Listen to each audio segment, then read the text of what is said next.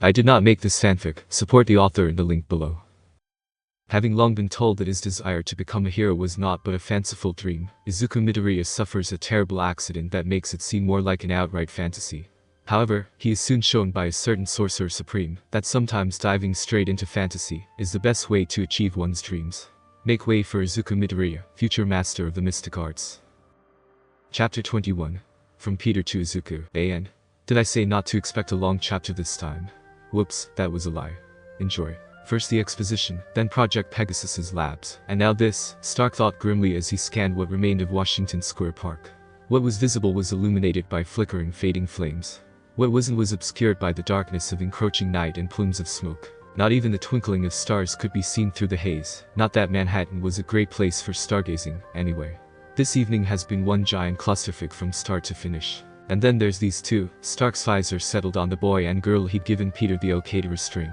Being that they were the only ones visible in the park, it was safe to at least consider the possibility they were involved in this attack somehow, although now looking between the girl's dumbstruck face and the boy's awestruck face, he was beginning to think he'd made his judgment a bit prematurely. Oh my gosh. Izuku said, positively starstruck. It's the United States #2 pro hero Iron Man. And his protege, the #10 pro hero Spider-Man. I can't believe I'm actually meeting them face to face. This isn't how I wanted to meet Mr. Stark, though May quietly muttered, weakly tugging at the webbing adhering to her backside and jetpack. Great, Stark mentally sighed. I asked for a perp, and Faye throws me a fanboy. Spider-Man used his own special webbing on me. Izuku muttered furiously. A sheer thinning long-chain polymer formula with a consistency far tougher than that of nylon. Yep. Fanboy. I hope I never have to wash the back of this cloak ever again. Izuku whispered as he glanced over his webbed cloak in adoration. The bottom tips of the cloak bunched up into fibrous fists and gave the boy a quick thump over the head. Hey. Alright, time to get to the bottom of this, Stark sighed. He glanced over at Peter, who seemed just as confused as he was. Alright kid, get them to their feet so we can ask some questions before the authorities arrive. Right away Mr. Stark, Iron Man. Peter corrected himself. It was difficult sticking with hero aliases when you knew so many heroes on a first-name basis. He approached Izuku first to bring the boy to his feet. Cease and desist, gentlemen, Strange sounded out as he stepped into view of the two heroes. Those two are not the cause for the destruction you see before you. Dr. Strange? Peter asked with widened eyes after the three heroes stared at each other in silence for a moment. Strange. Stark's visor concealed his face, but the surprise was evident in his voice. Well, I'll be damned, this must be serious if Stephen Strange himself crawled out of that cave you call a brownstone. What took you so long, Stark? Stephen said sternly, pushing through the snark. Geez, you grumpier than usual, Stark replied, his visor lifting up and revealing his face underneath. You been watching reruns of House again? Such childishness. Relax, Chandu. Stark retorted, earning a scowl from Strange. I was already dealing with another incident before I got called out to the Project Pegasus labs. Another incident? Strange's face paled considerably, wondering if Ikiji had committed even more malicious mischief than he previously thought. Was it related to what occurred here? That's what we're here to find out, Stark said. And given the severity of the situation here, I'm tempted to say that they are. How severe are we talking? Strange asked as he strode forward. Stark. Several of the Iron Legion were stolen from Avengers Tower, Stark responded bleakly. No trace of the perp on security either. Strange whirled around in thought as Izuku and May watched the scene unfold in silence. The Iron Legion. Stark's group of droids armored in his likeness that functioned as security and support whenever and wherever the Avengers required them. For several drones to be whisked away into the night right from under Stark's nose, at Avengers Tower no less, was a serious breach of security. But was Ikiji responsible? Strange thought to himself. He recognized his fallen apprentice's handiwork all over the incident with Project Pegasus, and could even infer what his motives might be. But had he also targeted Stark's drones, and managed to get away without being caught on security? It seemed unlikely. Another party was probably responsible for the theft of Stark's property, but who? Questions for another time, Strange mused as he turned back towards Stark and Peter. No, given what I know, I don't believe these incidents are directly related, Strange finally said. The villain responsible for the thefts is a separate entity than the villain who carried out this wanton destruction.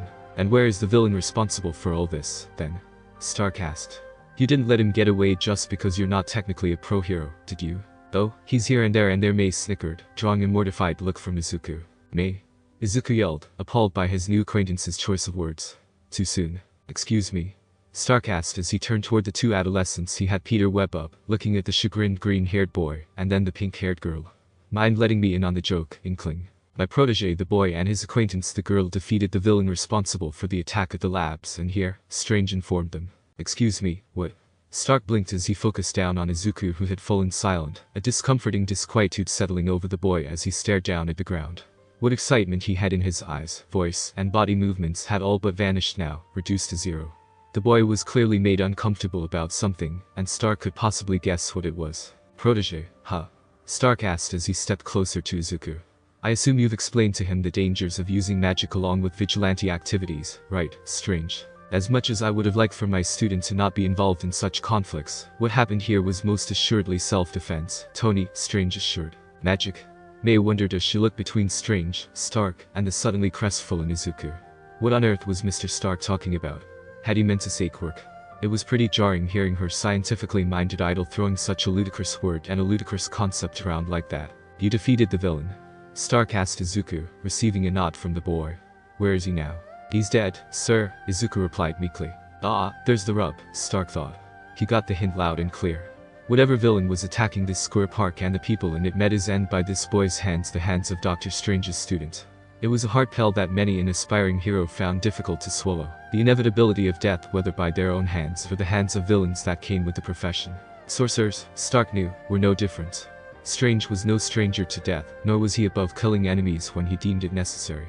Better now than later, Stark told himself as he approached Izuku and May. If the boy was going to become a sorcerer in Strange's footsteps, then as far as Stark was concerned, he needed to face this reality before he found himself standing against the kind of mystical or cosmic opponents he knew Strange was familiar with. Hold still, kiddos, Stark sighed as he raised his arms toward them. A fine icy mist began spraying out from his armored gauntlets, causing the two would-be UA students to shiver as it cascaded atop their heads and shoulders. The adhesiveness of Spider-Man's webbing began degrading almost immediately, sagging off their backsides in soggy heaps. As soon as he completely free of the webbing, Izuku got to his feet and briskly walked away from the scene, his head hanging low and his cloak wrapped around his body, as if trying its best to comfort him, though it sadly seemed ineffective. Hey, Midoriya, where are you? May yelled out to Izuku, stepping forward as if to follow after him, but a hand on her shoulder stopped her from taking another step. May turned and looked up to see Dr. Strange gazing down at her, a face that was seemingly equal parts strict and sympathetic. Let him go, Strange said gently as all eyes present slowly drifted after the boy, who stepped over debris and rubble before sitting down atop a patch of fountain wall not destroyed by Marcus's indiscriminate shockwave attack. Geez, Stark thought before glancing over at Peter. An idea suddenly spawned in his head, something that might kill two birds with one stone. Spider-Man, Stark said, jostling his own protege to attention. Look after him, will you? Wah? Me? Peter asked incredulously, the eyes of his costume widening comically in conjunction with the eyes beneath. But, I'm not very good at this kind of thing, but Stark's face left for no compromise or alternative. Giving a resigned nod, Spider-Man slowly approached Izuku and took a seat next to him, their conversation well out of earshot of the others. Now then, Stark said, turning his attention away from the boys and to the sole girl on the scene. I guess I can ask you a few questions, huh? You okay, kid? May was also keeping her gaze glued to the ground, as if in shame, as she cradled the remains of a gadget of some kind in her hands. It looked singed beyond conventional repair, with prongs and metal bits dangling pathetically by a mere handful of wiry threads. This, isn't how I wanted to meet you, Mr. Stark, May said without looking up at her idol. I don't feel I should even ask you for an autograph or anything. You were at the juniors exposition, Stark said with a hint of recognition in his voice. First place jetpack from your junior high science fair if I remember correctly. Rudimentary design and functionality, but not at all unimpressive. But I don't want to just be unimpressive. May suddenly countered. Building things, being an inventor of support gadgets, that's my passion.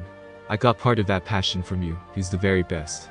I can't stand meeting you like this, being unable to show you the absolute best of my babies, and only coming out as not unimpressive. But all I have to show for tonight is a rudimentary design and now a broken failure of mine. Stark stayed silent as May espoused her remorse and contriteness.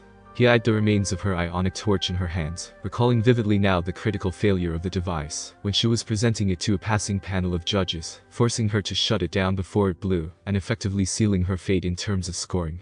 But even in spite of that, it had still caught his eye, briefly as it may have been. And anything that caught Tony Stark's eye was worth a second glance, at the very least. Broken failure, huh? Stark asked, getting down on one knee to get a better look at May's torch. Last time I saw that thing, it was still in one piece. What happened to it? I turned it on and threw it at the villain, May replied lamentably. It blew and gave Midoriya and the man that was with him enough time to escape his grasp. The man that was with him? Stark shot a questioning glance towards Strange, who was standing impassively to the side, looking toward his student, though it was clear the sorcerer was also listening in on his conversation, too. Stark mentally sighed yet another question for later. So you use your broken torch to help an innocent, Stark deduced. Doesn't sound like much of a failure to me. What? May looked up at him, the surprise and even the hint of fear on her face clearly discernible to Stark. But my torch blew up. Didn't do as you intended. Stark hazarded a few guesses to what May was going to say. Listen, kid. The gadgets we inventors build for others, whether they be heroes or not, don't become failures when they don't do what we build them to do. They become failures when we deem them failures. Failure is the mother of invention, Stark continued. Thomas Edison once said that. Just because an invention doesn't work as intended doesn't mean the effort is wasted, and your efforts certainly weren't wasted if they saved broccoli hair over there. May cracked the smallest of smiles, and Stark saw that he had gotten through to her in some way. He reached out and retrieved the broken remains of her torch into his own armored hands, as a bluish liquid substance seeped through his armor and enveloped the busted invention. What are you? May began to ask. It's alright, Stark interjected as the bluish substance began molding the device back together, pushing wires and metal bits back in place, and filling the gaps of what was missing. I'm just using my quirk on your torch. Oh right, his quirk. A power Stark had all but perfected in his rise to the top of both heroics and inventing. Just as any normal body produces both red and white blood cells, Stark's body also produced an endless amount of nanites that he could bond with any technology. It granted a direct interface with any electronic device, which he used to complement the many armors he wore while working as a pro hero. The nanites could also repair technology it bonded with, restoring it to previous undamaged states. Stark, being the eccentric and distinctive person that he was, gave his unique quirk an equally unique name.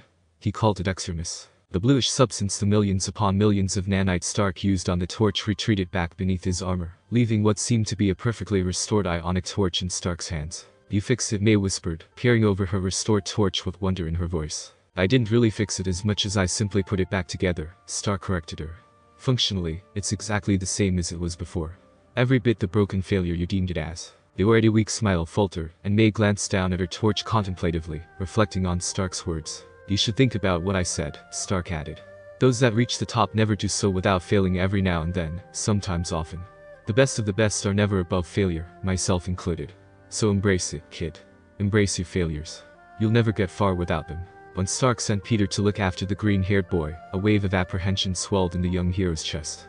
It was an aspect of hero work that he wasn't quite skilled at or even really comfortable with, given how relatively fresh his career still was. Hell, even during his provisional license exam, it was listed as an area he was weak in, and he naively thought he had all the basics nailed to a T. Quirk training? Check. Beating up bad guys? Check. Friendly, approachable attitude? Double check. Being perfectly emotionally supportive of people in obvious distress? Less than a check. He couldn't help it that he always ended up so awkward around other people. That awkwardness stubbornly persisted, too, even in spite of his comical nature, and the snark he picked up from Mr. Stark. Perhaps it was just residual from when he was primarily a loner. Before he joined the Avengers or participated in his hero internships in high school, Peter could never recall being outwardly social or particularly extroverted. Having his first internship with Deadpool probably didn't help much, either. So when Peter took an awkward seat next to Izuku on the crumbling fountain wall, and seeing the palpable despondency on the younger boy's face, Peter began racking his brain for possible solutions and ways to approach this. Well, I guess I could start with a joke. Maybe if I can at least make him crack a smile, he'll open up to me better. Peter thought. The simplest solutions are often the best. So Peter spoke to Izuku, trying a bit too hard to sound as casual as possible. Doctor Strange's protege, huh? Upon receiving a slow nod from Izuku, Peter pressed on. Has he taught you any of his fancy card tricks yet? What? Izuku cautiously asked as he turned to look at Peter. Oh, he's, looking at me like I've grown a second head, Peter thought. Not the reaction I was hoping for. I'm sorry, Spider-Man, Izuku said with a forced smile. As excited as I was to actually be able to meet you, I'm not exactly in the mood for jokes. Yeah, I understand, Peter said with a sigh. I got to admit, even though everyone says I'm really exceptional at fighting villains and being a positive role model for newer heroes, I'm not very good at the whole consoling part of being a pro. Izuku gave Peter a bit of a softer look, exerting a lot less strain on keeping up his fake smile. He was fairly surprised, hearing such an admission from a hero like Spider-Man, who publicly carries himself about as being extremely humorous, even clownish at times. Perhaps this will help a bit, Peter muttered before surprising Izuku even further by pulling off his spider mask, revealing the brown hair and hazel eyes that lied beneath, along with a slightly nerdy face that Izuku could tell somewhat resembled his own. The comparison between the two of them was much more comforting than the comparisons he had drawn between himself and Marcus. The villain you faced here in the park, you killed him, didn't you? Peter asked softly, cutting straight to the matter at hand. He was a lot like me, Izuku gulped, compassing himself as best he could. He was quirkless like me, suffered unjustly throughout his life. He even said the same thing I once said, about how quirkless didn't have to mean powers. Having to fight against someone I could relate with so strongly, it was disturbing, to say the least. Peter nodded along as Izuku spoke. He sympathized with Izuku, having seen firsthand the kind of discrimination quirkless people had to endure on a daily basis. It wasn't nearly as prevalent as it had once been, but one didn't need to do much digging to find it all the same. Spider-Man, Izuku faced Peter with a beseeching look. Please tell me. How do you deal with this? I always tacitly knew that heroes risked being put in these situations, but killing that man, it made me feel awful. And Peter rubbed his chin thoughtfully as he tried to think of a proper response. He ended up sticking with plain old honesty. To tell you the truth, I've yet to actually end the life of a villain myself. Oh, Izuku whispered, sounding more than a little bit helpless again. But Peter continued. You still felt that you had a responsibility to put an end to that man's attack, didn't you? You had the power to stop him from hurting innocent people, and so you fought him. Even in spite of his circumstances, in spite of his story, his pain, and especially the similarities between the two of you. He gave Izuku a genuine smile. It's Midoriya, right? Listen, Midoriya, when someone has the power to prevent bad things from happening, but doesn't, those things, villain attacks, are not happen because of them. It's a lesson I wish I had learned when I was your age. Izuku perked up at that. What do you mean? You know my quirk, right? Peter asked. My spidey sense. It's a precognition type of quirk that alerts me to incoming danger. But when I was your age, I tried abusing it in some less than legal underground fighting matches, in order to raise a bit more money for my aunt and uncle. Well, the man running the gig wouldn't give me the earnings I'd won, and then a thief stole what money he'd kept. He asked me to help stop the man, but I didn't. I let him escape. I ignored the sinking feeling in my gut and did nothing except watch that thief run off into the night. What happened next? Izuku asked, enthralled by the story Spider-Man was telling him, even though he didn't like where it was clearly headed. That same man killed someone I loved, Peter said, clearing his throat as he reminisced his most profound failure thus far. I had the power to stop him. I didn't. My uncle's death was on me. I swore then that I'd become the hero he always thought I could be, stopping villains and preventing tragedies wherever I could. That's the promise of responsibility I carry out every day, in his memory. Izuku was floored. Hearing Spider-Man describe such a personal tragedy, all in the hope that he could glean an important lesson from it, made him respect the young pro-hero that much more. The promise of no, not alone, Peter conceded. Over the last 4 years I've been lucky enough to find support and advice from a variety of people. If advice with continuing onward in the face of adversity is what you need, then I can help with that. Whatever happens after this, just promise me one thing. That you will stay who you are. Not as some perfect hero, but as a good man. That's what Cap told me. Cap? Izuku asked, not recognizing the name. Oh, he's not a pro-hero, Peter added.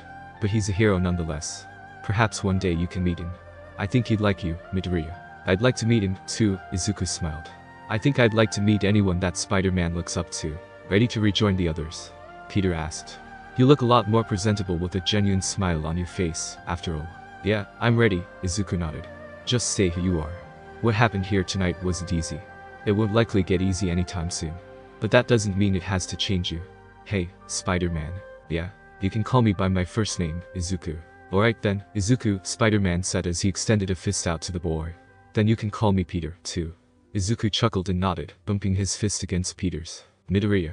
May called out to the boy with her restored torch in her hands, as both he and a remasked Spider-Man returned to rejoin the others. Look what Mr. Stark did. Are you hungry, Hatsune? Izuku asked out a bit forcibly, whipping out a small scrap of paper from his pocket. I figured it's only fair I buy you some food since I technically endangered you tonight. And I promise to explain myself the best I can since I also lied about my quirk. Izuku looked over to Strange pleadingly, and the man frowned but gave his student a nod. He wasn't openly scowling or saying anything in objection, so Izuku would gladly take what blessings he could. Free food? May blinked. Who am I to turn that down? Lead on, Midoriya. May twirled back toward the other heroes and offered a courtesy wave. Thanks again, Mr. Stark. I'll treasure all of my fail babies until the day I die. Fail babies? Everyone else present simultaneously sweat dropped. If I remember correctly, the vendor was located on the other side of the park, Izuku stammered. Hopefully it wasn't reduced to rubble, too. As Strange intently watched his student depart with his newest acquaintance, Stark faced his own successor. You can go back to Avengers Tower, Parker, Stark said. You've done well enough for one night. I won't make you put up with the SHIELD agents who are taking their sweet time getting here. Though, thanks Mr. Stark. He turned and gave a wave to Strange before shooting his webbing toward the nearest building outside the park with a swift foot. It was nice seeing you again, Dr. Strangelove. That nickname was never clever. Strange barked as Spider-Man swung up into the air and out of sight. Seems I really was the last among us to have a successor of sorts picked out, Strange mused as he watched where Parker had swung out of view. I think Izuku will find himself right at home among the pro-hero community, alongside Peter as well as the boy Toshinori chose to inherit One for All. A movement of red and gold out of the corner of his eye caught Strange's attention, and he turned just enough to see a grinning Stark with his hand held up. Strange felt his face pale for a moment before descending into a full scowl, knowing damn well what Stark wanted to do. Come on, Stark said teasingly. No, Strange replied, crossing his arms in front of his chest. I told you I would never do that again. But even after a solid minute of posturing, Stark did not relent. Strange sighed in defeat, raising his hand and half-heartedly slapping it against Stark's in a high five. Awesome facial hair, bros. Stark yelled. You're despicable. I cannot believe it, Izuku muttered as Mei absent-mindedly followed behind him, all of her attention on her restored ionic torch, mumbling to herself about potential improvements. Under possibly any other circumstance, Izuku might have thought it was charming to be in the company of another mumbler like himself, a girl to boot, but the sight before him was too much to ignore. How is the pork-stuffed pretzel vendor still standing? Izuku exclaimed. True enough, the vendor selling the pretzels Izuku had been curious about was still miraculously in one piece, even as the vendors flanking both of its sides had been reduced to smoldering rubble. Izuku offered Mei food as a courtesy, but he wasn't holding out much hope that this place would still be standing, much less operational. After such a hectic evening, things were really starting to look up for Izuku. Hey. I was waiting for you, kid. Not a bad job taking care of that villain if I don't say so myself. Generalissimo said from behind the vendor, his trademark smile as brilliant as it had been when Izuku recognized him. I thought about jumping in myself, but I had confidence in your abilities. Seems that confidence wasn't misplaced. General Mr. Lee, Izuku exclaimed. You run the vendor that sells the pork-stuffed pretzels. Yep. I may be a retired pro, but I still have part-time gigs all over the place. Helps me keep track of all the latest news, but never mind that. You came for some pretzels. Still got that coupon I gave you earlier, true believer. Izuku just stared at the living legend flabbergasted, even as he exchanged the coupon and took a seat at the vendor beside Mei, who was none the wiser to the exchange that just took place, as she was focused entirely on her precious baby. So, Mei, Izuku spoke through the stupor that had set in, obtaining her attention at last. What do you know about magic? There was an unspoken rule among the shady, criminal elements of Yokohama City. When it rains, you cease from committing any illegal activities out in public. After all, why draw more attention to yourself on the less crowded or empty streets from the dauntless, patrolling pro-heroes, when you could simply put your operations on a brief hiatus and go inside, where safety and warmth were nearly guaranteed. Besides, such weather allowed for more thorough meetings between crime bosses and their villain lackeys. Not that Kiji Kakatsu would ever deign to label himself a mere lackey and all for one a simple crime boss. Not even the Black Fog Kurajiri, who was also present, deserved the lowly title of lackey. The man possessed warping capabilities superior to nearly any sorcerer, and a Kiji could respect that kind of versatile power. Both the Kiji and Kurajiri flanked all for one as he sat relaxed in his seat, hooked up to his usual medicinal machinery. The glare from the monitor before them illuminated his twisted visage as well as the desk before him, along with the Darkhold and numerous other pages and pamphlets the man had scattered in front of him. Magic, what a fascinating subject, what a field most worthy of further study, all for one mused aloud, both men present stiffening to attention as he spoke. How fickle the rules of magic can be. Twist a ritual in even the slightest manner, and the consequences can be far-reaching and more severe than one can possibly imagine. Omit ingredients for a mystical concoction, or better yet, add more than needed and your yield may very well be unrecognizable. Botch an incantation too horribly and your patron deity might borrow your energy, instead. Infinite possibilities and experiments to consider for an infinitely intriguing field of study. I take it you were pleased with my work? The Kiji asked. He knew he certainly was, watching that poor sap from the labs descend down a spiral of madness, paranoia, and hunger, offered a Kiji a boon of entertainment for the evening. Not even witnessing Dr. Strange's accursed successor striking the madman down, managed to put much of a dent into his enjoyment of the spectacle. My curiosity has been sated, all for one affirmed. Now that we are aware of the potential dangers of fulfilling the ritual on a body unaccustomed with magic, we may now take the necessary steps to prepare for such possibilities, and to take such risks into account. I desired such a solution to protect myself should the ritual go awry, all for one continued, running his fingers along the length of the Darkhold's spine. And the tome, as expected, offered one without fail. The Diacatholican remedy. With a snap of his fingers, the Darkhold swung open, infinite pages violently flitting by before settling on a single one, the words bleeding onto a previously blank page, and revealing its contents to the men present. The Kiji widened his eyes in recognition. This is. Ikiji studied the illustration shown in the book. He recognized the golden links of the necklace and the 3 small, resplendent pendants dangling from the relic's chain. The Diacatholican may indeed defend yourself from the ritual's effects, Ikiji said. But it is located within the depths of Stephen Strange's New York sanctum, likely hidden in vaults even I have not seen. It will take every ounce of my skill if you desire for me to break into the sanctum to retrieve this relic for you. Just a moment, Ikiji, all for one said, raising a hand. We must employ a greater deal of subtlety if we wish to achieve this newest objective of ours. I have no doubt that Stephen Strange realized you were involved with the incident orchestrated at Pegasus Labs. Like a veteran hunting dog, he is locked onto your scent, ready to track you down without a moment's hesitation, should the opportunity arise. It will be necessary to throw even that man for a loop if the League desires victory. Silence fell over the room as each man present quietly pondered over how to best pull the wool over the Sorcerer Supreme's eyes for their next operation. A sinister smile soon graced Ikiji's lips, indicating he had hatched a plot most insidious and ingenious. I believe I have an idea, Ikiji spoke, garnering the other men's attention. We can simultaneously outwit Stephen Strange, and also increase the restless Tamar's notoriety in a single strike. That last bit, Ikiji knew, was sure to get all for one's attention. I say we approach that man to do the job for us, Ikiji continued. Do you know who I speak of, sensei?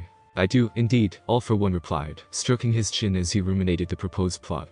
You speak of the one who was also at the Stark Expo causing his own mischief, correct? Correct, Ikiji affirmed. While our test subject was rampaging through Manhattan, that man put on a splendid show of his own and whisked away several Iron Legion drones right out from under Iron Man's gold-plated nose. How soon can he be available for us? All for one said after a brief pause, no doubt giving some serious credence to whatever plan Ikiji had in mind. He's a very busy man, Ikiji said. He typically takes assignments in advance, completing them one at a time until his schedule is clear again. It could be a couple months before he can have an audience with us. You may recall that patience is a virtue, Ikiji, all for one reminded the zealot. But I am a patient man. Very well, I have decided that man will be a sacrificial lamb for the sake of Tamura and his fledgling league. Excellent, Ikiji said, his smile twisting even further. Then I shall complete what affairs we can as quickly as possible. Sensei, Kurajiri, Ikiji bid his 2 superiors adieu, and promptly vanished through a portal of his own creation.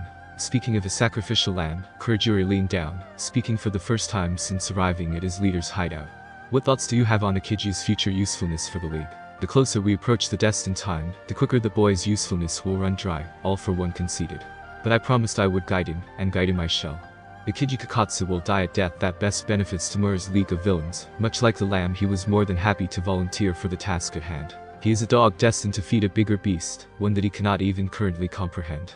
He need only do what his master could not, and live long enough to see my efforts come to fruition. As if sensing its wielder's dark desires, the Darkhold sprung to life once more, its pages flipping back with ferocious flutter until it landed on another page, ink bleeding forth and bringing another illustration into view.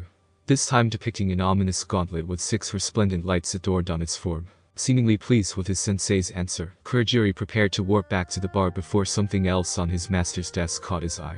Excuse me, sensei, Kurajiri said, motioning toward one of the pamphlets that was haphazardly scattered across the desk. All for one handed his trusted servant the pamphlet, the letters FEAST imprinted along the top in bold font. But it wasn't the letters that caught Kurajiri's attention, but rather the man depicted on the pamphlet's cover. Is this? Yes, all for one responded plainly. I've located one of them.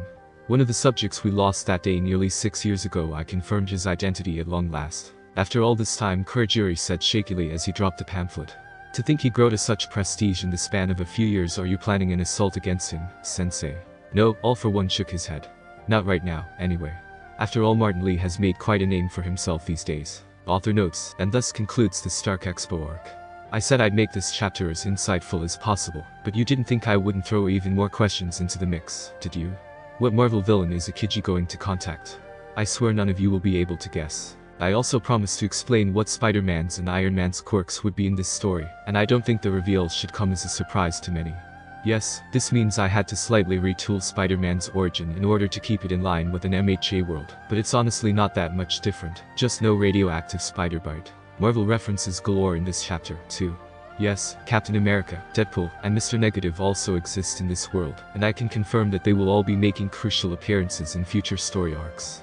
Get hyped for those. And finally, as promised, next chapter will be the entrance exam, at long last. And the beginning of the Brigand arc. Soon Izuku will be thrust into UA, and I cannot wait to write those chapters that I've got planned ahead. As always, drop a review or comment to leave your thoughts and/or suggestions for the story. Let me know if you like what you read. Until next time. plus Ultra. PS special shout out to Legionnaire Blaze for giving me the go-ahead to include his comment in this chapter. I was not planning on having Stan Lee make another cameo appearance, but your comment was so hilariously awesome, I just felt like I had to include it in this chapter. Thanks again, Blaze. If you're still reading this story, you're a legend. Chapter 22. The Entrance Exam. February 26. The day of the UA entrance exam. Izuku sat on the edge of his bed, staring down at his hands, as the faintest hint of morning light trickled through his window blinds. He was already out of his pajamas and dressed for the day's tribulations. The sun had not even risen yet, there was just a cool crimson glow of the sky foretelling the crack of dawn, and the beginning of Izuku's next obstacle toward becoming a hero. But Izuku was up long before the crimson glow had appeared. He had shuffled around the room restlessly, unable to get much sleep, but how could he? Today was the day. If he wasn't running countless possibilities in his head about how the day could go, he was gazing down at his hands, taking in every faded scar. His hands didn't shake anymore. Or at least, when they did, it never proved too detrimental to carry out tasks such as gripping things and writing. They didn't shake anymore, truly a testament to his growth as Dr. Strange's pupil over the last 18 months, if there ever was one. Izuku, honey. He heard his mother's voice on the other side of his bedroom door, preceded by a light rapping on the wood. Are you up? I heard some shuffling in here, so I thought I'd check on you. Yeah, I'm up, Mom, Izuku replied as he opened his door to face Inko. She, too, was out of her nighttime garb and already dressed. They both observed each other's faces for a moment, and it was clear that neither of them had acquired much sleep last night. Yet despite that, they both seemed wide awake and aware, without a hint of much exhaustion, as if they were being driven by sheer anticipation alone. Hulk carried the Midoriya as more than caffeine ever could. Are you nervous? Inko asked quietly. Incredibly, Izuku replied with a quick nod. I know it's only 6 o'clock, but we should at least put some food in you before you head off to UA, Inko suggested. I don't know, Mom, Izuku said with a gulp. I'm so nervous right now, I'm afraid I'll throw up anything I eat. That would be an unfortunate way to commence the day. Strange's voice rebounded through the hallway, before the good doctor stepped through a blazing portal that opened up in the middle of the hall. Dr. Strange, Inko greeted him with a warm smile. Just in time, would you like to join us for breakfast before Izuku heads out? Actually, Strange said, returning her smile with his own. I was going to invite you both for dinner. Dinner? Inko and Izuku both gazed at the man confusedly, before Izuku remembered the time differences between here and New York, where Strange normally resided. Oh yeah, it's still 4 p.m. yesterday over there, isn't it? Izuku asked. 14 hours of difference. Strange had taken to odd hours throughout Izuku's training, more so when he'd returned his sanctum to New York, and when they'd moved to Camartage for the summer. Izuku wondered how Strange could adapt to the changes so quickly. He figured the man was just used to it after so many years as the Sorcerer Supreme. Correct you are, Izuku. Strange said, stepping aside to give the Midoriya's room to step through his aperture. However, I made sure to adhere to our morning sensibilities, assembling an appropriate array of breakfast foods. The Midoriyas and Strange stepped through the portal, directly into the sanctum's dining room, and Inko and Izuku were instantly wowed by the display of floating and dancing platters and trays, carrying everything from biscuits to fruits to sausages. The sanctum's curtains were pulled back, letting the first floor bask in the glow of a setting afternoon sun, a stark contrast to the crepuscular morning sky they just witnessed. Everyone promptly took seats at the table, and Strange and Inko readily engaged in conversation as the platters danced or floated by them, one by one, giving those seated ample time to pluck whatever foods they desired. Izuku smiled at the procession of food and trays dancing on by, subtly reminded that even in spite of the ferocious power his sensei commanded, his magic could still be used for harmless, innocuous, even outright nonsensical and silly purposes, much like how All Might possessed terrifying power, but used it to ease the hearts and minds of the people. But Izuku opted to sit quietly and watch the food dance on by, not taking any for himself. At least eat some fruit, sweetie, Inko addressed her son, taking notice of his reluctance to eat. Your mother's right, Strange added. You'll need as much energy as possible for the exam. What if I fail? Izuku suddenly blurted out, causing Strange and Inko to blink where they sat. The procession of trays and food came to a clattering halt as everything stopped, a tense stillness settling over the room. Izuku locked worried eyes with Strange. Strange wordlessly stood up and strode over to Izuku's side, not once taking his eyes off the boy. When he reached Izuku's side, he turned the chair he sat in and kneeled down, placing both hands on his shoulders. You're nervous, Strange stated as simply as one might state that Izuku's hair was green. And I understand why. It can be easy for one trying to enter UA to think that the entrance exam is the sum total of all their preparations. That this day will either open wide the path of the hero or close it shut for rumor. I advise you not to think this, Izuku. This day is not the final step, it is merely another step forward, and win or lose, you must never stop moving onward. Failure today will not determine your path, but neither will success. What happens after the test, regardless of your scores, will be up to you entirely. And I have utmost faith in you, Izuku Midoriya. Izuku felt his lip quiver and a familiar wetness dribbling down his cheeks. He always was a crier, something he felt ashamed of, but Strange never admonished or berated his tears. He wanted to throw himself into his sensei's arms as he had done on more than one occasion, and heap countless thanks onto the man that gave him a choice, and a chance he never knew he had, although he was sure Strange would softly reply by saying this progress was all because of himself. And so Izuku furiously rubbed his palms across his cheeks and eyes, trying to wipe away any evidence of tears he could before a strong embrace caught him off guard, making him stop. Strange had initiated the hug this time, a rare event for Izuku, though not an unwelcome one. You have exceeded my expectations at every turn, Strange spoke encouragingly as Izuku shed tears. In spite of everything unexpected that's happened, I couldn't be prouder of you, Izuku. So shed your nervousness with your tears, son, because I have no doubt that you will stand tall among all the quirks you'll see today, and earn your spot in the hero course. Then I won't let you down. Izuku yelled as he abruptly ripped himself out of Strange's embrace and reached across the table, plucking an orange in one hand and a biscuit in the other. He proceeded to chow down on the assortment before him, with a mother over one shoulder lecturing the boy on etiquette and a teacher over the other shoulder chuckling at the sight. I know you must hear thanks from my son often, Inko said as she approached Strange after Izuku had finished eating. Said boy was washing himself up in the sanctum's kitchen a room over, and Inko was speaking in hushed tones, so he wouldn't overhear what she wanted to say. But I believe I must offer thanks as well, Dr. Strange. It's absolutely no worry, Mrs. Midoriya, Strange said politely, using his magic to sort out all the dishes on the table in one fell swoop, marching the procession directly back into the kitchen. And besides, your son absolutely cherishes you, Inko interjected before Strange could finish, making the man blink in surprise at the words she spoke. I don't know if you realize this, I'm not sure Izuku even fully realizes it, but over the last 18 months you've filled more than one hole in my son's heart, Doctor. You've done more than simply replenish his hope. Dr. Strange sighed and took a seat, connecting piece to piece with what he knew of the Midoriya household, and drawing his conclusion relatively quickly. The boy has not seen his father in quite some time, he said conclusively. Hisashi sends correspondence whenever possible, Inko was sniffling now. But the company he works for is strict, even among support corporations. But he couldn't pass up the financial opportunities the job offered. He left so he could secure our livelihoods. Looking back, it made perfect sense. Unintentionally or not, Strange was beginning to fit the fatherly role, and attention Izuku was missing and was probably subconsciously craving for, ever since his biological father left. He tells me often in our private conversations, Inko continued, that he worries Izuku thinks he actually left because our son is quirkless. He left for the States shortly after Izuku was classified. Izuku has no problem responding to letters, but he isn't comfortable speaking with Hisashi over the phone. He hasn't spoken to his father in years. I am sorry, Doctor, I didn't mean to thrust our family history onto your shoulders. No, it's quite alright, Strange replied, ushering Inko back into a state of calm. Your husband sounds like a very brave man. It takes a certain amount of resolve to sacrifice so much for the sake of one's loved ones. I guess what I'm trying to say, Inko took in a deep breath to compose herself, is that Izuku idolizes you nearly as much as he does All Might now. All he ever talked about for so many years were heroes and quirks, and nowadays all he ever seems to talk about is magic and you. When you pledged to protect him with your life, he likely made the same pledge to you subconsciously, without even thinking about it. So please, Inko clasped her hands together and pleaded to Strange. Stay by his side, and continue guiding him as best you can, but also continue keeping an eye on him. We both know he can be too self-sacrificing for his own good. Upon hearing her heartfelt words, Strange could only nod solemnly in response. What else could he do? What else could he say? His stubbornness already ensured he would not deviate from his promises, and Inko could see that clearly.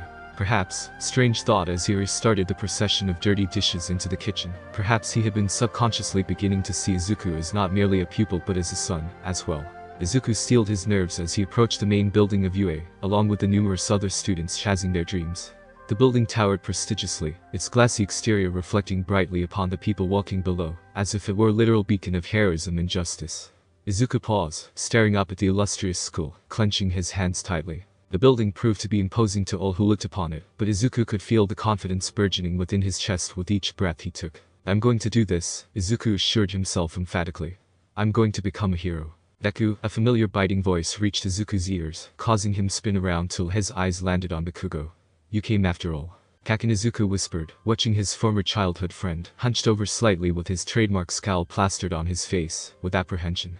Izuku wished things between them would improve, but their relationship remained as rocky as ever. Between Izuku saving Bakugo and making him and nearly everyone else believe he had a quirk to his insistence on sticking with his dream, Izuku was beginning to resign himself to the possibility that there was nothing he could do make himself worthy in Bakugo's eyes. Izuku truly worried their friendship would forever be a thing of the distant past, a brief, happy prelude to a slew of memories and experiences he'd much rather forget.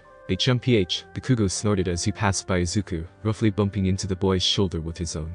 They don't stick people from the same middle schools in the same testing areas, I hear. At least now you won't get in my way, Deku. You can just stay back and watch me blast my way into UA. And I'll be right behind you, Kakin, Izuku retorted, glaring at Bakugo's backside with determined eyes. I've worked too hard these last 18 months to simply fail now. You watch too. I'll definitely become a hero. Bakugo's body bristled and seethed at the audacity of Izuku's claimed challenge. He grit his teeth but didn't turn back to face Izuku or offer a retort of any kind. He merely stomped away faster than he'd been before, vanishing into the crowd of irritating extras, and out of Izuku's sight. Kakin Izuku thought morosely before shaking his head of those thoughts. He couldn't distract himself with remorse when the entrance exam was literally upon him. Feeling his confidence becoming reinvigorated, Izuku observed a few of the other students heading inside. One was a hulking, multi-armed masked male, imposing in his own right, while others stood out more colorfully, such as a horned pink-skinned girl standing alongside another boy with excessively spiky red hair. Others still appeared more ordinary, such as a round-faced girl with shoulder-length brown hair, who looked admittedly cute. Excuse me, young man. An authoritative voice rang out, snapping Izuku out of his people watching. His eyes fell on a tall boy with dark hair and rectangular glasses, who had him fixated in a stern gaze. No dawdling. If you are here for the exam, then I must urge you to come inside before the doors close. Ah. Izuku blinked and glanced about him, confirming that he was indeed one of the last people to enter the doors of UA. See coming. Izuku stammered as he bolted toward the UA auditorium, the tall boy who chided him watching his behavior with disapproval as he passed by. City Block C, Izuku thought in amazement as he and the rest of the applicants assigned to this particular testing ground beheld the tall, narrow doors that gave entrance to the mock city on UA grounds. To think the school had so much land and resources to build such expansive and realistic urban layouts. This test really is competitive, Izuku mused and thought over the rules of the practical, as he scanned his eyes through the crowd, observing as much of the competition that he could before it officially began. He noted with some relief that the boy who chided him earlier was not assigned to the same testing area that he was. But that boy had seemed as competent as he was authoritative. Izuku felt sure for some reason that he was guaranteed a spot in the hero course, and hoped he'd end up in a different class than him. The rules were simple enough for a practical. Go out into your assigned city area and immobilize any villain bots you came across before time ran out, racking up the points necessary for admittance into the hero course. No fighting among applicants was allowed, as expected. Everyone is crowding the door, Izuku muttered as he watched the throng of applicants restlessly vying for a spot directly before the towering doors, trying to position themselves to be the first to enter into the urban villain-infested maze. Those doors are too narrow to be doing that kind of thing. A light bulb suddenly lit up in Izuku's head. The doors are narrow on purpose, Izuku realized.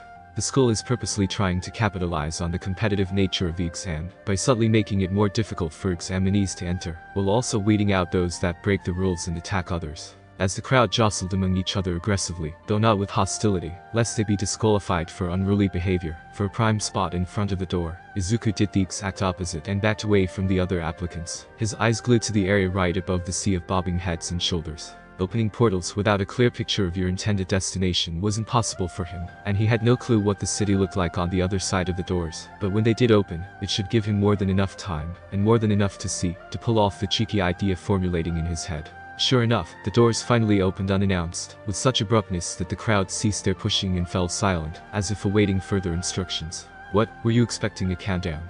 President Mick's voice boomed through an intercom. Battles in real life don't have countdowns, you know. The pushing began again in earnest, but Izuku had put his plan into motion before President Mick had even finished speaking. Leaping up into the air, Izuku conjured a shield beneath his feet as a platform, elevating him above even the tallest applicants, and giving him a clear view down the elongated street leading directly through the heart of the mock city. Getting precisely the visual he needed, Izuku dispelled his platform and whirled his hand, opening a portal directly beneath him that he fell through. Izuku glanced about and confirmed his location.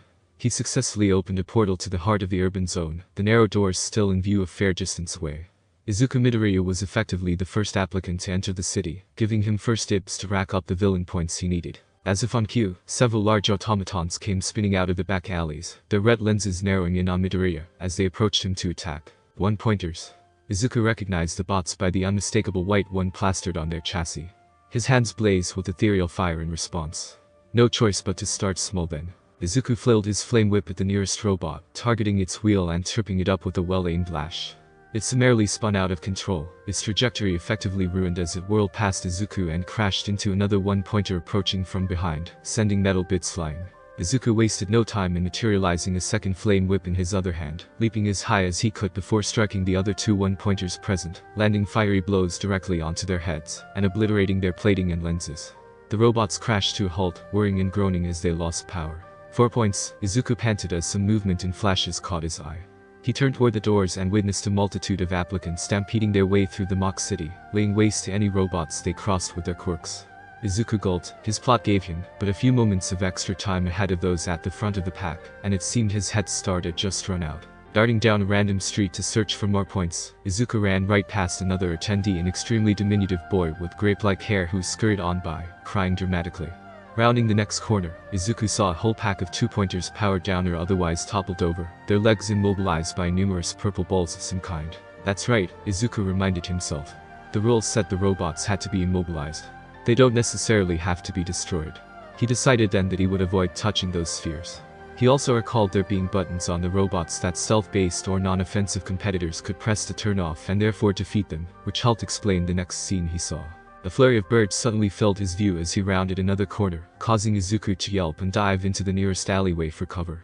Two three-pointers were swarmed by the persistent flock, confusedly beeping, as their programming likely did not allow them to target wildlife. Izuku spotted a large rock-headed boy timidly run up to the robots as they were blinded, pressing their power switches located somewhere on their backsides and swiftly running away, the flock of birds departing after him, and leaving two effectively downed robots in their wake. I need to hurry or else there won't be any more villain bots for me. Izuku chastised himself as he sprinted toward a mostly empty street. Damn it. He heard a voice from up above, looking up and leaping to the side, just as the mangled remains of a two-pointer landed where he just was. Holy crap. The specky red-haired boy he'd spotted earlier had punched that robot out of an office window, leaping out of the room he was just in, and launching himself into another nearby high-rise. Of course. Izuku yelled to himself. They must have placed robots all over the city, not just in the streets and alleyways outside. I bet I can find a bunch inside the buildings, too. Luckily for Izuku, he wouldn't have to find them inside the nearest building. They found him instead. Right as he passed another nondescript office building, the glass of the lobby exploded as a horde of two-pointers emerged from within. The robots, 7 of them in total, clunked along on their 4 legs, scorpion-like rear appendages flailing wildly as they spotted Izuku and went on the attack. This is too many for my eldritch whips to be effective, Izuku thought before grinning, letting his hands crackle with electricity. I've got options though. Izuku waited for all 7 villain bots to get well within range, before unleashing the torrent of magic building within his palms. Bolts of bedevilment. Izuku extended both palms out and engulfed the robots with mystical lightning, rending their mechanical components, and destroying them outright in a frightening display of strength. That should get me up to 18 points. Izuku calculated as he ran through the cloud of dust his spell had kicked up before the last of the two-pointers had even finished falling over. Izuku's feat did not go unnoticed. His bolts of bedevilment spell had been seen in full by one envious Denki Kaminari, who fidgeted uncomfortably as he saw a more skilled electric user in the same testing area as him. He could only unleash electricity indiscriminately from his body, but he couldn't control its trajectory like that boy clearly could. Kaminari felt like he would fall over from dejection before a fresh horde of 2, and even 3-pointers emerged from the same lobby as the last one did. Sweet. Kaminari thought, perking back up immediately at the prospect of more points. If that guy had stuck around, then he would have nabbed all those points up. More for me. Kaminari's body crackled with electricity as he rushed toward the pack of villain bots. And what the hell am I doing, moping in the middle of this exam? I won't let that guy one-up me. Indiscriminate discharge. An ominous rumbling shook the entire testing area, causing the very buildings to shudder and groan. Izuku skidded to a halt, already cursing his bad luck at not being able to locate any more villain bots, and now wondering what was causing these unsettling vibrations. A sudden chorus of panicked shouts drew his attention, and he saw a flurry of fleeing attendees running down the street he was perpendicular to. Rushing out to see what the commotion was, Izuku shielded his eyes from an equally sudden dust cloud that got kicked up. Glancing up, Izuku felt his knees shivering weakly as an impossibly large shadow loomed over him. This is the 0-pointer. The one present Mick set to run away from. The immense robot took a colossal step forward, its footprint crushing the ground beneath it, and kicking up even more impenetrable dust, snapping Izuku out of his daze, and reminding him to flee as instructed. Help. Help us.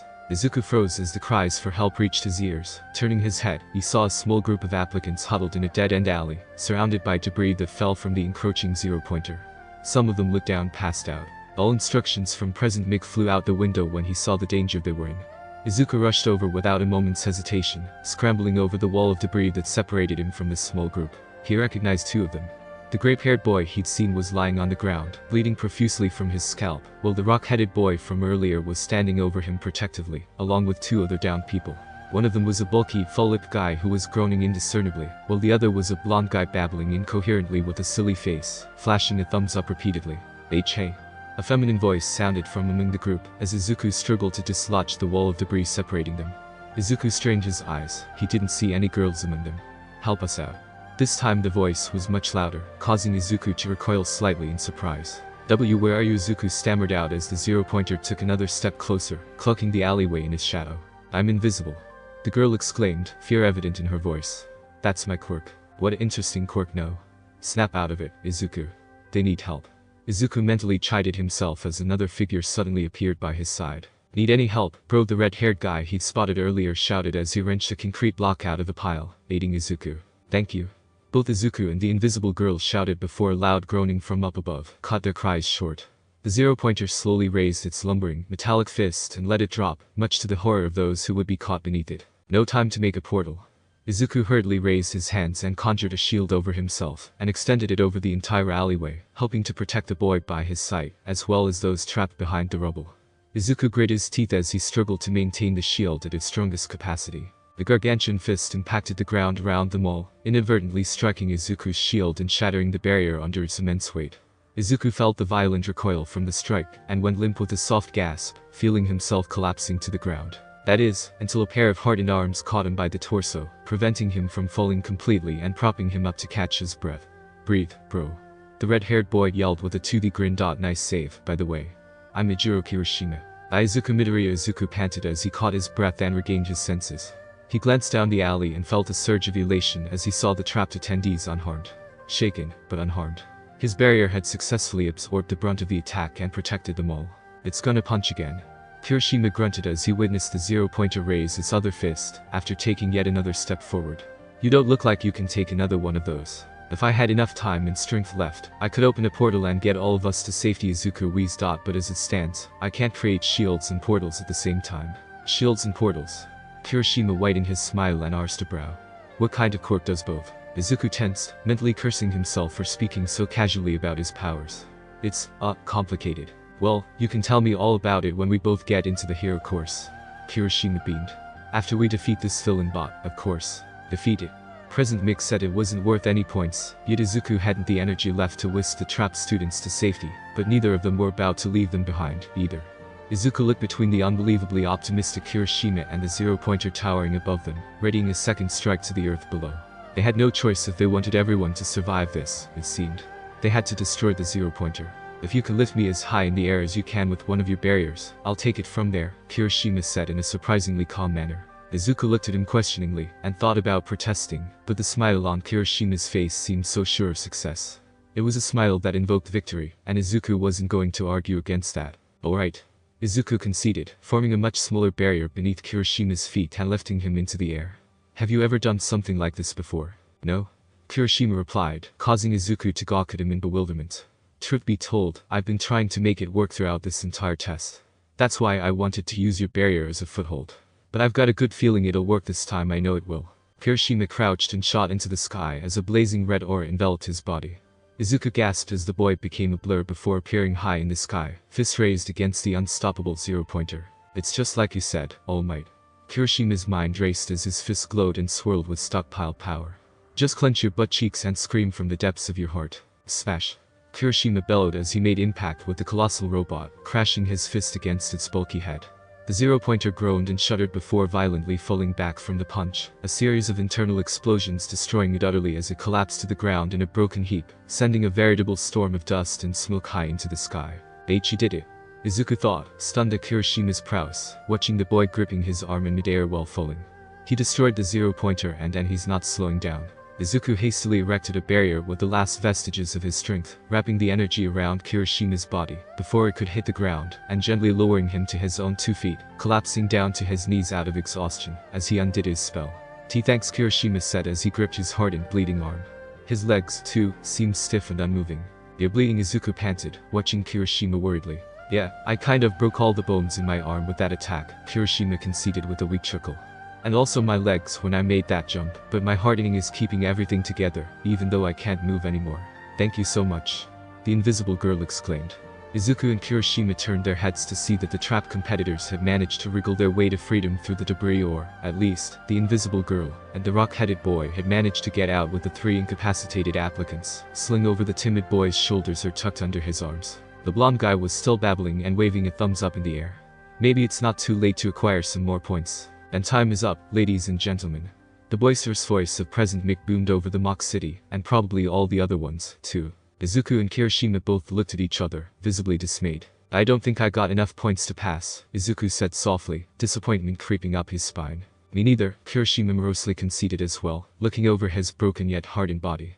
I spent so much time trying to make my quirk work, I didn't get nearly as many points as I'd hoped for. Izuku and those they helped protect stayed by Kirishima's side until a recovery girl came by, much to Izuku's shock and awe, to whisk the hardening boy and the 3 unconscious boys to safety with stretcher-carrying robots. Hagakure and Kota, as they came to introduce themselves to Izuku and Kirishima, left the exam feeling grateful for their help. Izuku and Kirishima left the exam feeling disheartened, each wondering if they could have done better. The dimly lit scoring room for those participating in the entrance exam was filled to the brim with analyzing UA staff and faculty, meticulously poring over the footage collected, so that villains' points could be accrued and rescue points could be rewarded on an individual basis. The room was aglow from the lights of many monitors, displaying footage from dozens of angles from multiple testing areas.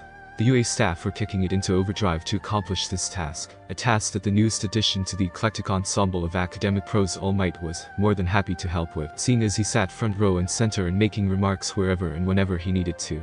Seated next to him was Nezu, the esteemed yet chimerical principal, partaking in All Might's counsel whenever he spoke. Everyone, Nezu spoke with his usual soft tones, silencing every hushed deliberation and garnering the attention of everyone in the room.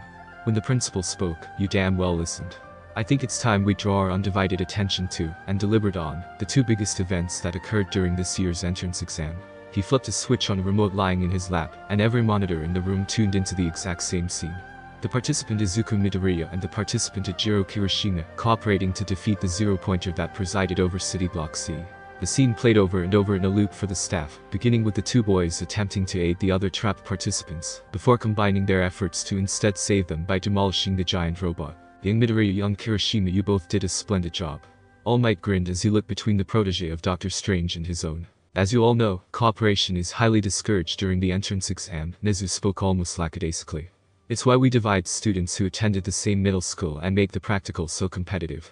Simply put, you try and help other participants in destroying villain bots, you stand little to no chance in earning enough points to secure a seat in the hero course. Villain points, after all, are not shared between competitors. Nearly every head in the room nodded at the principal's words. This was all information they knew, but they also knew their intelligent rodent companion well enough that he would never bring this up, unless he was going somewhere unconventional with it. However, while villain points cannot be shared, Nezu said with a knowing smile, leaning back into his comfy recliner. I don't believe the same can be said for our rescue points. The room was silent for a beat before the imposing form of Lad King approached the principal. Are you suggesting that both boys be given identical rescue point scores for their actions during the exam? He inquired. I am indeed, Nezu said with a nod, his eyes glued to the monitor as he addressed his staff. I merely wanted my faculty's thoughts on the matter. Since this is rather unprecedented, we've had participants stand up to the zero-pointers in the past, but 2 working together to destroy one. Unheard of in any of our tenure. No one in the room raised any objections. Even the reputedly strict Aizawa did not emerge from the shadows of the room to protest the principal's suggestion. Then all that is required is to decide what rescue points will be rewarded for such unprecedented teamwork and selflessness, Nezu continued, and award both boys equally. A tally of points was given by each of the faculty presiding as judges, including All Might, Vlad King, and Aizawa, ranging from 1 to 10, and the sum decided on was 60 rescue points that would be rewarded to both Izuku Midoriya and Ajiro Kirishima. That put Midoriya at 78 total points, and Kirishima at 88 total points, currently second and first respectively for point totals. Welcome to the hero course, young men. All Might thought proudly. With that out of the way, all that's left is Nezu trailed off as he pressed another button, causing every monitor to fill with a similar scene from City Block B. I don't care if you're worth 0 points, you're in my way. One livid Kasuki Bakugo roared as he slammed his explosive palms against the fists of the City B zero-pointer, slamming it to the side, and preventing it from crushing a round-faced girl caught under some rubble from the robot's rampage. Piss off already so I can get back to racking up more villain points. Many of the staff in the room raised their eyebrows, if not at Bakugo's coarse, venomous speaking skills, then at the prospect of participants from 2 different testing areas, confronting their respective zero-pointer. Granted, Bakugo didn't destroy the zero-pointer, he only deflected its attack, but still this was an unprecedented exam, indeed. Now we must determine how many rescue points Katsuki Bakugo shall receive. 0. A dull voice sounded from the corner of the room. Every pair of eyes whirled about as Shota Aizawa strolled from whatever nest he'd made for himself away from the prying eyes of the rest of the staff, stepping out of the shadows and into the dim illumination from the room's monitors. That's a bold proclamation, Nezu said, though he still had that knowing smile that implied he didn't necessarily disagree. Care to argue your case, Aizawa? The purpose of the rescue points are to reward genuine selflessness shown by participants throughout the exam, Aizawa explained. This is what allows certain prospective students to shine when the zero-pointers arrive. Will they follow the recommendations President Mick gave and flee when it appears, or will they ignore their instincts and brave it, in order to help those that may be in need? Intent should be a critical factor when awarding these rescue points. And you believe Katsuki Bakugo lacked the intent necessary for rescue points?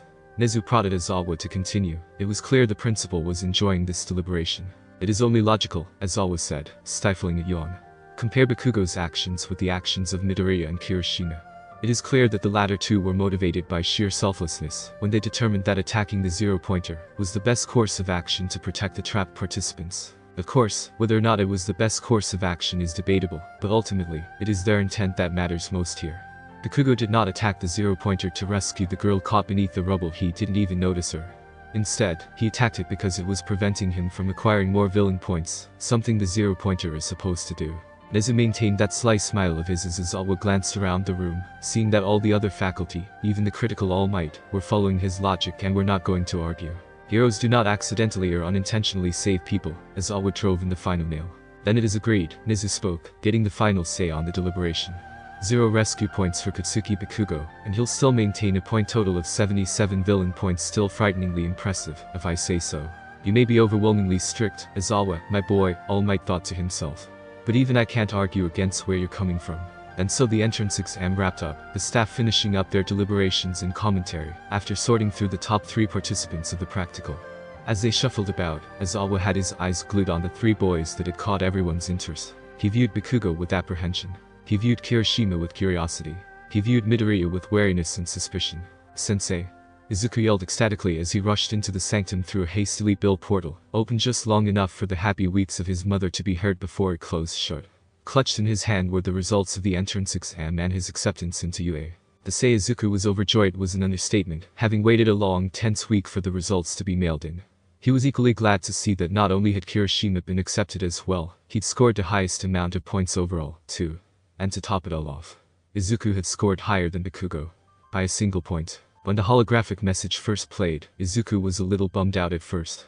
Sure, he was surprised to see his idol All Might, and was even more surprised to learn he'd be teaching at UA, but the man started the message by stating that 18 villain points hadn't been enough for entry into the hero course, that 28 points had been the bare minimum for entry this year. Then he got to mentioning the rescue points, and here he was now, yelling through a seemingly empty sanctum for his sensei to share the good news with him.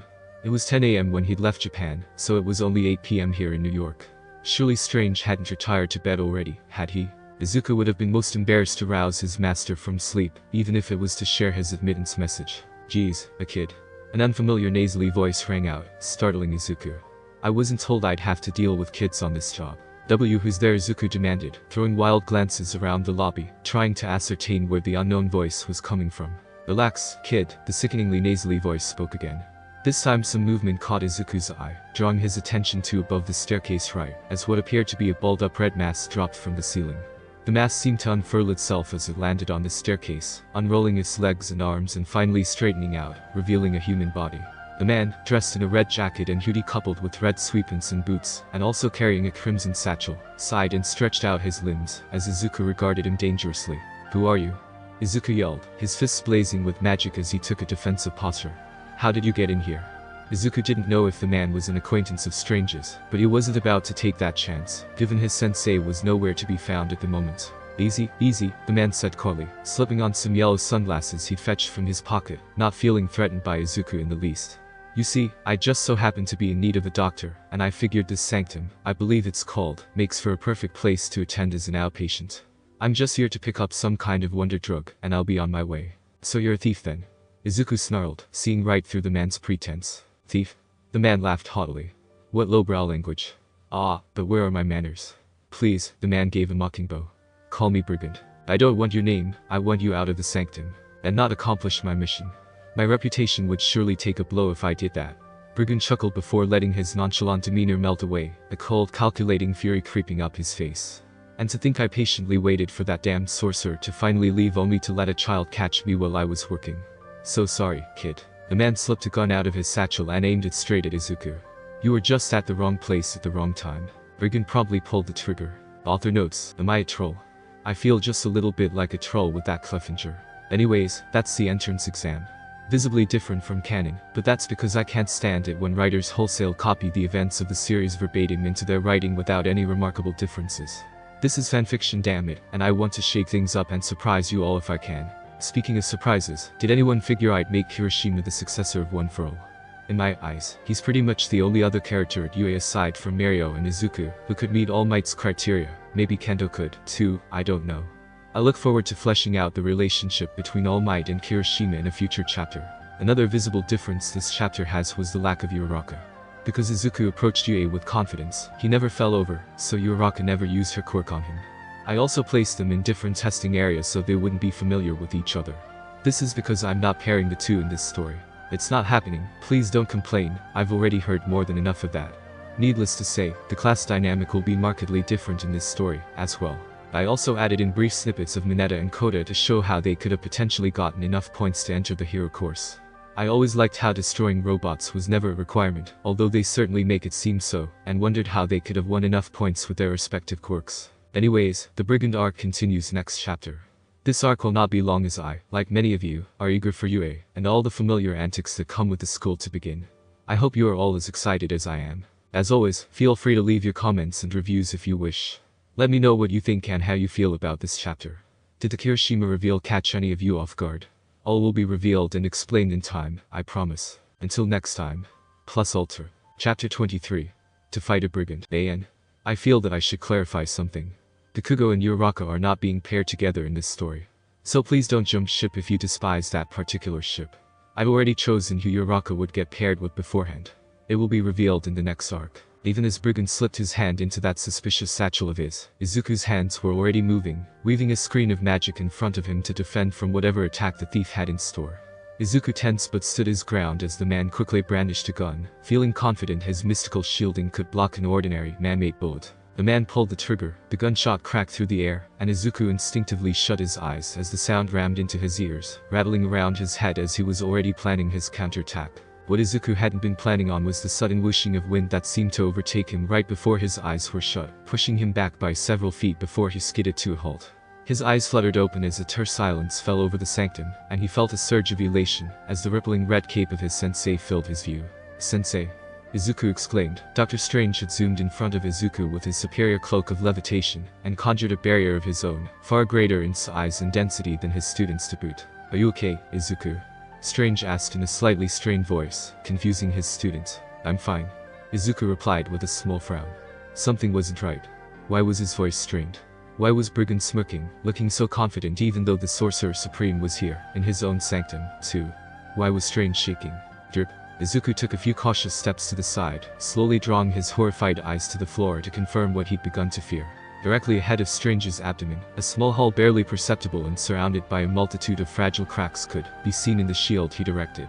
The center of his blue tunic was darkly stained, blood slowly oozing through the fabric and dripping to the floor. As Sensei Izuku stammered, the color in his face draining considerably. I go out for a brisk walk, and I come back to find you in trouble yet again, Strange said with a pained chuckle. You certainly have a penchant for trouble, don't you, Izuku? Strange uttered one last gasp of pain before summarily collapsing to the ground, cloak and all, in a steadily growing pool of his own blood. As his body seemed to drop lifelessly, Izuku could see in the middle of the crimson puddle a single silver, crumpled, piece of metal all that was left of the bullet that somehow pierced through Strange's barrier and his body, cleanly passing through before being stopped by his cloak. No? Izuku shrieked as he dropped to Strange's side, clutching his master's body, desperately grasping him with shaking hands, as Brigand laughed maliciously from where he stood. What did you do to him? Izuku yelled, his mind a panic maelstrom of volatile emotions. Despair and fear surged through his body, as well as emotions he never felt in great abundance before. Anger and rage. How ironic. Brigand smirked. I always love to see a doctor getting a taste of their own medicine. With an uncharacteristic roar, Izuku flew into the air, hands crackling madly with energy, as he launched an impressive volley of lightning toward Brigand. Whoa. Brigand winced as the first bolt went soaring past his head, singing his hoodie and exposing the short, rugged blonde hair that lay beneath. The man performed a bizarre maneuver to dodge the rest of Izuku's umbrageous bolts. Brigand seemed to turn limber as he bent down to grab his toes, forming an O shape with his entire body, as he pushed back and rolled up the stairs, bounding and zigzagging up the steps, as he expertly dodged each blast Izuku sent hurtling his way. Each of the lightning bolts impacted the staircase, blasting chunks of wooden splinters and scorched carpeting all over the walls and floor of the sanctum lobby. The sheer bizarreness of Brigand's bodily movements caused Izuku to halt before he could unleash another tirade of magic his way. His rage and panic slowly simmered, allowing his usual analytic mind to assess the situation. Man, do I hate magic, Brigand grumbled as he rolled to the top of the staircase. His body unrolled itself as he slowly and calmly stretched, unfazed by Izuku's anger, joints painlessly snapping back into place. Are there even any rules? The body, Izuku muttered, analyzing the way Brigand's limbs finished locking back into their standard places. An emitter-type quirk where your body can be limber like rubber. Bingo. Brigand sneered at Izuku. That's the work of my quirk. Contortion. My flexibility is so great I can painlessly dislocate and relocate any joint and limb and stretch any muscle and tissue. I have to pull off maneuvers like what you just saw. Not the flashiest quirk on the block, but it makes do in a pinch. Speaking of a pinch, you nearly took my head off with the blast of lightning. You clever little sneak. Brigand continued, mockingly applauding Izuku's failed attack. Should have known you were a sorcerer in training, popping up here in the sanctum all suddenly in Wetnet. Guess that makes you a pupil of the gooder, not so good doctor down there. Izuku clenched his fist, trying his hardest to reel in the unfathomable anger that he wasn't even aware he had to begin with.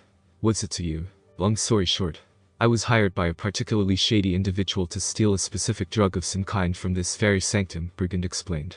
Something called the diacatholican, and I cannot, for the life of me, seem to find it. I've searched every floor of this place and even perused your gloomy little basement. There's a basement in the sanctum, was Izuku's first thought. This was the first he'd heard of there being a basement. Strange didn't even bring it up when he gave a tour of the sanctum to Inko and him. Although knowing Strange, he always had a reason for doing or not doing something. So congratulations. Brigand snapped Izuku out of his thoughts. Not many places or people can claim to have stumped the almighty Brigand. So here's the plan, kid. You're going to find the dia whatever it's called and bring it to me. I've never even heard of this diacatholican before today. Izuku retorted with a bit of defiance. I can't help you find it because I don't even know where it is. The condescending smugness on Brigand's face slowly drooped as it did before, quickly replaced with thinly veiled irritation and impatience. So this is the hell you want to die on, eh? He flashed his gun to Izuku again, lazily pointing it in the direction of Strange's body. Maybe a few more rounds and the old man will get you to cooperate. He then swiveled the gun over toward the boy after he cried out in protest. Or maybe I'd just cut my losses and end this charade here and now. Let's stop. Izuku and Brigand both tensed as Strange called out weakly.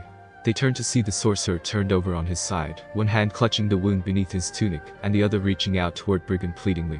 Strange's face was twisted in pain and agony and, worst of all, fear. Please. Spare the boy, and I will give you the diacatholican. Brigand was silent for but a moment, not needing much time to think it over apparently. He lowered his gun and looked between Izuku and Strange with a markedly calmer demeanor. No honor among thieves, but never let the same be said of a brigand, a thiefer, Brigand said. I'm impressed you're still alive, Doctor. This isn't an ordinary gun I use, although I'm sure you know that by now. The bullets it fires are laced with energy so dark it would take probably a dozen of your barriers to counter it. I figured some dark magic was at work, Izuku thought. It wouldn't have made sense for an ordinary bullet to pierce his defenses. Frankly, though, Izuku was just glad his sensei was still alive. How did a scoundrel like you acquire such a relic? Strange demanded through grit teeth. Nabbed it from another warlock-looking sorcerer, Brigand said with a smirk. Named Mordo, I believe. Don't tell me you. Relax, I didn't kill him, Brigand interjected, raising the gun at Izuku in a threatening manner. Now stop stalling. The drug, if you would, Doctor. Strange looked between Brigand and Izuku, resigned eyes meeting emerald tear-filled ones as he finally relented, bringing the fingers of his outstretched hand together, as he focused what magic he could to summon the relic desired. The lobby was briefly illuminated in a shimmering light before fading to reveal a long, flowing golden chain hovering in the air. Attached to the chain were 3 resplendent orbs, each roughly the size of a tennis ball. The orbs radiated a jade-colored energy, which swirled within their confines mesmerizingly. Strange gave the briefest of motions with his hand, directing the orb-adorned chain the diacatholican to Brigand's grasp. The red-clad ruffian greedily snatched it by the chain, lifting it high in the air to inspect the relic, as the brimful orbs dangled before his eyes. His eyes narrowed as he chuckled mischievously, seemingly pleased as he began stuffing the sizable chain into the satchel resting by his hip. "Well, can't say it hasn't been fun, boys," Brigand spoke nonchalantly, glancing amusedly between a bloodied sorcerer and his terrified apprentice. "But I don't want to keep my employers waiting. Professional standards and whatnot. Ta-ta." At that, Brigand gave a mocking salute as his crimson satchel opened wide, a powerful suction emanating from within its unknown depths. The unexpected vortex pulled the man and his prize in before seemingly sucking the satchel itself in as well, twisting in the singularity before vanishing entirely with an audible pop. Izuku stared at the spot where Brigand was for but a second before flying to Strange's side, who was suppressing a cacophony of painful groans as he clutched his stomach. "Sensei." Izuku screamed as he helped roll Strange over on his back, sitting the man up slightly as he inspected his wounds. The tunic staunched the blood considerably, but Strange had already lost more than Izuku was comfortable with. "I'm so sorry, Sensei. Are you safe, Izuku?" Strange interrupted the boy, pressing his hand against Izuku's chest and abdomen, as if confirming his student wasn't shot or otherwise harmed by Brigand. Realizing Izuku was unharmed, Strange's pained face sprouted a weak, sincere smile. "You're safe." Letting his eyes droop shut, Strange went limp again as Izuku held him, his hand dropping to the ground and landing on the UA acceptance letter his student dropped in the chaos, never having the chance to see it for himself before Brigand's attack. "Sensei." Izuku trembled, gently laying Strange down and grasping his shoulders, shaking him slightly. No response. "As Sensei." Izuku clenched his eyes shut to stop the inevitable deluge of tears. This couldn't be happening. He just got accepted into UA, and it was Dr. Strange who'd helped him come so far. He couldn't die, not when he needed his guidance now more than ever. "Dad," Izuku abruptly croaked out, surprising himself before he heard the faintest of breaths coming from his teacher. Izuku hastily placed a hand atop Strange's chest, while he pressed his other against his neck. His chest slightly rose against Izuku's palm, indicating he was still breathing, and there was a pulse. Izuku wanted to scream out and tearfully rejoice, but he understood well enough that time was running short. Setting Strange down and shakily getting to his feet, Izuku turned and opened a portal to get help from the first person that sprang to mind. Today was a fair day, in Wang's mind. Most days to Wang were fair, in fact, regardless of the weather.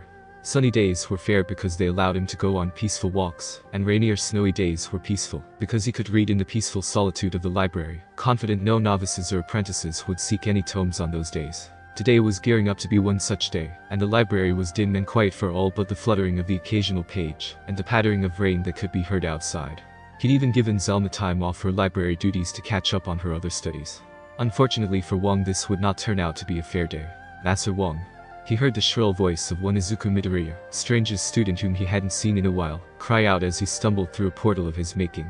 The normally reserved Wang was now doubly on guard. He hadn't been told ahead of time Midoriya would be returning to Camartage soon, and while Strange was never the best at keeping him informed, he certainly would not have forgotten this. Izuku's next statement, however, told him all he needed to know. "Master Strange is dying." Wang wasted no time in dropping the tome he was perusing and dashing through Midoriya's portal, the young boy hot on his heels, sniffling uncontrollably. He hurried to Strange's side as soon as he saw his old friend lying in a puddle of fresh blood, carefully ripping his tunic open to better inspect the wound. The bullet passed all the way through. "That's good at least," Wang thought as he ripped a piece of Strange's tunic off, fastening it into a makeshift gauze, and lightly pressing it against the wound to halt what bleeding remained.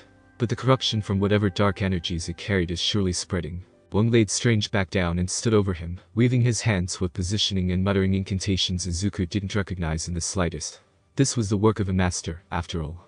A stream of golden energy seemed to flow from Wang's fingertips like a stream, coursing down and enveloping Strange's dying body in a transparent cocoon of sorts. The cocoon suspended Strange slightly off the ground, and Izuku noticed for the first time that his sensei's veins were visible on his chest and neck, appearing black and sickly, as if infected with something vile. "Stasis complete," Wang muttered before turning to Midoriya, the concern in his eyes swiftly replaced with a calculating seriousness.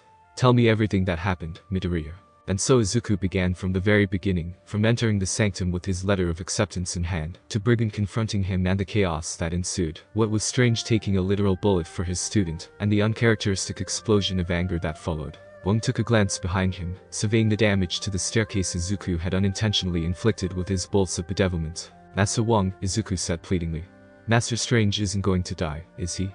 He can still be saved, right?" "There's a corruption spreading through his body," Wang said, stepping past Izuku as he eyed the staircase perceptively, as if searching for something particular. "I place him in a stasis of sorts that is considerably slow to spread." But if we do not expel the darkness coursing through his veins, then Strange will undoubtedly perish. What do we need to expel the corruption from him? Izuku asked hopefully as Huang continued scanning the lobby, narrowing his eyes as he caught sight of some singed fabric resting on one of the steps. One of the orbs of the Diacatholican that was stolen can expel the corruption in an instant, Huang informed Izuku as he knelt down, examining the fabric studiously. But we have to get it back from Brigand. Izuku balled his hands into fists, feeling his hope dwindling once again. And we have no way of knowing where he went. On the contrary, Huang replied, turning back to show Izuku what he'd found. Izuku leaned in to get a closer look.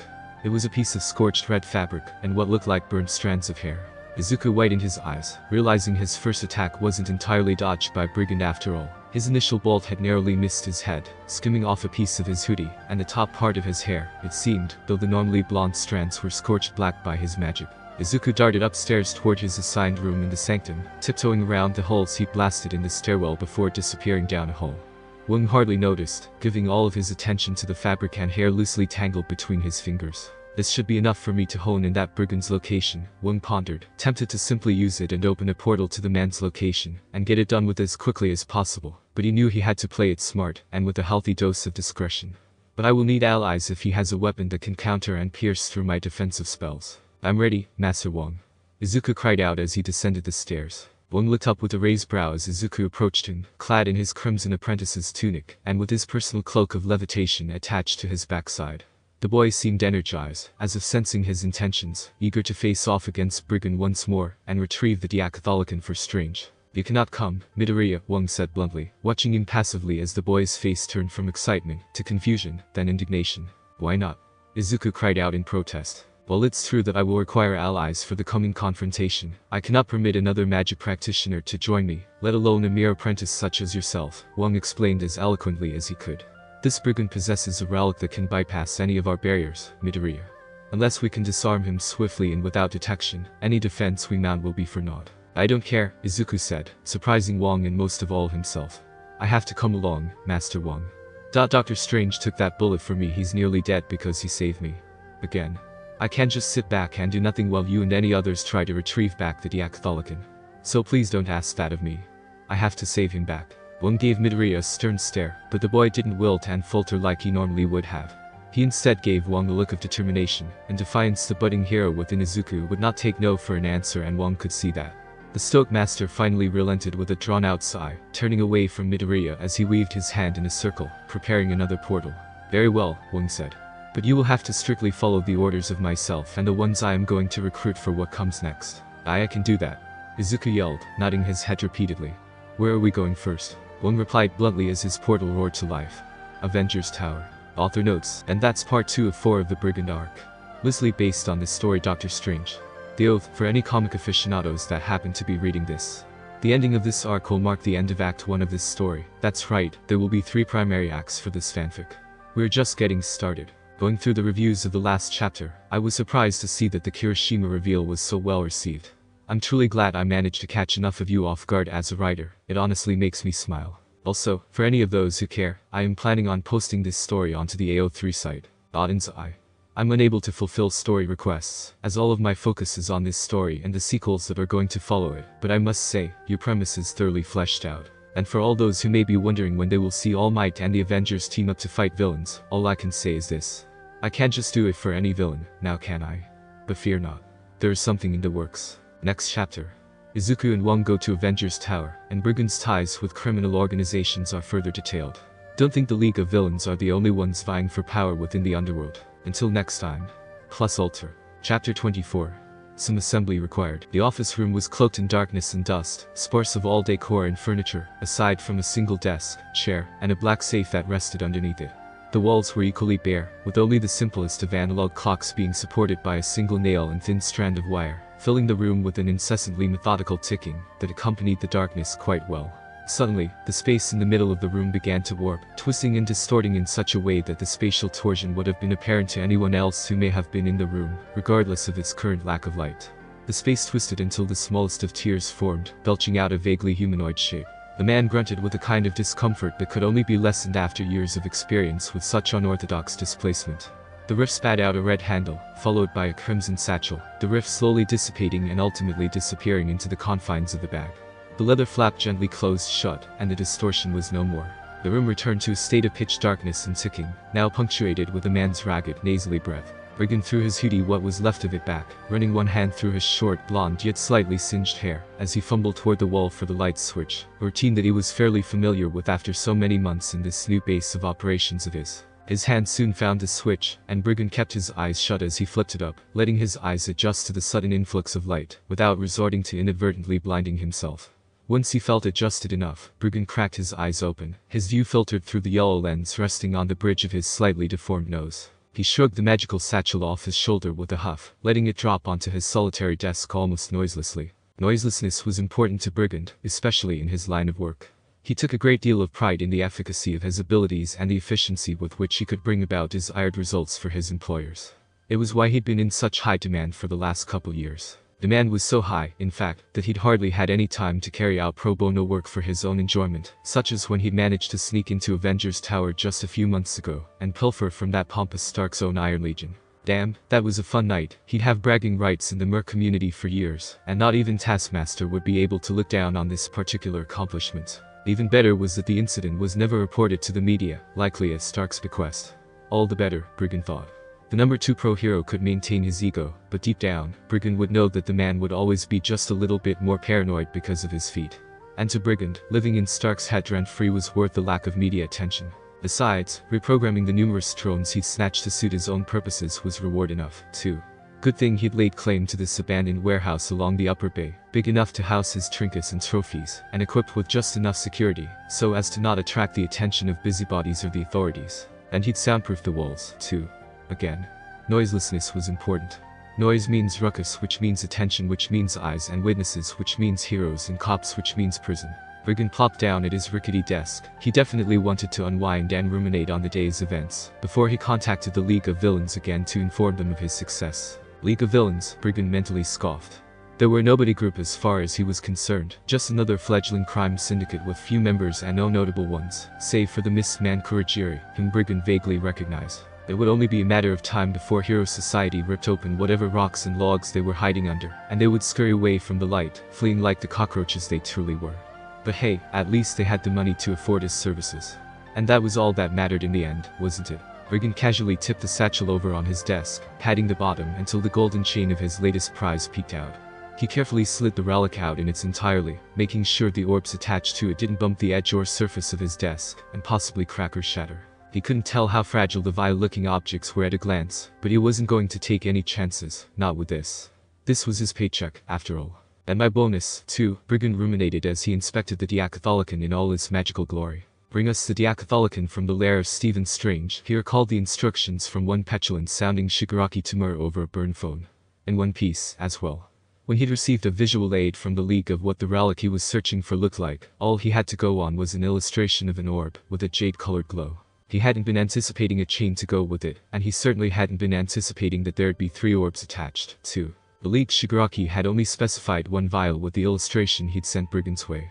Therefore, as far as Brigand was concerned, they'd only paid for a single one of the orbs.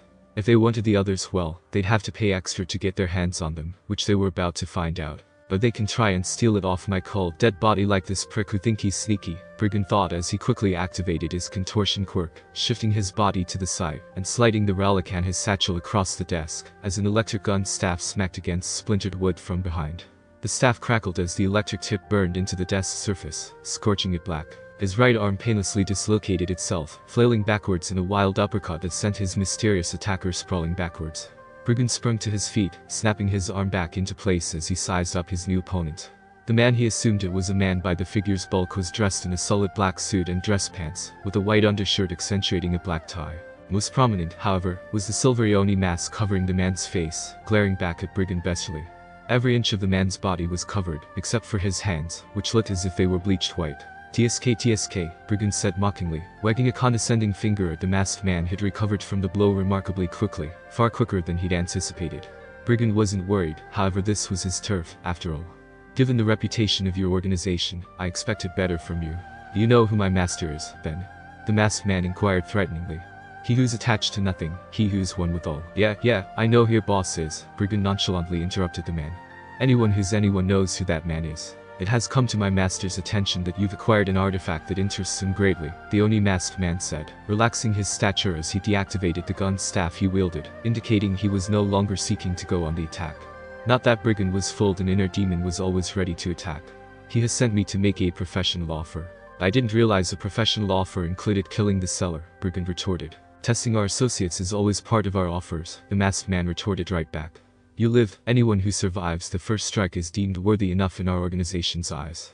Now then, the man slowly rolled up his sleeve, revealing more of his bone-white skin, except his arm was also littered with numerous black splotches. Brigand watched with thinly veiled anticipation as the man ripped one of the blotches off his skin and stretched it, planting it on the nearest wall, once he'd extended it wide enough.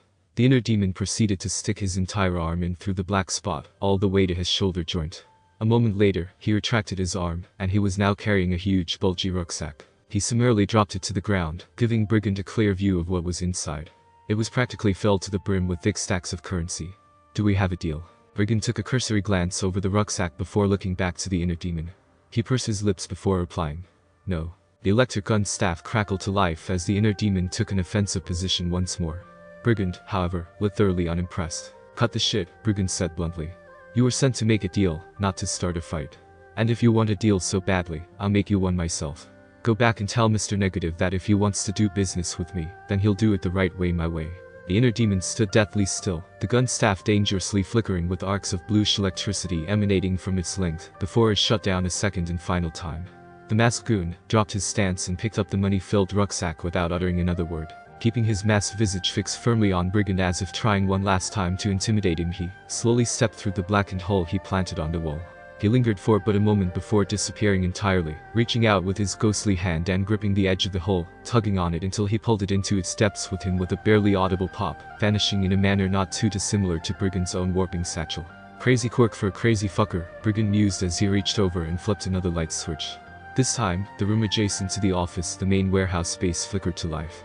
Brigand scanned the desolate warehouse floor through a one-way window between both rooms, as if confirming the inner demon had truly left the premises. He glanced upward at the multitude of Iron Legion drones strung up to the ceiling by thin wires, lifelessly awaiting activation as he flicked the lights off, cloaking them and the rest of the warehouse beneath shadow once more. I can't believe I'm actually in Avengers Tower.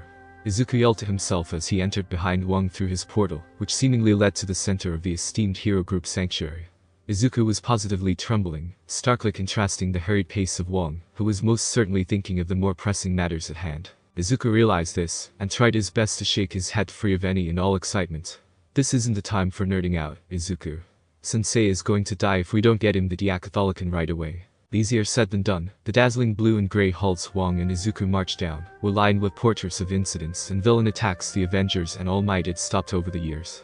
When a large newspaper clipping hanging on the wall in particular stood out above all the rest, All Might and newly dubbed Avengers defeat AI Menace. Ultron. Don't dawdle, Izuku heard Wong chastise him, making the boy realize that he had indeed noticeably slowed down when passing by the articles, portraits and artifacts belonging to the Avengers. Sorry. Izuku stammered out a reply, quickening his pace to catch up with Wong. They two rounded a corner at the end of a hall, and entered a remarkably open room, with wide, pristine windows that offered guests a clear view down Manhattan, the city's nightlife reflected well by its near-blinding luminescence. Toward the back of the room was a spacious bar, ostensibly for adult guests, and there was plenty of seating to be seen. The room was conspicuously quiet and bare, except for a single person dancing awkwardly in the center of the room. Izuku blinked. He recognized the brown hair and voice vividly. That was Spider-Man, or rather Peter. But why was he singing and dancing so weirdly? Wong and Izuku soon found out what the newly admitted Avenger was doing when they approached ever nearer. Peter was dressed casually, holding an Iron Man visor to his face, and he was simulating flying as he sang. Iron Man, does whatever an Iron Man can. Builds a suit, and he sighs. Soaring through the New York skies. Look out. Here comes the Iron Man.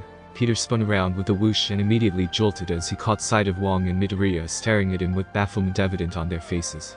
Izuku's jaw had visibly dropped, and his eyes were wide, while Wong's lips were taut, and his eyebrows were scrunched, a stark dichotomy between utter bewilderment and disturbed confusedness that only made Peter even more uncomfortable. Please don't tell Mr. Stark, Peter quietly pleaded as he gently set the Iron Man visor he'd appropriated onto the glass table beside him. Where are the rest of the Avengers? Wong asked, putting that awkward display behind him immediately, and cutting straight to the issue at hand. They're not here at the moment, Peter fidgeted. What? Wong blinked, genuine confusion appearing on his face for a brief moment. Where is Stark? Convention, Peter replied quickly. He, didn't exactly tell me where he was headed. He didn't tell you? Wang asked, looking at Peter doubtfully. Mr. Stark doesn't tell me everything. Peter retorted, looking and sounding flustered now. And where are the twins? Wang asked, deciding to move on. Scarlet Witch and Quicksilver. They went to SHIELD Academy to meet their father, Peter replied. Quake. SHIELD meeting, Peter responded, fidgeting more under Wang's intense gaze. She, didn't give any more information besides that. Obviously, Wang said dryly. And what about Thor? Peter stole a quick glance at Izuku before turning back to Wang, throwing his hands up and making air quotations. He had a family emergency he had to deal with. So what you're saying is, Wang said after a long, drawn-out sigh. You are the only Avenger currently present here in the tower. Yes. Peter blinked. You will have to suffice then, Wang said, almost resignedly in Izuku's eyes. The crisis has unfolded at the sanctum. Earth's Sorcerer Supreme is on the cusp of dying, and we must retrieve a stolen artifact if we are to save his life. Twip. Peter had shot a strand of webbing across the room in an instant, surprising Izuku. It seemed Peter had his web shooters on his person even when out of costume, and while not patrolling, which made sense. Pros had to always be prepared to respond and offer their aid at a moment's notice, after all. Give me a minute to suit up. Peter yelled as he swung across the room, rounding another corner and disappearing from view. Wang tapped his foot impatiently, but true to his word, Peter, or rather, Spider-Man, swung back into view in less than 60 seconds, landing before Wang and Izuku in a crouch. Alright. I'm ready. Let's go save Dr. Strange. I get to work alongside Spider-Man and save Sensei in the same day. Izuku gulped, trembling tremendously. Yo, Izuku, you okay? Spider-Man asked, noticing the younger boy shaking.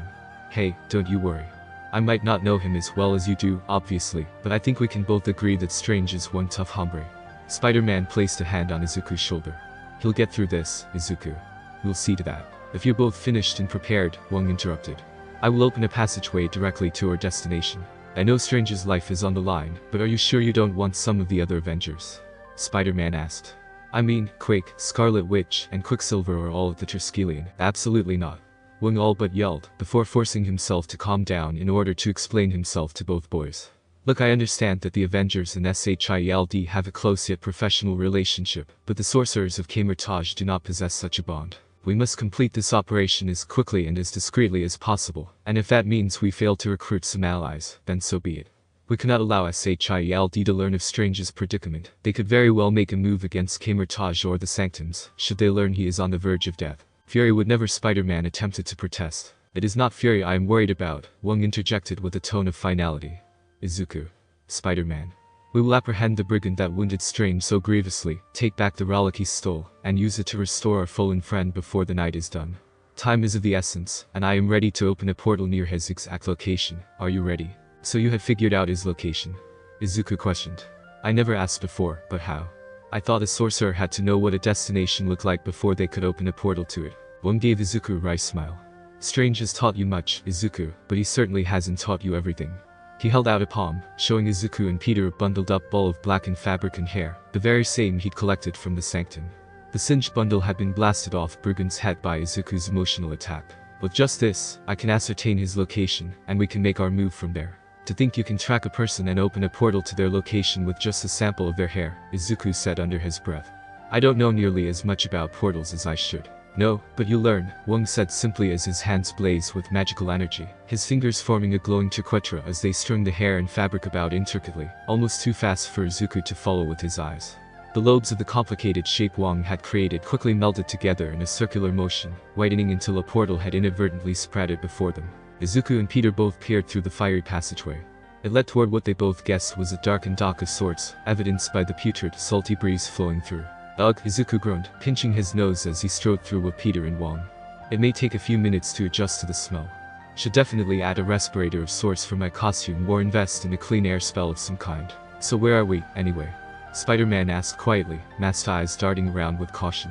He was less affected by the smell, but that was to be expected. His mask, Izuku had once noted in his hero analysis notebook, could filter air naturally. We are in one of the most odious, uncharted realms that any mortal has ever dared to traverse, Wang said ominously, seemingly unaffected by the salty odor. The portal led us to the Bronx. Spider-Man snorted beneath his mask. Is it the building? Izuku softly inquired, peeking around a corner alongside Wang. The master was glaring into the night toward an obscured warehouse of sorts located along the water. There was little in the way of light in the immediate area, aside from a few weakly flickering street poles, and a loose lamp dangling above the door of the warehouse they were currently staking out. Not much obvious in the way of security, Spider-Man observed, his mask eyes narrowing as he scanned what was visible of the warehouse. There aren't even any cameras. Makes sense, Izuku nodded. Too much security could attract unwanted attention, either from pros, police, or other thieves. And yet there is still security, Wong pointed out, motioning toward a diminutive, seemingly rusted numeric keypad attached to the warehouse door, barely visible onto the precariously hanging light fixture above. Covers the bare essentials, Spider-Man muttered. Seems a perp even rusted it to discourage any would-be busybodies from even thinking about messing with it.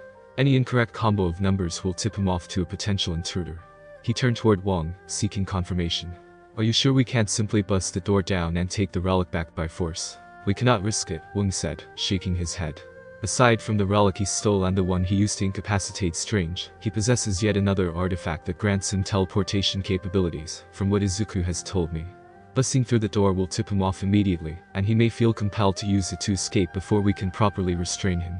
And Spider-Man hummed, peering over the rusted keypad thoughtfully. I'm not terrible when it comes to electronics, but it's certainly not my forte. I could probably figure it out given enough time, but we don't have time, Wong and Izuku said simultaneously, each worried about the metaphorical clock silently ticking down to Strange's doom. As Izuku pondered over the sole security device that threatened to thwart their retrieval and rescue operation, an idea popped into his head. It was not a particularly good idea. Hell, he was positive Wong would be against what he wanted to propose outright, but what choice did they have? They needed to slip past this device without immediately alerting Brigand to their presence, and there was only one person Izuku could think of at the top of his head that could possibly help in such an endeavor. Master Wong. Spider-Man Izuku piped up, catching their attention as he slipped out his phone and wallet, thumbing through his folds, until he pulled out a familiar card. I have an idea. Izuku used the light of his phone to illuminate the card, allowing him to hastily memorize the number emblazoned on it, before tapping it into his cell. It only rang once before the recipient energetically picked up. Cello Hatsum. Izuku sheepishly spoke. I need your help. It's an emergency. Author notes, and the current arc moves steadily toward the final act. A fierce showdown between the wily Brigand and Wong's ragtag group to decide Doctor Strange's fate, hanging precariously in the balance. Brigand may have a tool that can bypass magical defenses, but does that truly mean he's capable of fending off sorcerers when they're on the attack this time? I name-dropped Martin Lee Mr. Negative a few chapters ago, and I did say last chapter that the League was not the only group vying for power in the underworld. Keep an eye out for those inner demons, this won't be the last you've seen of them. Next chapter will also see the return of May. Gotta sprinkle the story with her presence every now and again, as I slowly but surely develop the relationship between her and Izuku. I've also went ahead and picked out a TRN for this story. For those that don't know, a TRN means temporary reality number, a number used by Marvel to distinguish between their numerous universes, until they give them official designations. For the sake of all multiverse talk that will inevitably crop up in this fanfic, the events of this story take place on Earth 100,001. I hope this won't be too confusing for you all. Until next time. Plus Alter. Chapter 25. Apprentice No More, Part 1. Come again, Brigand. Tamura seethed into the cellular burn phone in his hand, gripped with 4 fingers, as the villain's thumb twitched dangerously above the device, just itching to initiate some disintegration and decay. Maybe I didn't hear you properly, but it sounded to me like you were reneging on our deal. You asked for the Diacatholican, and I delivered, Brigand's nasally voice crackled through the phone. The visual aid you gave me indicated a single orb, so that's what you got. You never mentioned there'd be more than one, on a gold chain no less. As far as I'm concerned, you asked and paid for a single one of those orbs. Tamura's thumb brushed against the phone for but an instant, the device's chassis instantly cracking from his decaying quirk. So let me get this straight, Brigand. You're refusing to hand over the rest of the Diacatholican unless we fork over more money to you. Is it? You catch on quick, kid, Brigand snorted. Fork over double what you've paid so far, and the other orbs will be yours. Oh, and you can toss in a smidge more for the gold chain, if you'd like.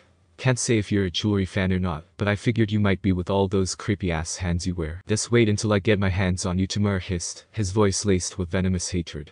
We'll see how much banter those lips of yours can shoot off after I've turned them into dust. But you won't get your hands on me, now will you? Brigand responded, clearly not intimidated by Tamura's anger. You only found me the first time because I let you. I always let my prospective employers seek me out, not the other way around. And how do you think you'll find me? By tracking me. Through a burn phone. Get real. My satchel is one way, too, pal. You're dead, Brigand, Tamura growled. Do you hear me? You've got one life left, so enjoy it before I personally deliver you your game over. Look, I can see you need some time to think on my offer, Brigand said nonchalantly. How about this? I'll hold on to this burn phone for another hour, and you can call me back after you've taken however long you need to calm down. And if you wait too long, well, I've got other buyers lined up to step in. Ciao. Wait. Brigand. Tamura yelled into the phone, but to no avail, the man had already hung up. The bar was silent besides Tamura's ragged breath, and Kurogiri's methodical rummaging and cleaning before the fledgling villain let out a horrid yell of frustration, clenching the phone in his hand until its ashen particles spilled through his fingers and onto the bar top. Kurogiri mindlessly ran a wet cloth over the counter, wiping the pile of dust away with ease, as if he performed this action many times before. I will grind that man into compost. That would be rather lovely, Kurogiri added. I was thinking a bit of greenery was just what this bar needed. Your anger is understandable, Tamura, the voice of All for One sounded through the blank monitor in the bar. But allow yourself to grow and learn from this experience. This encounter with Brigand has no doubt taught you to be extremely specific and cautious when requesting the services of third-party mercenaries. Remember, you are paying for their services before their loyalty. It is in their best interests to twist and smear agreements with employers whenever possible. We are no different, either. I understand, Sensei, Tamura said, releasing a sigh of defeat and letting his shoulders sag as he took a seat at the bar. Besides, a single orb of the Diacatholicon will likely suffice for our goals, All for One added as Kurogiri delicately held up said jade-colored orb in his misty hand.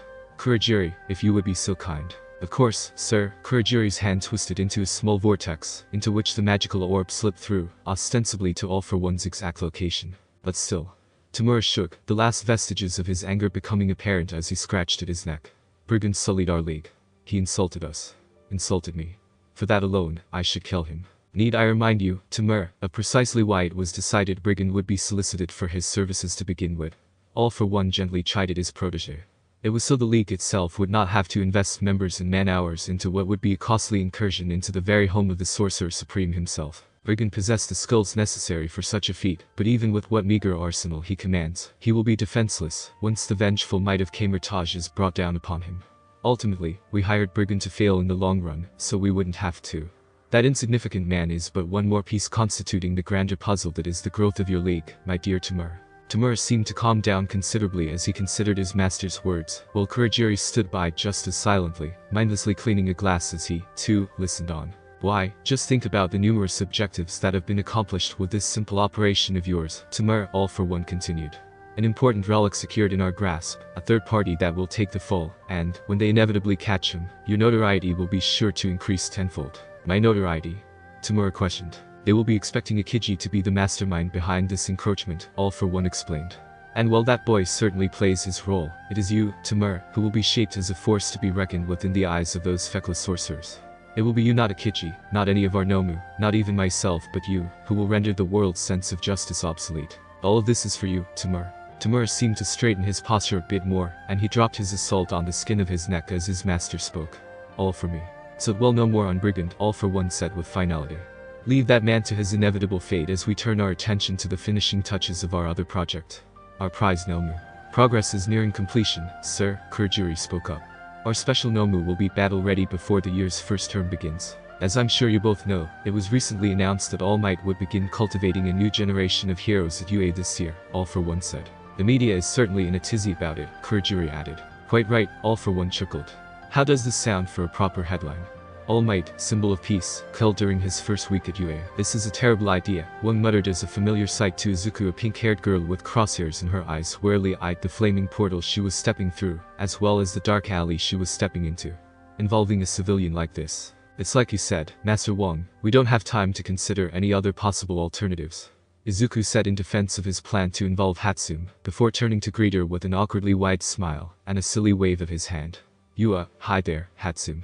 The girl was grimy, with inky blots dotting her cheeks in workshop clothing, with some gadget-like apparatus strapped to her head. It was clear she was in the middle of working when he'd called, and hoped she wasn't too upset with his request. The flaming portal fizzled out of existence, cloaking those gathered in near total darkness once more.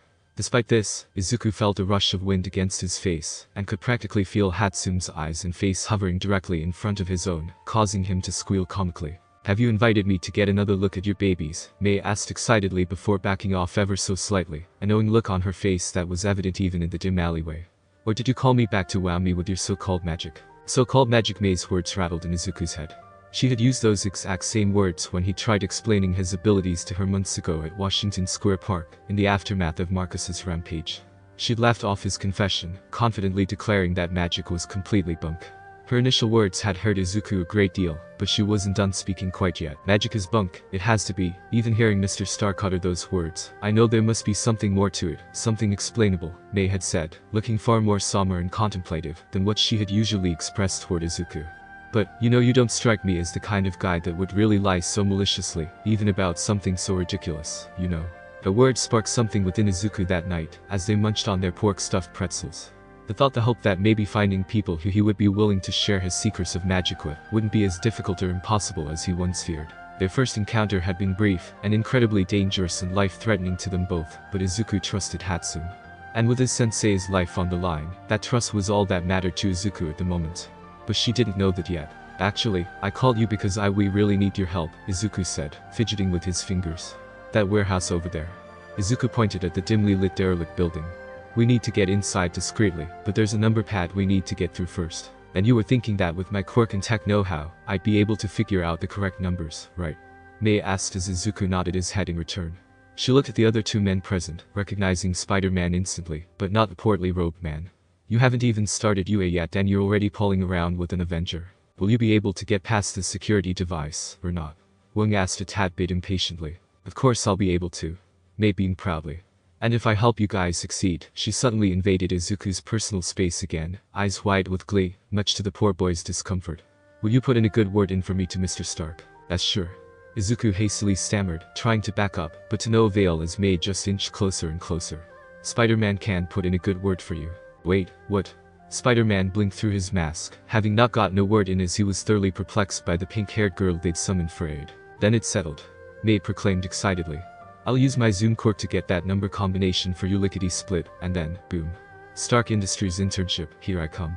That's not exactly how that works, Spider-Man's sweat dropped, though his words had fallen on Mei's deaf ears. And you're certain your Zoom quirk can secure us silent passage into the building?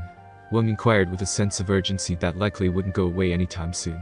I assume you wouldn't have called me if your quirks and know-how of security devices could have gotten you inside without notice, Mei said cheekily, eyeing Wang curiously. Out of curiosity, what is your quirk, anyway? Are you a quirkless sorcerer like Midoriya is? My quirk is called humorless. Wang leveled his stern glare directly into the crosshairs of Mei's pupils. I am incapable of laughter. Is he joking? Mei leaned in and whispered to Izuku, who looked just as flabbergasted as she was. I have no idea, Izuku whispered back. Quickly putting all that aside, for the time being, anyway, Mei quickly and quietly made her way across the street to the dimly lit entrance of the warehouse, the rusted number pad barely discernible beneath the weakly flickering light fixture hung above the door. She leaned her face in close to the pad, activating her quirk as the crosshairs within her eyes began to focus and narrow. Midoriya was right to call me, Mei thought excitedly at the accolades Stark might give for her success here. With Zoom, I can focus in on things at a distance, and coupled with my new baby, my focusing goggles, my quirk gives me almost microscopic vision on things close up. Mei pulled her red goggles over her face and grinned as she roamed her eyes over the number pad. With the goggles enhancing her quirk, she could clearly see 4 fingerprints on the pad. 1, 3, 5, and 8 were the numbers pressed, but Mei knew it wasn't necessarily in that order. She focused her goggles more and more with a twist of a dial at the top of her headgear, until she had a clear view of the fading leftover sweat, dead skin, and microscopic threads of red fabric, left impressed on each use button. Scanning through the 4 buttons and comparing the amount of microscopic material left on each of them, Mei was able to determine the correct order within a few moments. She silently waved Izuku and the others over. Did you figure it out? Izuku hurriedly whispered. Sure did. Mei said, dialing back the goggles and lifting them off her face. Whoa. Mei suddenly swayed and fell forward, being caught shakily by Izuku before she could hit the ground. In her excitement, she'd forgotten that suddenly switching from microscopic vision to normal vision made her crazy dizzy. Thanks for the save, Midoriya, Mei said woozily as she tried to lift herself back up, but soon found that Midoriya was still holding her, shaking lightly. No thank you, Hatsune, Izuku responded. Ha. Mei blinked, the quiet desperation in Izuku's voice not going unnoticed. I never told you what we're here for, Izuku spoke softly. Well, long story short. My teacher, who you met back during the expo, is dying, and the only thing that can save him was stolen. We think the relic we need was brought here, and we're going to get it back. We're going to save him. So please, Izuku pulled back, revealing to Mei a tear yet deeply thankful expression.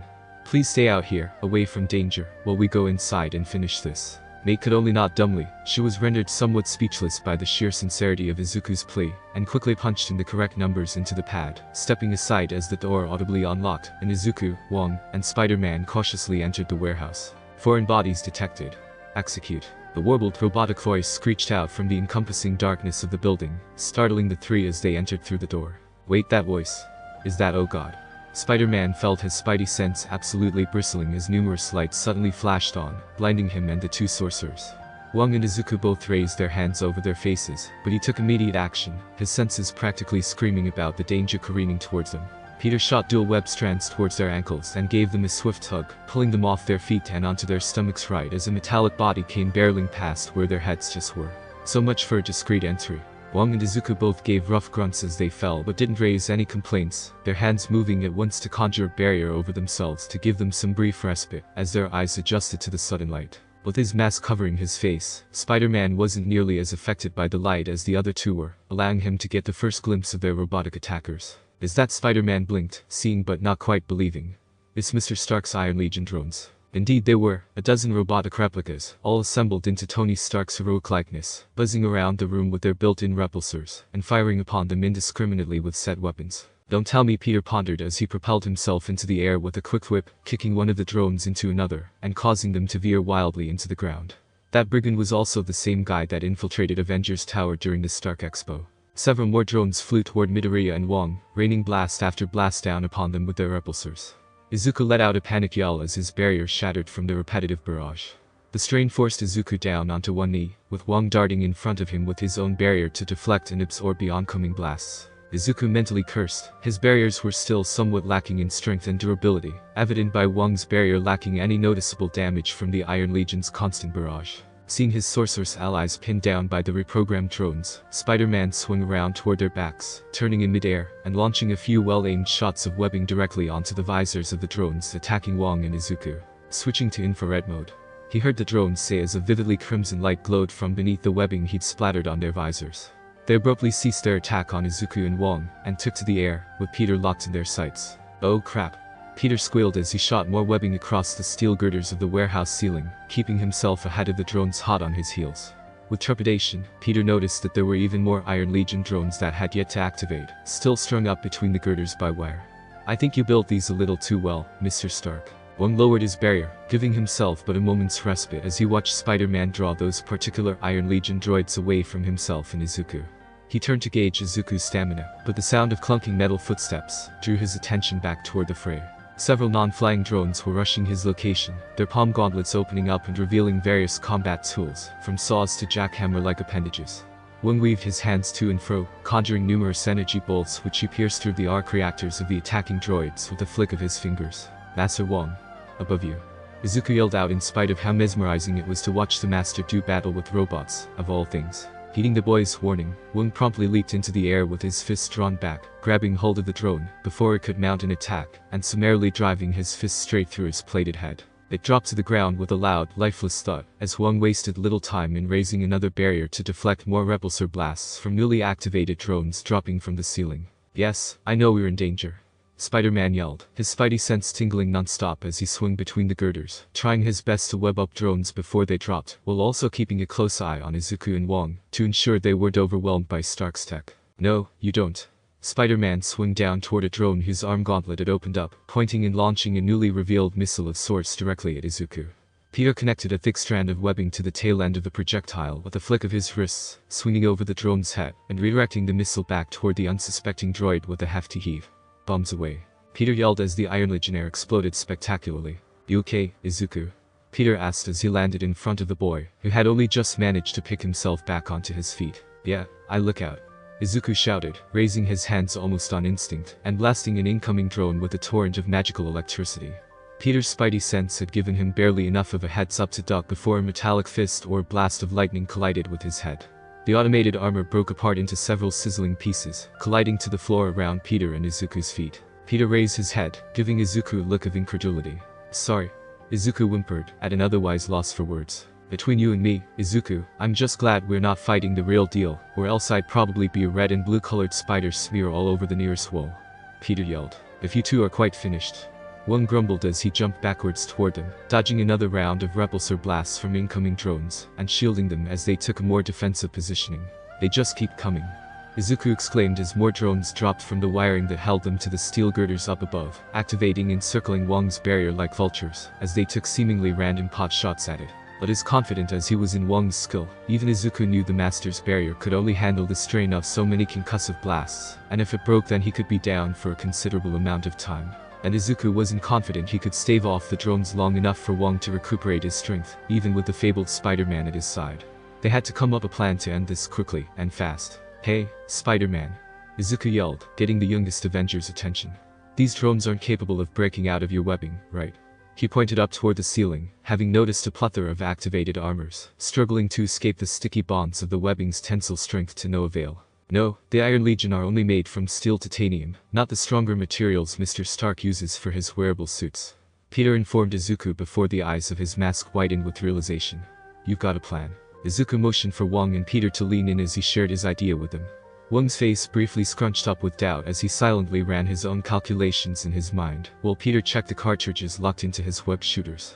They were both more than 50% full, and he had extra cartridges to use just in case, but he still had his reservations. "We'll have to be quick if we go through with this," Peter said as he set his web shooters to eject all their web fluid at once. He was glad he'd long since upgraded his equipment for this endeavor. His earliest models had a tendency to burst whenever he shot all the web fluid in them out at once. "And I'll be out of commission for a few moments until I can reload regardless. Either this'll be done quickly, or we'll be done quickly," Wang mused as the three of them sprang into action. Wang leapt back and lowered his magical defenses for but a moment, narrowly dodging a volley of concussive blasts from the armors flying overhead as he erected another barrier, this one wider and thinner than the ones before it, and parallel to the floor. "Let's hope this works," Spider-Man prayed aloud as he aimed his left web shooter at the barrier. With the press of a button, he unleashed all of the web fluid contained within and resisted the knockback, as the sticky contents splattered all over the barrier, coating in with copious amounts of webbing. Izuku was up next, conjuring a second wide, thin barrier over the web-coated one Wang had created. Spider-Man repeated the process with his right web shooter, coating it profusely with all the webbing it contained. "It's all up to you two now," Spider-Man yelled as he immediately went to work discarding his now emptied wrist cartridges, in order to replace them with brimful ones, taking refuge directly behind Wang and Izuku as he did so. "Right?"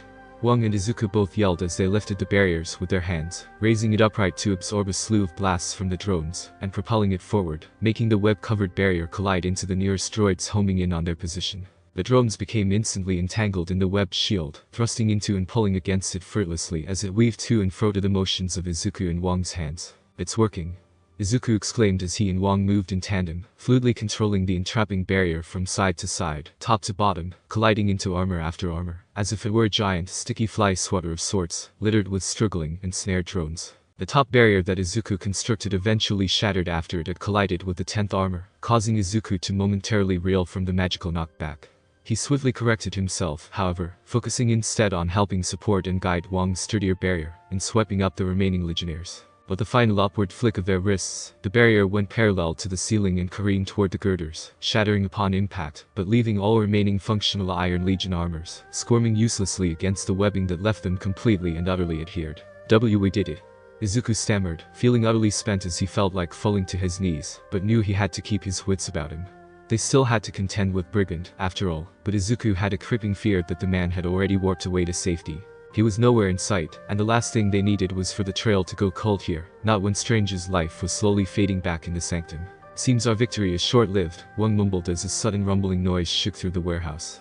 It emanated from the shadows on the other end of the warehouse, where no Iron Legion drones had even originated from. Another rumble. And another. The rumbling came with enough consistency to imply footsteps. Heavy, ominous footsteps. "I thought all that was stolen from the tower during the Stark Expo were Iron Legion drones," Wang whispered accusingly toward Peter. Izuku had his jaw dropped, and he quivered fearfully as the giant metallic figure lumbered out of the shadows. Wang was fairly certain Peter had a similar expression under his mask. "I'm so sorry, guys," Peter bemoaned as he clicked his second spare web cartridge into place, not that it might make any difference against their newest foe. "It's like I said. Mr. Stark doesn't tell me everything." Directly before the trio, lumbering out of the remaining shadows of the warehouse, emerged what Stark had affectionately referred to in the past as one of his Hulkbusters. It looked marred and deformed from what was obviously Brigand's haphazard tinkering, with one entire fist missing and patches of red and gold plating removed, exposing the thickened circuitry and complicated machinery that coiled just beneath the armor. Its helmeted, dome-like visor lit up as it narrowed in on the two sorcerers and Soul Pro, raising its remaining fist high above its head, as it slowly approached with cumbersome footsteps. It was perfectly poised to deliver a devastating blow on the barrier Wang hastily erected, and while it certainly lacked the gargantuan size of the zero-pointer Izuku had faced off against during the entrance exam, he had no doubt it would pack quite the punch. Tony Stark doesn't skimp on his tech, after all. Suddenly, and without warning, the hulking battle suit began to grind to a halt before it could crash its clenched fist down upon them. Its inner machinery whirred and groaned as it shut down one function at a time, its glowing eye slits flickering off, signaling a quiet conclusion to what could have been a most disadvantageous battle for Izuku, Wang, and Peter. Regardless, Izuku and the others remained cautious and defensive, ready to dodge or spring into battle at a moment's notice. The warehouse fell into an eerie quiet as the Hulkbuster suit shut down, the silence ringing in everyone's ears. Why had the suit shut down so suddenly? Had brigands tinkering damaged a crucial section of wiring? Had it not been recharged through proper, efficient means after it was whisked away from Stark? Izuku, Wang, and Peter soon found their answer, though, when the Hulkbuster's helmet slowly slid open with a hiss, and a familiar pink-haired head popped out from the suit's confines. "Eichatsum," Izuku exclaimed as Wang dropped his barrier, a look of sheer confusion etched on the man's face, a look that he did not have very often, either. Phew. Mei sighed loudly as she clambered out of the suit, her already inky work clothes blackened even further from whatever oils and lubricants were inside the mechanical monstrosity. "I managed to sneak in during the scuffle and shut it down right on time." "How the heck did you know how to shut it down?" Spider-Man stammered, exasperated and bewildered beyond belief. "I didn't," Mei responded rather cheerfully and proudly. But no matter how complicated a piece of tech is, even one developed by a genius like Tony Stark, wiring is still wiring and parts are still parts. So you just pulled wires and components apart from the inside until you managed to force a shutdown? Izuku asked Mei, eliciting a quick nod from the girl as he approached her. "That was risky, Hatsune.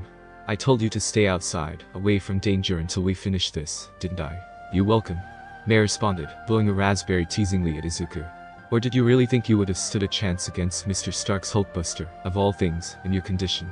Izuku blinked as he stole glances at both Spider-Man and Wang. Wang was still standing strong, but he could see that the master still looked visibly depleted from the battle. Having to maintain barrier after barrier had to take its toll on the man. Spider-Man, too, looked somewhat exhausted, although he had the added benefit of a mask covering any explicit signs of fatigue. And Izuku, well, nobody needed to tell him the obvious. He was fairly winded by this point. So perhaps Mei had a point. Perhaps her sneaking in unnoticed as their battle raged was for the better. Perhaps it had saved them a ton of time and energy in the long run. "We're not finished yet," Wang informed everyone, glancing around the warehouse cautiously, as his eyes landed on a solitary door and a window that was conspicuously not see-through. "We still have to locate Brigand and the Diacatholican, although it may be that he has already fled." Izuku walked alongside Wang and Spider-Man as they cautiously approached the office door, unsure of what they might find inside. Would it be the Diacatholican, or were they too late? Had the stolen Iron Legion fulfilled its purpose and granted Brigand the window he needed to escape? Or was he still lurking about the premises, just beyond detection? A sudden scream of shock from Mei soon answered the hero's inquiries, as they whirled around, only for Izuku to pale considerably at the sight before them. The smirking brigand had appeared seemingly out of thin air, a fading distortion indicating the use of his teleporting satchel, with one arm wrapped around Mei's neck, while the other held the same gun that brought the Sorcerer Supreme near death to her head. And to make matters worse, there was no Diacatholican in sight. "You know, you really should have listened to the boy," Brigand hissed into Mei's ear. Izuku felt his mouth run dry as panic threatened to take the reins. Perhaps it would have been better if Mei had stayed outside, after all. Chapter 26. Apprentice No More, Part 2. AN. I apologize in advance. This was supposed to be the finale of the arc, but due to unforeseen complications, I made the decision to ultimately make this a three-parter instead. Part 3 will be up tomorrow, and will most definitely be the end of this arc. Then we enter UA. Hatsune. Izuku screamed, leaning forward as if he was going to rush Brigand in his panic state. Two hands landed on his shoulders, however, stopping him from making a dash for the gun and the man holding it. Izuku glanced back and saw both Spider-Man and Wang had slapped a hand on his shoulders. "Remain calm, Midoriya," Wang said as he narrowed his eyes at the smirking brigand. "Yeah, relax, kid." Brigand sneered, poking Mei's cheek with the barrel of his gun, as the girl stood deathly still. "You wouldn't want to spook me, would you? Who knows how itchy my trigger finger is today actually, you do know, don't you?" "Wait for the opportune moment," Spider-Man whispered into Izuku's ear, having faced more than one hostage situation before and during his tenure with the Avengers. "The Diacatholican," Wang spoke, perhaps hoping to glean some information from Brigand while stalling for time all at once. "I see that you do not have the relic on your person. The chain with the orbs." "Yeah, already sold one of them off," Brigand informed them. "Made quite the haul with a single one, too. Good thing I kept the other two around. I had a hunch I'd get buyers, but they must be quite the catch if I'm getting heroes and sorcerers lining up to my front door." Unfortunately for you, we're not here to make a purchase, Spider-Man glowered. Oh, I'm well aware what you're here for, Brigand said smugly. But unfortunately for you lot, now you're going to have make some deposits on my behalf. What are you saying? Wong inquired cautiously. You put me in quite a predicament financially, laying waste to my drones the way you did, Brigand explained, raising the tip of his gun and tapping it against May's temple. And you're going to help me recoup my losses if you want this pretty little thing back in one piece. You want more relics from the sanctum in exchange for the girl's life, Wong said with a frown. Bingo. Brigand guffawed. I'm well aware that magic isn't something the average schmuck knows anything about, but if my latest incursion is proof of anything, it's that relics can fetch top coin, if you can find the right buyer. Tokyo, Chinatown, Latveria all will be lined up at the door of Brigand. We won't let you use Hatsum unless as a way to make off like a bandit. Izuku growled, clenching his fists as he desperately sought an opportunity to save May and take down the thief. It's Brigand. I'll make off like a brigand. Brigand angrily berated. Kids these days, I swear no sense of professionalism. Besides, you've no one to blame but yourselves for this. You didn't consider the possibility of having the tables turned on you so quickly or easily, did you? But me? I'm always looking 5, 10, 20 steps ahead. You have a really annoying voice, May suddenly piped up. A strange silence fell upon the warehouse, and everyone inside it as all eyes were on the girl being held hostage. It's nasally and really unpleasant to listen to. What did you just say? Brigand snarled, giving May another hard poke in the cheek with his mystical gun. Hatsum, please, Izuku stammered, appearing particularly tense. Let me guess. Deviated septum. May continued with a chuckle. Yeah, I recognize it from personal experience. I once broke my nose as a kid when a giant wrench smacked me right in the face. It's an occupational hazard for an inventor, I suppose, and also one for a professional thief like you, too. It's Brigand. Said Brigand spoke with a snarl, exasperated at having to correct a kid once again. His eyes were wide with anger, repeatedly shifting from May to Wong and the others before him, trying not to divide his attention too much. And stop talking. I've only broken my nose once, but I can tell you've probably had yours broken multiple times over the years, May said, tilting her head down as she spoke. I bet it would be really easy to break it again, too. May swiftly slammed her head backwards, striking Brigand directly in the nasal bridge, as the rear of her support headgear simultaneously shattered his yellow sunglasses, driving in numerous shards of glass into his eye and cheek. Brigand reared back and bellowed painfully, his grasp loosening just enough for May to quickly drop to the floor and roll out of the way to safety. Blood flowed from the villain's nostrils as he angrily and shakily raised his gun toward May. The glass in his eye made it more than a little difficult to aim, but he never got a shot off as the heroes before him had sprung into action the instant all hell broke loose. Spider-Man! Izuku yelled to his more experienced companion as his hands weaved open a tiny portal before them both. Right on the other side of the passageway the boy had conjured was Brigand's means of teleportation. The satchel. Not needing to be told twice, Spider-Man instantly aimed his now air-filled web shooter straight through the tiny, swirling passage. With an audible thwip, he fired off a thick deluge of webbing that cocooned the leathery relic nice and tightly shut. Wong, too, had spun his hands and conjured a portal to close the distance between himself and Brigand. Reaching through the fiery aperture, Wong grabbed hold of the gun with one hand and Brigand's arm with the other. You might feel a small prick, Wong muttered before jolting his foe's body with violently arcing streaks of electricity. Brigand screamed and convulsed uncontrollably, allowing Wong to snatch the gun out of the man's gloved grasp. Wong wasn't finished, however he quickly followed up his bolt attack with the subsequent summoning of the crimson bands, which dutifully wrapped around Brigand, binding him securely in their rigid, magical hold. Hatsum. Izuku was by the girl's side in an instant, worriedly checking her over for any injuries. May gently pushed Izuku's hands away with her own, responding with a comforting grin and chuckle to let him know she was alright, just exhausted if nothing else. Izuku fell to his knees alongside May, panting and apologizing profusely. You were so busy looking 20 steps ahead that you couldn't even see the steps directly before you, Wong said under his breath as he made sure Brigand was thoroughly restrained, with no hope of escape. So what now? Spider-Man spoke in a hushed tone, standing beside Wong. There are questions that need answering, and quick, Wong replied, glaring down at the subdued Brigand. Even with a mystical arsenal in his possession, no mere gun-toting thug could pierce through the Sorcerer Supreme's sanctum defenses, so easily not without help. So you will answer me, Wong said loudly and directly to Brigand as he stepped closer to engage in questioning. Who sent you to steal the Diacatholican from the sanctum, and where have you cloistered the rest of it away? Wong was met with silence as Brigand glared right back, long and hard. Then, the man burst out in a fit of laughter, wriggling against the crimson bands that kept him bound in place. What use is it seeking an answer that you'll never come upon? Brigand queried with a knowing smirk. My arsenal extends to that which you cannot see so easily, yeah. Mystical mental blocks, man. I've had this magic craft installed over the years while doing work for and against magic users. I cannot reveal information about my employers, especially under compulsion.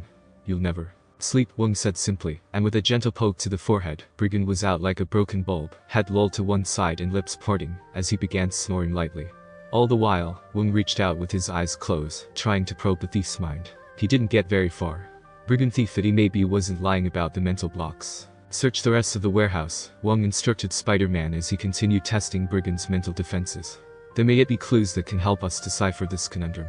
Spider-Man turned to inform Izuku and May about their next course of action, and the trio soon set off across the component-riddled warehouse floor, walking over and occasionally combing through piece by broken piece of Stark's now destroyed Iron Legion, searching for any kind of clue as to the location of the Diacatholican. Ooh, how exciting! May exclaimed to herself, thumbing through the junk and lifting the remains of a facial visor from one of the demolished drones. To get a close and personal look at some of Mr. Stark's technology, what a once-in-a-lifetime opportunity.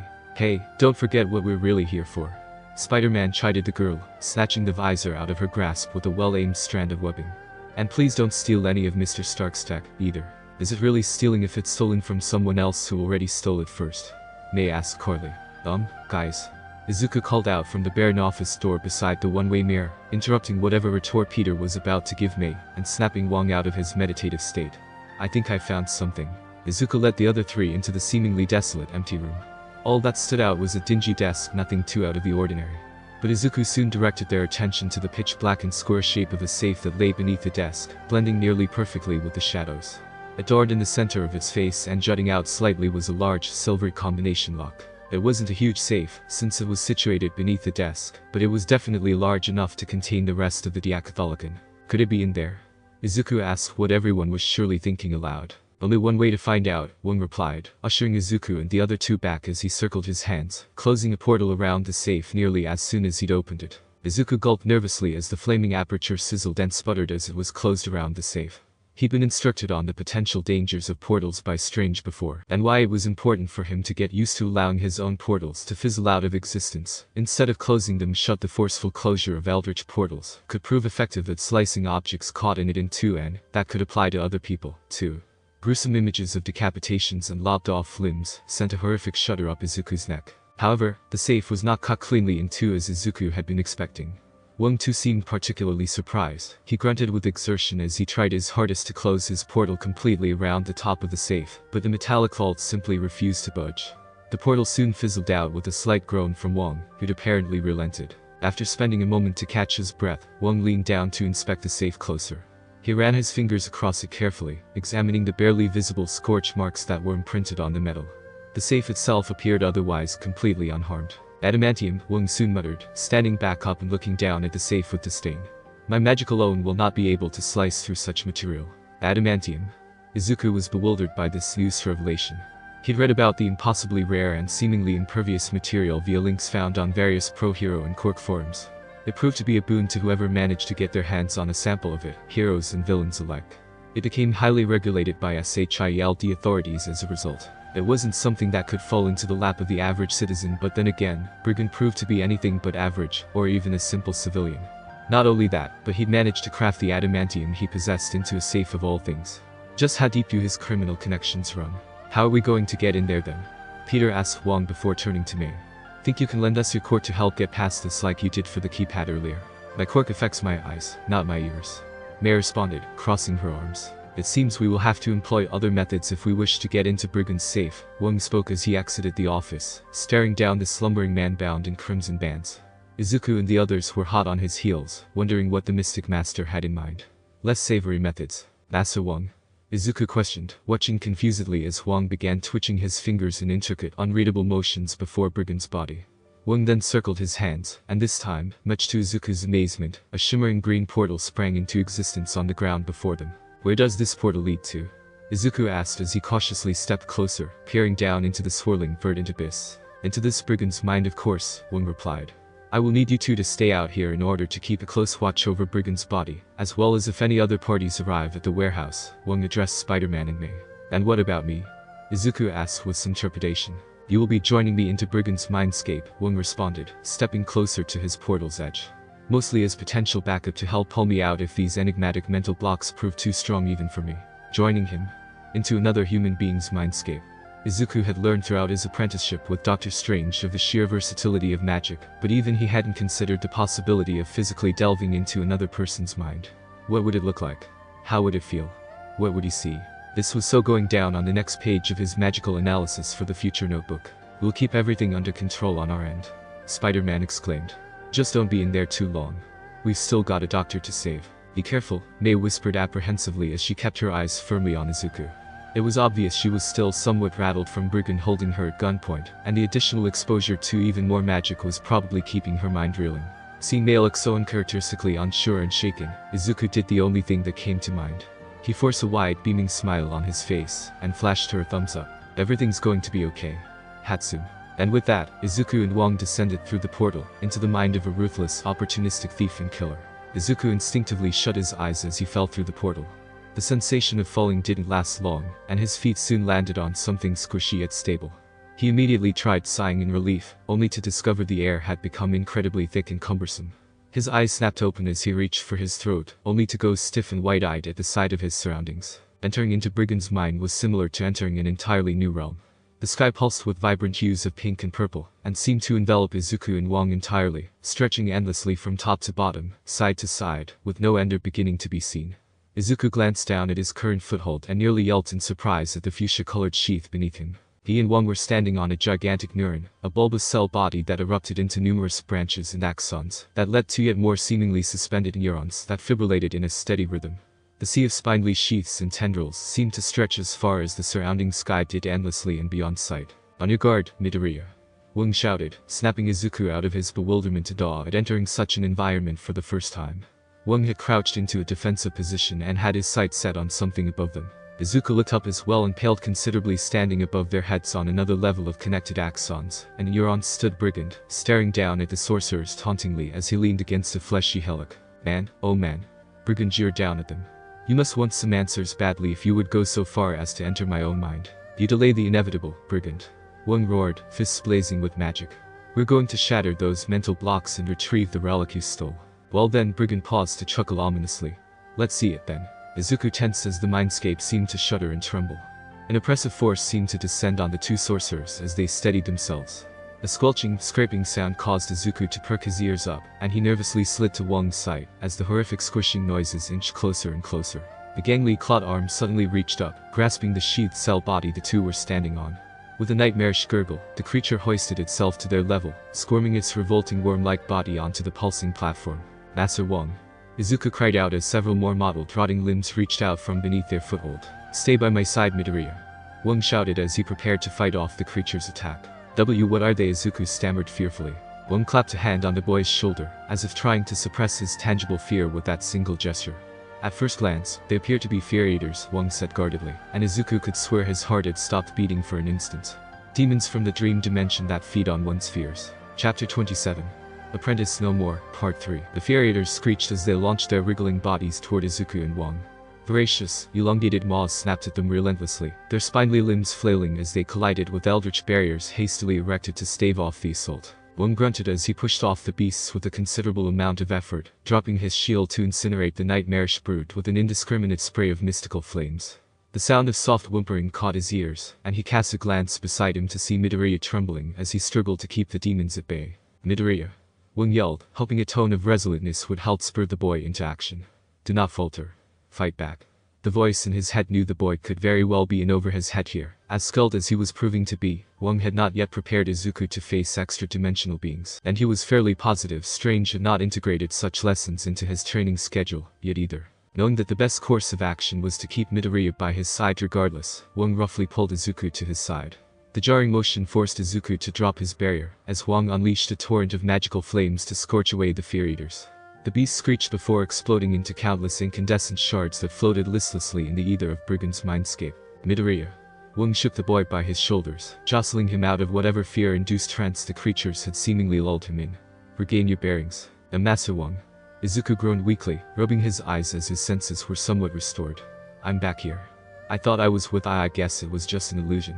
Wong had half a mind to question Izuku as to what the demons had made him see, but they still had far more pressing matters to attend to. Brigand was still their highest priority. It was readily apparent that Izuku was at somewhat of a disadvantage here in the mindscape, but so long as he stayed by his senior's side where he could be defended and possibly even adapt, Wang still felt confident that victory could be theirs. Stay close at all costs, Midoriya, Wang ordered his young charge before turning to face the relentlessly smug brigands standing above them, mockingly clapping over their apparent victory over the Fear Eaters. Well done, brigand crowed. Feisty little critters, aren't they? And yet you dispatched them far quicker than I was expecting. Bravo. Did you really expect such meager obstacles to prevent us from achieving our goals? Wang asked him with a scowl. Actually, yeah. Brigand grinned and spread his arms as his body dropped backwards off the neuron he had been standing upon, plummeting down into the depths of his mindscape. And I still do. Follow. Wang grunted as he dove after Brigand, sliding and leaping deftly down sinuous axons. Midoriya followed close behind Wang, though he was primarily relying on his cloak of levitation to glide and weave between the fuchsia sheaths that spread so haphazardly across Brigand's mind. Wang kept a close eye on Brigand's movements, glowering as their foe dexterously flipped and slid between neurons, keeping a healthy distance from his pursuers. Despite his narrowed focus, Wang remained acutely aware of the air of restlessness Midoriya was giving off. Master Wang. Izuku cried out just as the mindscape seemed to undulate and shudder ominously. Both master and apprentice slowed their chase, gripping onto the nearest axon pathway, until the foreboding shaking ceased, holding on tight as it writhed and rippled, as if it were actively trying to shake them off. Brigand was out of sight by this point, but that was now the least of the sorcerer's concerns. Wang and Izuku winced as a sound comparable to grinding glass echoed through their eardrums. Pinpointing the nearly deafening sound to just above them, Wang tilted his head up and tensed considerably. The countless shards that had erupted from the Fear Eater's obliterated forms were slowly reforming, the floating, glassy clumps sprouting a familiar tangle of mottled limbs and wolfish jaws, as they landed on the axons above them, snarling and immediately dropping down in pursuit, as soon as they were physically able. Very generated, Wang exclaimed in bafflement as he swiftly stepped in front of Midoriya, bashing the grisly worm-like forms away with a well-timed barrier to their heads. Don't tell me. That's right, Mink Man. Brigand yelled out as he stepped out from behind a vertical sheath a safe distance away, watching smugly as the two intruders were once again on the defensive. Those little critters are my mental blocks. And you can't just blast them away, oh no. They'll keep on coming back and they'll hunt you relentlessly, the perfect hunting hounds to take down a couple sorcerous little foxes. They'll just keep coming. Izuku asked, a wave of otherworldly fear and uneasiness surging through him as the Fear Eaters approached. Midoriya. I said not to falter. Wang shouted, hesitating with a fair amount of trepidation himself, as he noticed Izuku's eyes had become white and glossed over. Had the Fear Eaters gotten to him again? Was he being subjected to yet another illusion? Wang wouldn't have any more time to ponder over it, as the Fear Eaters renewed their assault, taking advantage of the master's hesitation. Rushing them all at once, the ghastly demons managed to successfully scrape and wriggle their way under and over Wang's barrier, grasping at both his and Midoriya's bodies, grabbing hold of their limbs, and knocking them over as they swarmed. Wang yelled out as he tumbled off the platform and onto another one further below. The last thing he saw before being swallowed up by the demonic swarm was Midoriya being engulfed by the moldering mass of tenacious Fear Eaters. Don't falter. Do not hesitate. Or else. Wang struggled fruitlessly against the repugnant grey tendrils that constricted and sucked his body into the demonic mass that had set upon him. He instinctively covered his head with his arms, tumbling around like his robes in a dryer before being unceremoniously spat out, landing on a hard surface with a loud grunt. Eyes wide and alert, the first thing Wang noticed was that he was seemingly no longer within Brigand's mindscape. As he lay on his back, all he could see at first was blue, with white wisps dancing atop it, eerily reminiscent of the sky of Kathmandu.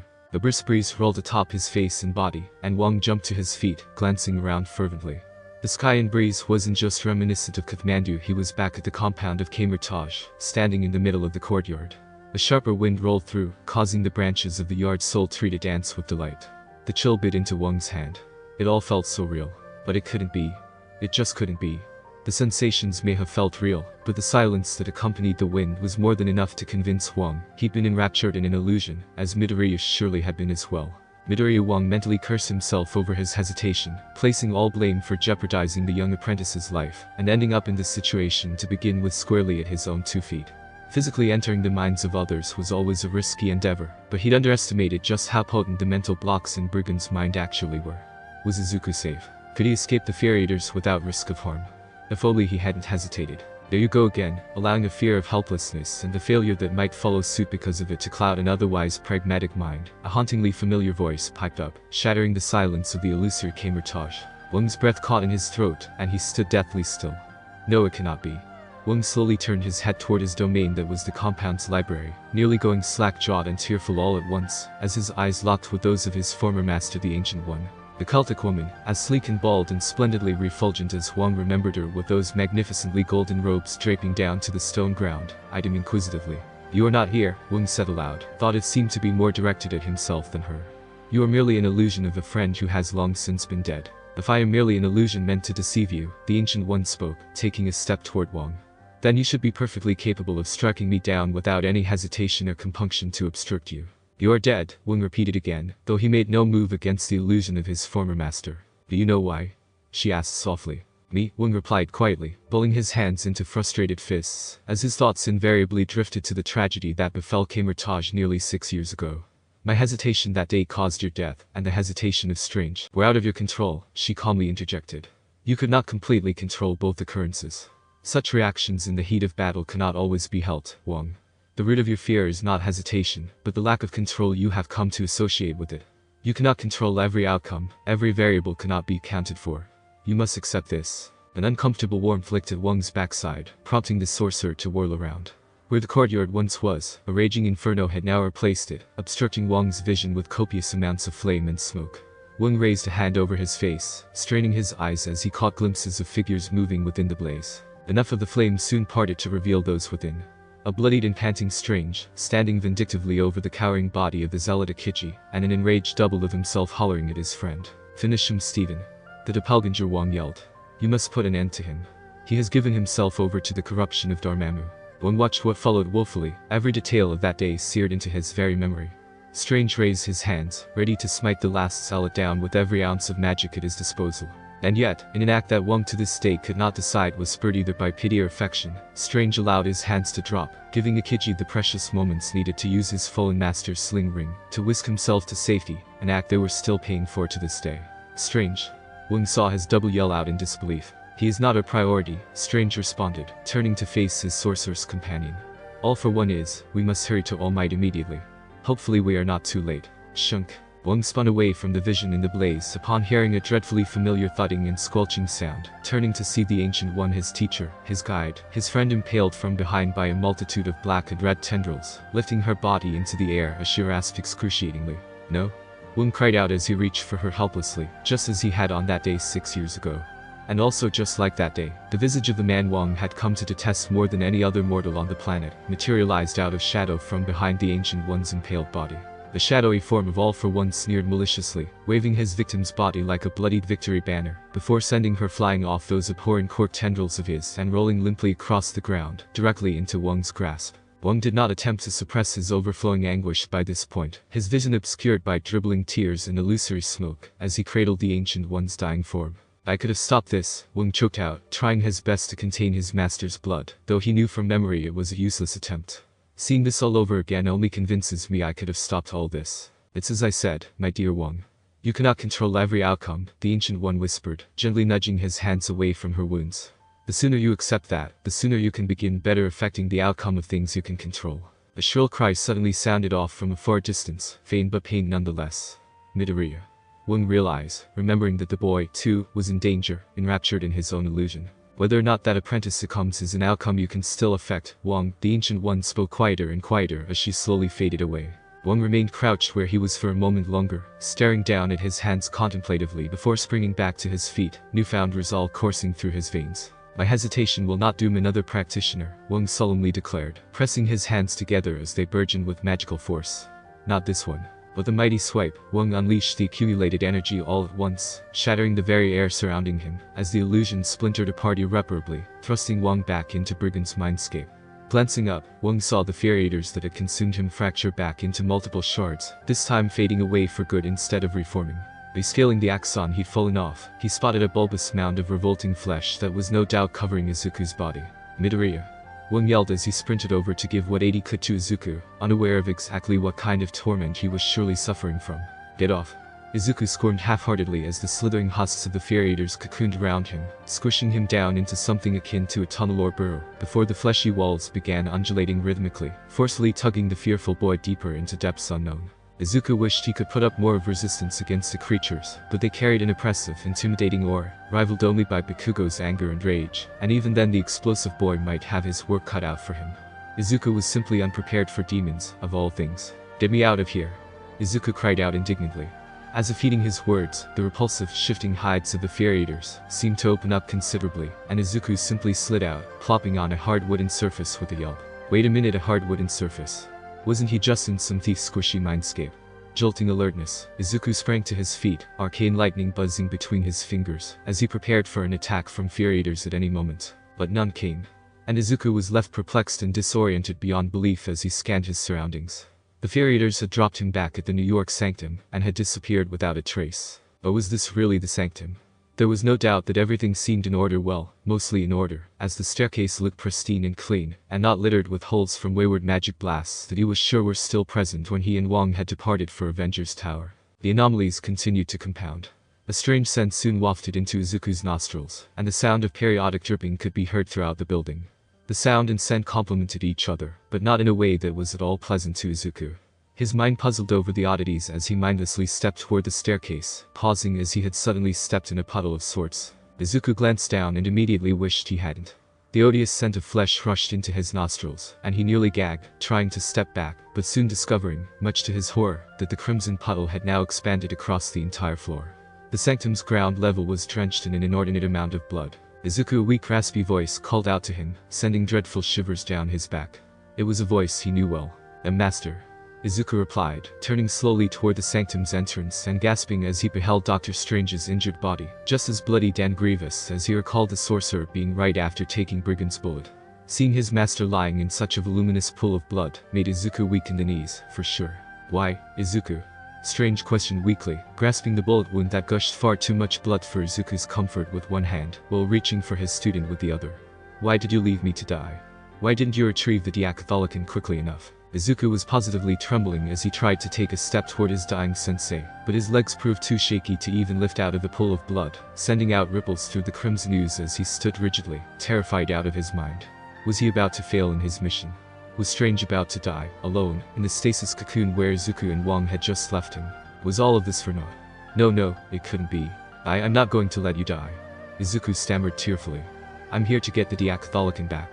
I'm here to save you for once. And how will you save me when you can't even overcome what is now your greatest fear? You loathe the idea that one day I will no longer be there to guide and teach you," Strange explained woefully, his body slowly beginning to sink beneath the bloody liquid. No. Izuku's feet finally allowed him to move, and he ungracefully stumbled towards Strange's sinking form, falling to his hands and knees, and splashing blood all over his garments, as he feebly tried to free his sensei from the invisible pull that was steadily dragging him under. "You can't die. There's still so much I don't know yet. How will I become a fully fledged sorcerer without your help? How will I become a hero? Yes, how will you?" Strange posed the question right back at the boy. He was nearly completely submerged by this point, only his head remained above the blood. "If I die, will your dream die with me, son?" "No, please," Izuku cried hysterically as Strange disappeared beneath the bloody surface. Izuku continuously reached down, but his hands only met the floor with each desperate scrape, and would go no deeper. His teacher, it seemed, was beyond his reach. "Dad." Pitiful, Izuku, a malicious voice danced into Izuku's ear, causing the boy's heart to thump fearfully.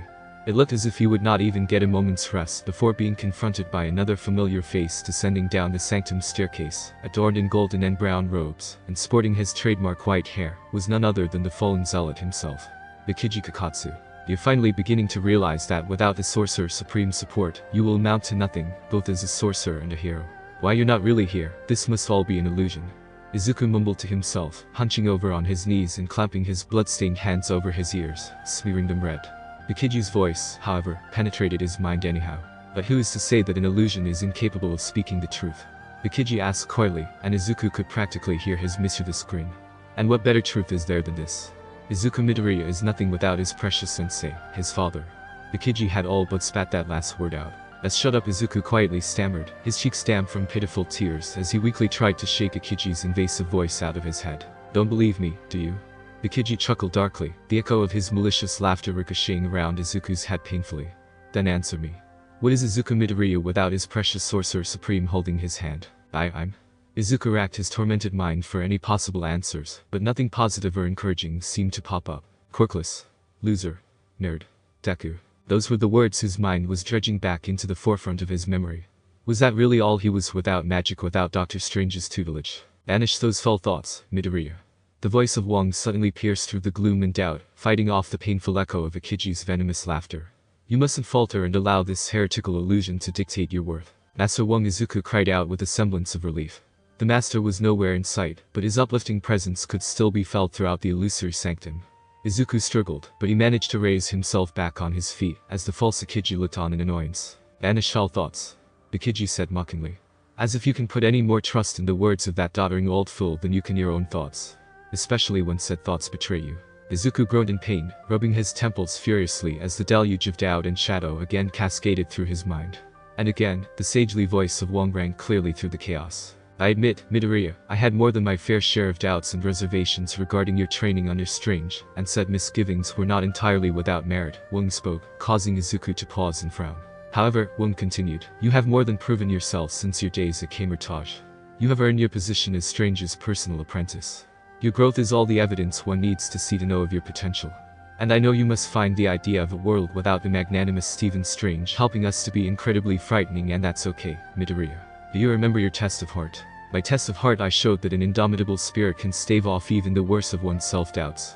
Izuku reminded himself as he leveled a glare in the false Akiji's direction, the once taunting illusion now seeming unsure and shaken. Doubts, fears, pain, it's okay to have them, so long as you don't allow yourself to succumb to them. Right, Generalissimo. Marcus. Sensei. You don't know what you're thinking. The Akiji illusion shouted at Izuku. I know exactly what I'm thinking, Izuku responded coolly, scarred hands brimming his magic as he stared down the illusion. A world without a sorcerer supreme for me to depend on. Maybe a day does come where that reality comes to pass, but it won't be this day. I will save Doctor Strange, and I won't allow anyone else to get in my way, not you, not Brigand, and especially not myself. You wanted to know who Izuku Midoriya was without the sorcerer supreme. Izuku continued with his declaration. I'll tell you.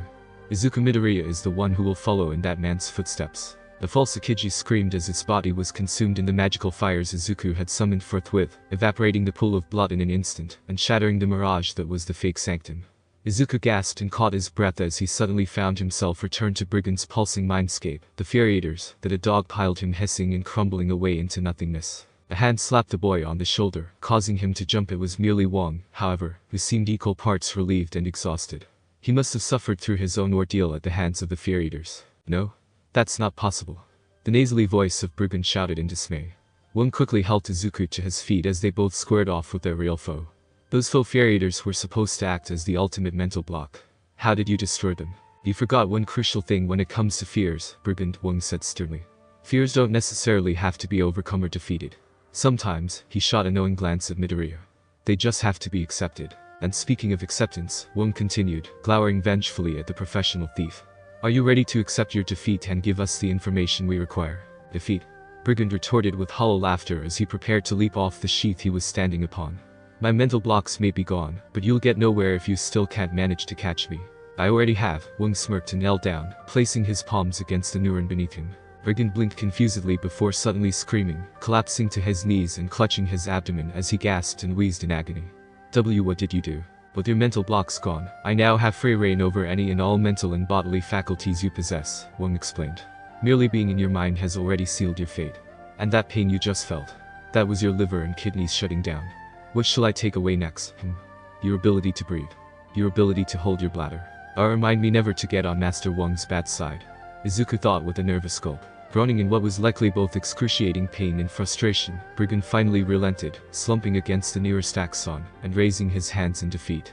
Fine, he grumbled. You win, sorcerer. Let's begin with the combination for your adamantium safe, Wong demanded. And maybe I'll give a kidney back. 1351-44, Brigand begrudgingly replied, gasping from what Izuku assumed was the sensation of one of his kidneys kick-starting again, courtesy of Wong's gratitude. And yes, the remaining 2 orbs are still in there. Excellent, Wong said with a curt smile. Now let's move on to the matter of your most recent employers. Brigand visibly gulped. Was the man who hired you named Akiji Kakatsu? I don't know any Akiji, Brigand responded. Balderdash. Wong exclaimed angrily, digging his fingers into the myelin sheath, as if silently threatening to take back the kidney he just returned, or possibly some other organ or function. Who hired you to steal from the sanctum? Alright, settle down. Brigand shakily yelled back. He extended a hand and gave a snap of his fingers. The image of a hooded figure sprang into view before Wong and Izuku. The man seemed young, with messy blue hair and an unpleasant face featuring dull cracked lips. And it wasn't a man either Midori or Wong recognized. Who the hell is that? Wong wondered with an uncharacteristic level of confusion. Back in the warehouse, Spider-Man kept himself busy by dividing his time between patrolling the warehouse and keeping watch over Brigand's restrained, slumbering body. Patrolling the warehouse generally meant either keeping an eye out in case anyone else showed up to the scene, and also making sure one Mei Hatsune didn't get any funny ideas with the proverbial scrapyard of Stark tech he'd helped Izuku and Wong create out of the stolen Iron Legion. He felt inclined to give Tony a call, again, his stolen property, but he decided to hold off at least until the master and student sorcerers had returned to the real world. And judging by the portal making all sorts of otherworldly spooky noises, I'd say they're just about back, he told himself as he swung down to the portal left open by Wong. Sure enough, Wong and Izuku emerged looking worse for wear. The portal abruptly snapped shut upon their return, and the once slumbering brigand was instantly roused into a state of waking. Who? What? Where? Brigand thrashed against the crimson bands for but a moment before stopping entirely, glaring bitterly at Izuku and Wong. Oh, we're back. Did you find what we were looking for? Mei asked as she trotted over to them, dropping a gear when Spider-Man focused an intense mask glare at her. That and so much more, Wong affirmed solemnly. Some information we had expected, and others not so much. Regardless, we can now open the safe and retrieve the Diacatholican, and return to Strange post-haste. Wong manipulated the bands restraining Brigand with a flick of his fingers, binding the thief's hands behind his back, and hoisting him onto his feet as they entered the warehouse office. And you will be staying close by in case we need anything else. Let's just get this night over with, Brigand spat as Mei merrily turned the dial on the safe to the appropriate numbers. 13, 51, 44, and click. With a hefty pull, Mei swung the safe doors open, and all present peered inside as a jade-colored hue shone upon their faces. True to his word, the remaining orbs of the Diacatholican were resting forlornly within the safe's confines. Peter promptly reached in, grabbing one orb and handing it gently to Midoriya before pulling the other one out. However, just as he retrieved the final orb, a ghostly white hand slunk out of the shadows beneath the desk, startling everyone present as it snatched at the relic in Peter's hand. What the hell? Peter yelled out in astonishment as he began trying to tug the orb out of the suddenly appearing white hand. The office erupted into chaos at that point, with Izuku guardedly cradling the orb he did have in his possession, as both he and Mei were pushed aside by Wong, who drew out a fiery lasso to ensnare this mysterious white hand, which didn't seem all too pleased by the sorcerer's interference. Brigand, too, took advantage of the sudden onset of bedlam in the cramped office space. With his hands now pressed together as if he were normally cuffed, Brigand began rummaging his fingers underneath one of his red gloves, pressing a series of buttons he had concealed fail-safes for just such an occasion. Sorry to spoil your fun, heroes. Brigand thought petulantly as he pressed the final button, activating the various explosive devices tucked away in the nooks and crannies of the main warehouse space. I may be a professional, but I'm also a sore loser. The hidden charges beeped for but a second before detonating, rending the walls and steel girders crisscrossing the ceiling to pieces, as the structure instantly began to collapse. The see-through window in the office burst, and the volley of impending glass shards forced Wong to drop his lasso in favor of a shield to protect himself and his comrades, absorbing the force of the blasts of the shrapnel. Master Wong. Izuku cried out as he leaned over Mei's body protectively. Where's the other orb? I don't have it. Peter retorted just as loudly, combing beneath the desk frantically as rubble began raining down on Wong's barrier. That damn ghost hand is gone, too. We don't have time. Wong yelled back. Midoriya. Open a portal and get us out of here. Midoriya wanted to protest. He wanted to protest so badly, but he couldn't risk losing the one orb they'd successfully retrieved.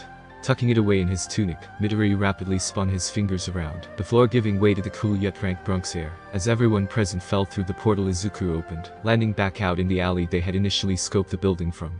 The warehouse finished collapsing, sending the heroes scurrying down the alley to put some distance between themselves and the debris cloud emanating from where the structure once stood. You? Wong angrily snarled at the still restrained brigand who got dragged through the portal as well. The petulant thief appeared conflicted. On one hand, he wanted to look smug and arrogant at having pulled a fast one on his captors despite being bound, but on the other hand none of them had died, let alone been harmed. As unexpected as Brigand's final gambit had been, it proved to be little more than an inconvenience at worst. I have half a mind to reopen the portal into your psyche and fling your actual body down there, leaving you to rot for all eternity. Wong bellowed. Thankfully for Brigand, who tried to cower away from the irate sorcerer, Spider-Man was the one to intervene on his behalf. Hold on, Wong. No need to go that far. We got one of the orbs, didn't we? Shouldn't that be enough to save Strange? And what comes afterwards, Wong inquired. We cannot charge this brigand for the crimes he committed against the sanctum, not without either involving SHIELD or some other risk. Maybe not those specific crimes, but I can guarantee Mr. Stark will have a vested interest in making sure Red Riding Hood over here gets locked up nice and long for doing something as serious as stealing his Iron Legion.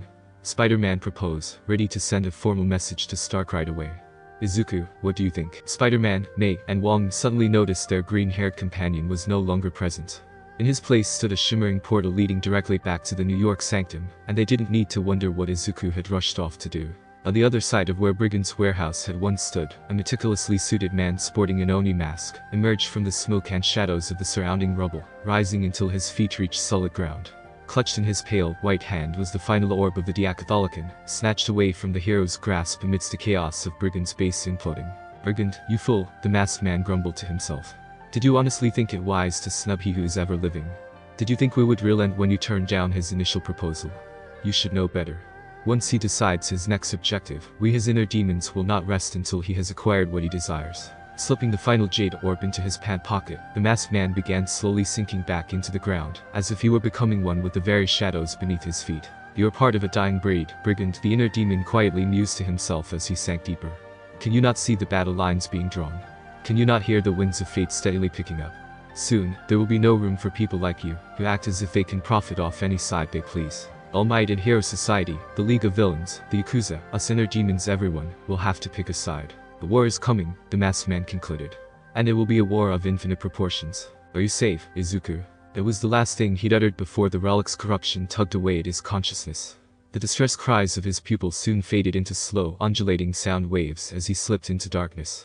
The ebbing sensations, the slowed pulse, the encroaching cold Strange, had intimate knowledge of what the hand of death felt like. And despite that, he was not nearly as worried as he thought he'd be. He had ensured Izuku's safety.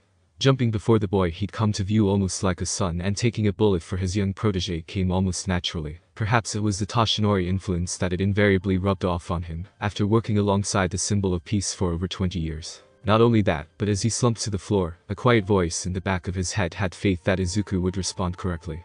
He'd go to Camaraderie. He'd inform Wong of what occurred. They'd come up with a plan. Despite the faith he placed in his apprentice, Strange remained plenty surprised and drained when he groggily regained his senses. "I'm alive," Strange lethargically mused, his vision swimming as his senses returned, one by one. "How much time has passed?" "Easy, Strange," Wong's voice rang from above him. He drowsily swiveled his head in the direction of his friend's voice and tried to sit up, but a pair of firm hands clamped down on his shoulders, stopping him. "Don't move, let the magic run its course." "Magic?" Strange pondered as clumps of red, green, and pink became increasingly focused in his vision. "Izuku and Spider-Man is here. As well as Izuku's friend from the expo." "What happened?" Strange blurted out as his entire body tingled with overwhelming sensation, nerves and veins firing off with newfound vitality, as the Sorcerer Supreme struggled to make heads or tails of what's occurred. "Long story short," Spider-Man chimed in. "Izuku and Wong gathered a small strike force worthy of Avengers cred, tracked down and beat down the goon that shot you, and used part of the relic he'd stolen to save your life, Doctor." "The Diacatholican?" Strange asked, turning toward Wong. "Midoriya didn't waste any time," Wong said with a twinge of a smile. "He used the orb that we'd recovered to destroy the corruption coursing through your body, down to the last drop." Strange sat up a little further, raising his arms to inspect them.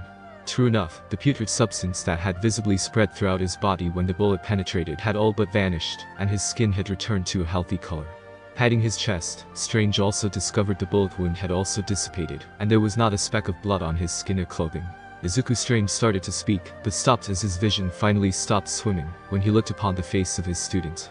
The boy's face was complex, cheeks marred by tears, pain in his smile, eyes puffy with a hint of fear, green curls bedraggled with worry, and in spite of all that, what stood out the most as Strange was the sheer resoluteness on the boy's face, vividly apparent yet it was difficult to describe accurately.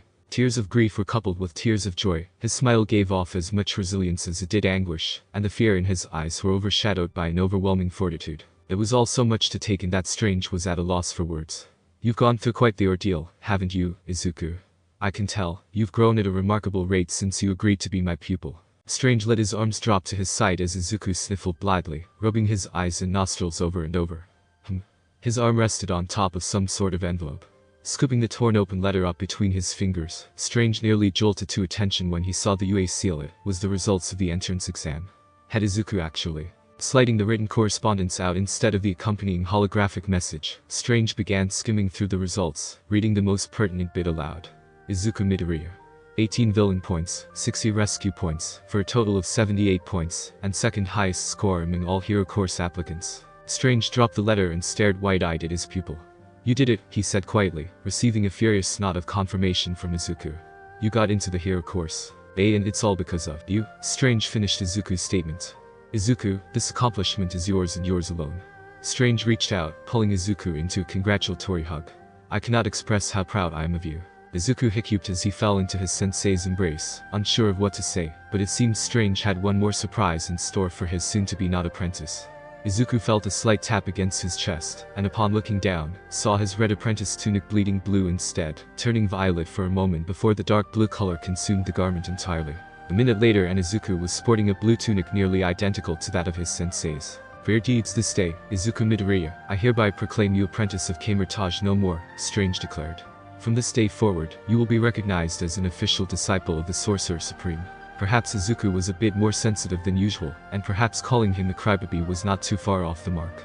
It mattered little for he was in good company, surrounded by friends who would not think to admonish his tears. Congratulations, Izuku, Strange spoke again, this time somewhat mirroring All Might, for making it into your Hero Academia. Author notes, and thus the curtain falls on Act 1 of this story. Think of this as something of a culmination of everything that's happened in this story thus far. The UA arc is next.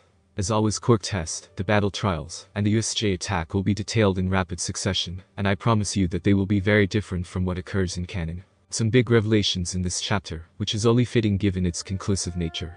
For starters, more details were revealed about the tragedy from 6 years before the story, where it's confirmed that All for One did in fact kill the Ancient One. This will not be the last time this incident is referenced or seen. I intend on slipping in more and more details here and there as the story progresses. And if that weren't enough, the inner demons are on the move again, and this time they pilfered one of the orbs from right under our heroes' noses. I can't wait to bring those guys back into the story when I get there. As always, follow favorite if you haven't and you like what you're reading, and please leave a comment or review. Let me know what you think. Let me know what you like. Let me know if you have any suggestions. No suggestion goes unconsidered. I hope this chapter signaling the end of the Brigand arc makes up for the unexpected delay in updates I took this past week. So until next time. Plus Ultra. Chapter 28. Acquaintances of 1A. I wish you were here to see his face light up when the UA school uniform arrived. Inko whispered excitedly into the phone pressed against her ear. Izuku looked as if he'd received a brand new All Might figurine. Oh, I'm sure. The jaded voice of her husband, Hisashi, responded through the line with a chuckle. I haven't forgotten what the look of wonder and excitement looks like on our son. In fact, it's practically ingrained in my memory. Inko was pacing up and down the hall of their apartment erratically, as she waited for Izuku to finish dressing and emerge from his room. She could hardly believe the last month, and some change that's passed since the UA entrance exam. Their baby boy had finished up his junior high work with no further issues, related to either schoolwork or magic, and was now transitioning into one of the most prestigious high schools the entire country had to offer. The door to Izuku's room suddenly slid open and out stepped said boy, tugging at his UA tie unconvincingly and looking himself over with a constant critical gaze, as if he was unsure he'd put the uniform on properly. Inko, however, seemed convinced, judging by her cries of joy anyway. Oh my goodness, you look so dashingly handsome. Inko cried to Izuku as the phone trembled in her hand. Hisashi, if only you could see him now. Our little Izuku all grown up and actually attending UA. Izuku appeared quite flustered with his mother showering him with praise, but the boy soon became pale and stiff as a board once he realized that she was on the phone. All embarrassment suddenly flew out the window as Izuku briskly walked past his mother, slinging his backpack over his shoulders, and making his way to the door as quickly as possible. Well, I better get going, Mom. Izuku said a little too forcefully. I wouldn't want to be late for the opening ceremony, right? Izuku, wait. Inko called out to her son, smiling tautly as Izuku slowed to an uncomfortable halt. It's your father on the phone. Won't you talk with him for a moment before you head off to UA? Izuku said and did nothing in response, his body not moving an inch besides the rising and falling of his chest as he breathed. Without turning toward his mother, Izuku slowly stretched out his hand to accept the phone. Hello? Izuku asked quietly as he pressed the phone against his ear. Izuku, my little champ. Hisashi spoke excitedly to his son, though the exhaustion and fatigue from what had to have been his long work hours continued to bleed through into his voice. You must be the most excited young man in all of Japan right now, actually attending the most esteemed hero course in the nation. Yeah, it'll be great, Izuku responded flatly. I'm looking forward to it. Well, good. Good, I'm glad you're excited for it. Hisashi stammered, drained from both overtime and a dwindling sense of confidence in sustaining this conversation. I just wanted you to know that, even though you may be a late bloomer when it comes to your quirk, it won't stop you from becoming a hero. Just remember to never stop working hard. You mean like you? Izuku replied with a bit more bite than he was probably aiming for. Yeah, I suppose like myself, Hisashi said, sighing in defeat. I'm going to be late for school, Dad, Izuku said, not so subtly indicating that he wanted this talk to end already. Sure, I'd hate to make you late for your first day. Hand the phone back to your mother, will you? And Izuku, Hisashi called for his son right as the boy pulled the phone away from his head. I'm proud of you, son. I'll see you after the ceremony, Mom, Izuku said emotionlessly as he handed the phone back to his mother. He was out the door without another word, and Inko couldn't think of any other thing to say to get him to stay any longer. I'm sorry, Hisashi sighed again into the phone. I'm so sorry, Inko. Hush, my dear, Inko replied quietly. We both know well enough of Izuku's discomfort when it comes to our circumstances and your overseas assignment. He just doesn't understand. But he will one day. I couldn't turn down this opportunity, Hisashi said lamentably. The money guarantees you and our son's quality of living, but these past couple years, I've begun to ask myself if my work with the Tasta Corporation has been worth the cost of being kept away from my family all these years, and if it was worth causing my own son to think I abandoned him for being quirkless. You're not to blame, Hisashi Inko consoled her husband. I understand why you did what you did, even though I miss you terribly. If anyone is to blame, it's that sanctimonious boss of yours, Martin Lee. How could such a generous man work his employees like horses on their last legs? Mr. Lee is indeed a generous man, but he isn't really my boss, Hisashi replied. He merely owns a majority of the stocks put into the corporation. I rather wish he would involve himself more, though still, I appreciate your indignation, dear. Anything for my hardworking little dragon. Inko giggled. All these years and you still haven't given up on that old nickname of mine? Hisashi asked amusedly. Even though by now it's probably more smoke than fire, Inko replied mischievously. Hey, give me some credit here. Hisashi laughed before falling silent. Listen, Inko, I don't think Izuku quite heard me when he gave the phone back to you. When he comes home, can you tell him again how happy I am for him? How proud I am of him? Yes, I can do that, dear. I'm happy he could awaken his quirk before the entrance exam, even though I certainly didn't love him any less before, Hisashi sighed. I just hope that when I return he'll realize that. And with that, Hisashi hung up the phone with an audible click. The line fell dead on Inko's end, and the poor woman dropped the phone rather haphazardly on the closest shelf. She shuffled her way to the couch and promptly slumped down on the cushion. The guilt hurt, having lied to her husband, lying for her son regarding his new powers. Hisashi was not aware of Izuku's new magical abilities or his status as a now disciple of Stephen Strange. She had told her husband the same story as most people that were aware of the sludge villain incident had been told.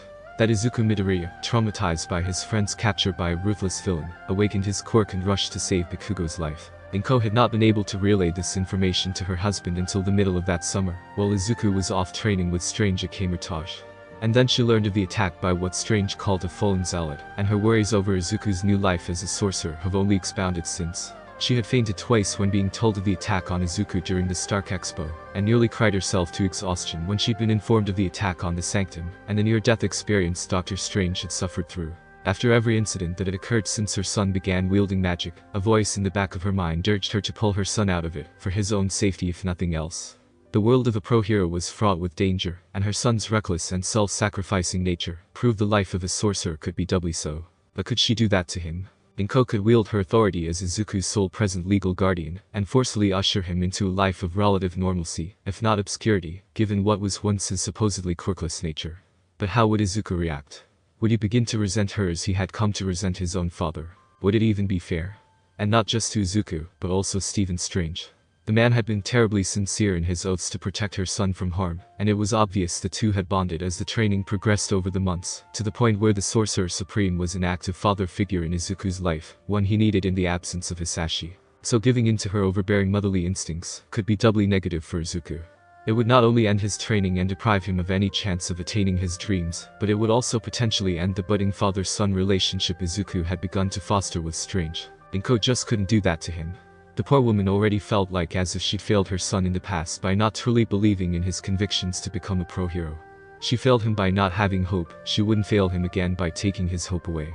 Even in spite of all her apprehensions, in spite of her fears that a terrible future could await her son if he continued on this path, Inko Midoriya just didn't have it in her to put a stop to Izuku's ambitions. The alternatives just seemed so undeniably worse. One would think that Izuku Midoriya, the technically quirkless and once powerless boy with boundless aspirations to become a hero, would have been profoundly ecstatic upon wading through intrusive reporters and crossing the UA barrier. After all, his first day in the hero course was upon him. Alas, his morning was marred with brooding thoughts concerning his biological father. I can't afford to think about him. Izuku shook his head, trying to clear his thoughts as he mindlessly trudged down the halls of UA toward his class. The cheerful banter of fellow passing students tuned out entirely. Why did he have to call on my first day? I didn't need to be reminded that you aren't here and you haven't been for years. Izuku blinked as he suddenly found himself standing before an abnormally large door labeled 1A.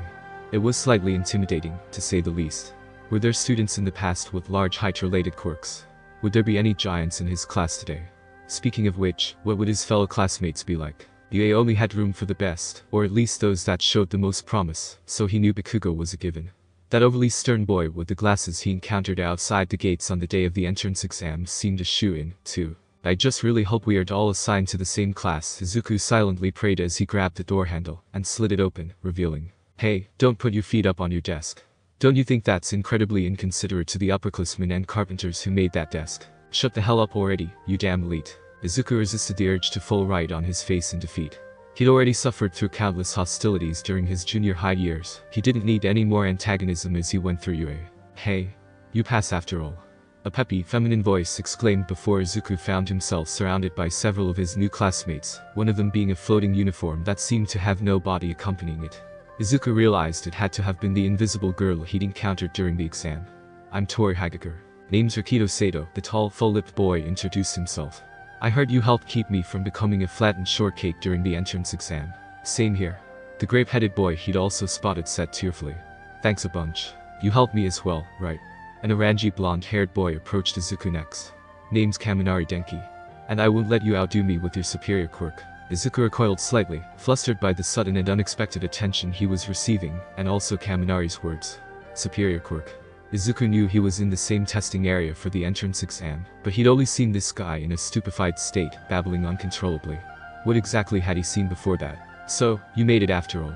Another cheerful voice sounded through the crowd, and Izuku soon found himself facing a crop of red, spiky hair and a familiar face pushing his way through the crowd. "You're Jiro Kirishima, right?" Izuku asked. He knew the boy had taken the top score of the entrance exam, with himself behind in second place, but it had still been over 4 weeks since the test. He wasn't totally sure on any names yet besides Bakugo's. "Glad you remembered," Kirishima said, giving Izuku a supportive slap on his shoulder. "But I'm way more glad we ended up in the same class together. Manly students like us work best when they stick together." "Oh yeah, manly students. Ah, you there." The stern-looking guy with glasses caught sight of Izuku and marched his way over to him. "So, you were accepted into UA's hero course as well?" "You are, yes." Izuku shivered under the boy's intense gaze. "And you are?" "Ida Tenya, from Sumei Private Academy." The boy responded with a dramatic arm chop. "I hope that you do not dawdle your way through your classes like you did before the entrance exam while you're in the hero course. We now have reputations as fledgling UA students to uphold." "Relax, relax." Kirishima jumped between Izuku and Ida, trying to calm the overly enthusiastic student down. "It's just our first day." As all the students surrounding Izuku engaged in rambunctious discussion, Bakugo sat in his seat quietly, drilling red, indignant eyes into the green-haired boy he'd known since childhood. "First he defies me by applying to UA, then he has the gall to one-up me in the entrance exam." Bakugo stewed in his anger, trying to wrap his mind around how Deku of all people scored higher than him. Sure, it was only by a single point, but a loss was still a loss in Bakugo's mind. A loss by 1 point might as well have been a loss by 100 points. He had to forcibly resist the urge to walk over to the boy and throttle him, demanding answers. Something's definitely up. There's no way the training he got from that Dr. Strange flunky could have caused him to improve so drastically, right? "If you're just here to make friends, then I suggest you go somewhere else." An exhausted voice broke all the students out of their conversations. Izuku peered through the crowd of students that had crowded around him, and felt his jaw drop, as his eyes settled on whoever had spoke. In the hall right outside the class laid a yellow sleeping bag with an unkempt face poking out of the top, jumping from student to student with an unimpressed gaze. Who the heck is here? All the students collectively thought as the sleeping bag rose and opened up. A rather worn-out and tired-looking man stepped out, sporting a ragged black outfit with a scarf of sorts wrapped around his neck. "HMPH. It took over 8 seconds for you all to get quiet," the unkempt man said. "Time is limited and it doesn't appear that you kids are rational enough. I'm your homeroom teacher, Aizawa Shoda." "Homeroom teacher? So does that mean this man is a pro hero, too? But he looks far too tired to be a pro. This may sound sudden, but I need you all to put these PE uniforms on and assemble out on the field." Aizawa pulled out of his sleeping bag the standard blue and white gym uniform all UA students wore. As the students pass one by one to the changing rooms with their gym uniforms tucked under their arms, Aizawa cast a wary glance toward Izuku and Kirishima, the redhead chattering excitedly as the other boy listened on with a far more quiet demeanor. Now then, Aizawa thought as he made his way to his desk, opening a drawer to fetch his eye drops. He then reached back into his sleeping bag, pulling out a manila folder that was labeled Izuku Midoriya on the tab. He quickly scanned through its contents, his eyes briefly stopping on the part of the file that listed the boy's quirk, which had seemingly bloomed far later than normal. It read, Izuku Midoriya, quirk. Energy Rain. Time to see if these students have any potential. Author notes, at long last, UA begins. I kept things short, sweet, and simple for this chapter, seeing as it's essentially the beginning of Act 2, but that certainly doesn't mean there isn't plenty to talk about. For starters, there's Izuku's father, Hisashi Midoriya. I have interesting plans for him in this story. Most writers in the fandom seem to portray Hisashi as either a villain, all for one or otherwise, or as a deadbeat or even outright abusive father. I will definitely be taking a somewhat different route to make my portrayal of him stand out more. But some of you probably figured that when I name-dropped his boss, didn't you? The other big takeaway in this chapter was the reveal of Izuku's cover quirk, Energy Ring. This will be the cover for the myriad of magical abilities he is capable of using. The next chapter will detail this a bit more as Izuku takes Aizawa's test along with the rest of 1A. I feel like I need to detail what Izuku's current abilities are, so no one is lost from this point going forward. Levitation Flight. While he has his cloak of levitation equipped, Izuku is capable of sustained levitation and minimal flight. Eldritch Whips. Izuku can harness energy in the form of flaming whips which he can use to lasso or lash at enemies or grab and sling objects. His whips have a range of about 20 feet. Barriers. Izuku can harness energy and form basic barriers around himself and others for protection. He can also use these barriers as makeshift platforms. There is a limit to how large he can make his barriers. The larger it is, the less sustainable it becomes. Izuku's barriers currently are only about 50 to 100% more durable than Suburaba's air barriers. Bolts of Bedevilment. Izuku can harness energy and focus it through his hands in the form of lightning, which he uses to shoot toward enemies, shocking them. Unlike Kaminari, he can aim and somewhat control the trajectory of the electricity he creates. Portals. Through concentration, Izuku can conjure portals to various locations, so long as he can muster a clear visual image in his mind. The clearer and more accurate the picture, the better. This is kind of a big one because I received more than one comment last chapter about Izuku using his portals for the ball test, and all I can say is it won't be that simple. There are going to be very clear limitations on Izuku's portals as the story progresses. He can't just open a portal to just anywhere after all. Those powers are what Izuku is capable of as of right now in this story, and he will continue learning new abilities as the story continues. Now onto another character people have been asking about repeatedly. Thor. For the sake of this story, Thor and the Asgardians will not be literal gods. They will be godlike and will be far more like their MCU counterparts. In fact, don't expect any Marvel character in this story, hero or villain, to be as powerful as their 616 counterparts. The feats of the characters in that reality are astronomically ridiculous. Compared to the context of an MHA-based world, 616 Thor has lifted the equivalent of like 20 planets. Besides that, Norse Asgardian mythology is ridiculously complex, and nothing that I've got planned for this story requires an in-depth know-how of Norse mythology. I will adapt what I need and that will be it. The people of this world are almost entirely unaware of the existence of aliens anyway, so Asgardians will not have much sway over Midgard in this story. Yes, there will still be an arc on Asgard in the distant future. I think that squares everything away that I wanted to go in detail about. Next chapter will be the actual test where we'll see if Izuku can maintain his cover quirk. Until next time. Plus Ultra. Chapter 29. Energy Ring. The quirk assessment test, a chorus of shouts from the 1A students, rang out across the fitness field. But what about the opening ceremony? Uraraka cried out nervously. Shouldn't we at least attend the orientation first? You're all here to learn how to become heroes, right? Aizawa asked in retort, turning to give his new students a glare of disinterest. Then you don't have time for such luxuries. One of UA's greatest selling points is in the unrestricted nature of the school's traditions, Aizawa continued as a layer of unease settled down over most of the class. And that unrestricted nature applies to the ways teachers run their classes as well. Midoriya gulped. He mentally kicked himself in the head for not seeing a test of sorts coming on the first day. This is UA after all, Izuku thought. All my training with Dr. Strange has been to get me on a more level playing field with my peers since I'm quirkless, but that doesn't guarantee success in the hero course. I'll have to work even harder from this point forward. You lot still recognize these tests from junior high, correct? Aizawa asked dully as he displayed a small screen to the rest of the class. The screen had a series of familiar activities listed on them. Physical fitness tests that forbade the usage of quirks. Averages are taken from all over the nation from students not using their quirks. It isn't rational the Ministry of Education is only delaying the inevitable. physical fitness tests, but with the use of our powers. Izuku's mind was racked by possibility and a teeny bit of worry. No doubt creativity and ingenuity on our part will be crucial, but can I be creative with my magic and get through these tests without blowing my cover? Energy rain allows me to get away with a lot of my versatile abilities, but still. Kirishima, as always, spoke, singling out the red-headed boy who nearly jolted in surprise. You scored the highest on the entrance exam practical, correct? Yes sir. Kirishima responded, straightening himself a little higher as he felt all eyes suddenly fall on him, with a bit of grumbling coming from Bakugo who was standing beside him. What was the best result you had for the softball throw during your junior high years? Aizawa asked. My best result, huh? Kirishima crossed his arms and clenched his eyes shut, as if straining really hard to remember. I believe it was 58 meters. So try doing it with your quirk, Aizawa said as he tossed the softball at Kirishima, who caught it with a surprised grunt. Aizawa pointed at a white circle on the field before them. Do whatever you want, just don't step outside that circle. And make sure you give it all you've got. Kirishima, huh? Izuku pondered as the boy made his way to the circle. Izuku thought back to the entrance exam, and of the tremendous show of power he displayed in destroying the zero-pointer with a single devastating punch. If 58 meters was his best base throw, how much farther would he be able to throw the ball with his quirk activated? Kirishima was having very similar thoughts, apparently. He gave the ball a hard stare as he considered his options. No doubt activating his hardening ability on the skin of his arm would add a fair amount of force to the throw, but I've had my hardening quirk since I was 4. Kirishima thought. I've got a good grip on that power. But now, I've got one for all. And I want to give it all I've got, but 100% will still decimate me. I haven't had enough time to train with it. Kirishima grimaced as he clenched his hand around the ball. I've got no choice. Just don't even think about one for all. Just focus on your hardening. Maybe, just maybe, you won't destroy yourself. Kirishima. What's he doing?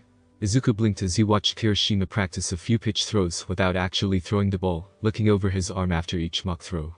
The skin would visibly harden before fading with a second flex of his muscles, as if he was making sure his quirk was actually working. It's like he's trying to scale down the power his quirk can emit. Is he purposely trying to hold back for the test? It seemed like it. And it seemed Aizawa noticed it, too. Right as Kirishima settled on his actual throw, rearing back to send the ball flying as far as he could, he felt all the hardening in his skin melt back into smoothness. All that additional force he'd mustered dissipated right before the ball left his hands, flying, bouncing, and rolling to a pitiful, mediocre stop. What just happened? Kirishima asked himself, bewildered by the disappearance of his main quirk. He turned toward his teacher and saw a distance of only 50 meters displayed on his screen, but what stood out above even that was the look of sheer indignance on Aizawa's face. His eyes were narrow and glowing red with a contemptuous rage that sent a shiver down the boy's back. His unkempt hair was raised in the air, waving back and forth slowly and threateningly, as if it were rearing to lash out at Kirishima. No, his scarf did that. Instead, the cloth strands seemed to unravel all on their own, and had Kirishima ensnared before the boy could even react properly, eliciting a series of shocked gasps from the crowd of students behind them. No way, it can't be. Izuku blinked in recognition as he caught a glimpse of the yellow goggles dangling from Aizawa's neck, revealed when his scarf raised up to attack Kirishima. Disappearing quirk. Yellow goggles. Izuku put 2 and 2 together instantly. Our homeroom teacher is the pro-hero Racerhead. I believe I spoke clearly when I told you to give it your all, Aizawa grumbled as he approached his ensnared student. Or do you have such low confidence in a quirk you've had nearly all your life? That's not what Kirishima stammered. Or are you trying to avoid a repeat of the entrance exam? Aizawa asked, and the stunned look on Kirishima's face was all the answer he needed. A power you've had since childhood, and yet you still cannot control it enough to not inflict such bodily harm on yourself. The exam wasn't rational enough, I see. You seem to understand that using your power at its fullest will only incapacitate you, leaving you a burden on the battlefield, Aizawa continued, looking upon Kirishima sternly. But heroes also don't hold back. If you intend to continue on without a willingness to master your maximum, then you cannot become a hero, Ichiro Kirishima. Izuku and the rest of the class looked on contemplatively as Aizawa released Kirishima of his binds. His hair lowered and he once again adopted a visage of aloofness and disinterest as he handed the boy a second ball. I've returned your quirk, Aizawa mumbled, turning away. I'll give you a second chance to throw the ball. Make it quick. Man, Mr. Aizawa isn't kidding around, Izuku thought as he watched Kirishima looking equally thoughtful with another ball in hand. Kirishima, what are you going to do? What am I going to do? Kirishima asked himself that very same question as he gripped the ball. Use my hardening, and Mr. Aizawa will think I have no potential. Use one for all, and I'll likely break my arm. What do I do? Kirishima thought back to the story of One for All that All Might had spoken of before he inherited that power. How two quirks, a transference power and a stockpiling power, joined to become one single quirk that could be passed on. So wait, if One for All was formed from 2 quirks, will my hardening quirk become a part of it, too? Will it all become one bigger quirk? Kirishima remembered asking All Might. All Might put his hand to his chin as he thought it over. It's difficult to say, young Kirishima. But every single user of One for All cultivates that power as they wield it, leaving a piece of themselves as they pass it on, allowing the quirk to become stronger and stronger as time passes. So I suppose it could happen. I need to stop treating One for All as some separate power from my hardening. Kirishima resolved as he stepped forward and reared his arm back. All Might entrusted me with this. I can't even be a hero if I keep myself down with doubt, let alone a man. One for All. Kirishima was vaguely aware of the red glow emanating from his arm as he launched the ball, the force of his inherited power, sending the sphere soaring across the field, through a burst of blurred smoke. Izuku and the rest of One stood slack-jawed, as the ball had all but vanished from view. What was that feeling? Kirishima wondered as he became aware of a new sensation, lying just beneath the pain in his now somewhat bruised but unbroken arm.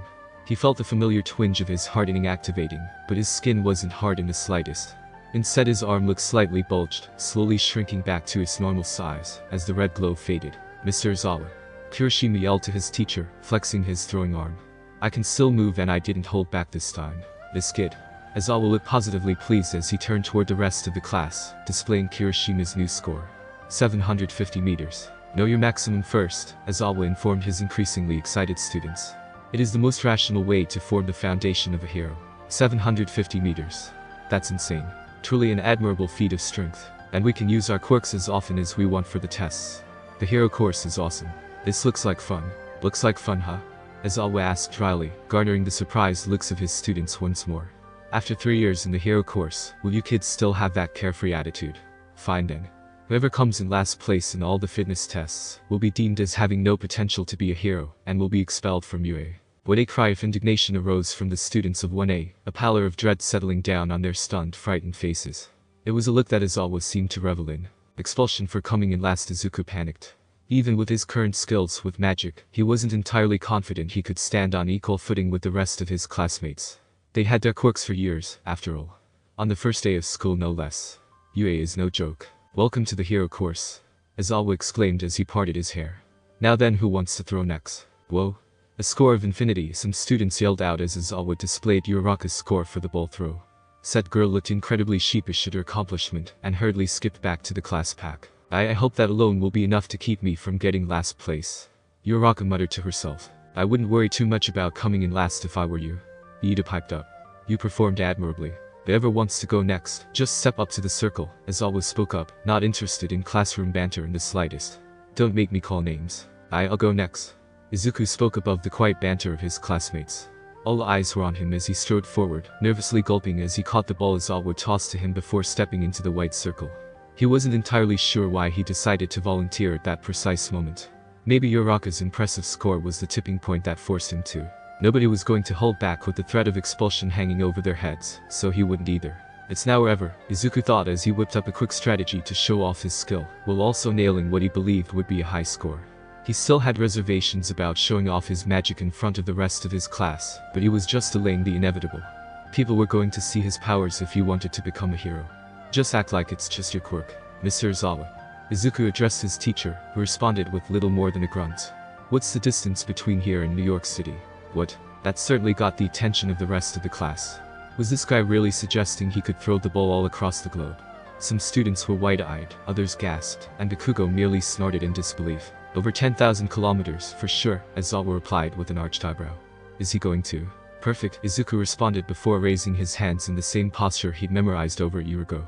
Better now than later, Izuku thought as he circled his fingers nice and slow, speeding up when the space before him erupted with swirling sizzling embers. The rest of One stood stunned as Izuku's portal whirled to life. On the other side was what appeared to be a dingy, dirty alleyway.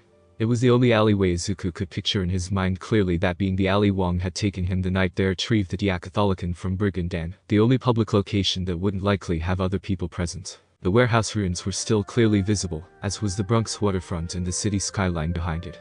Without waiting for any reactions, Izuku promptly tossed the ball through, watching it roll to a halt on the grimy ground. All hell broke loose after that. Are you serious? Ishido cried out incredulously. Did he really just open a portal from here to New York City?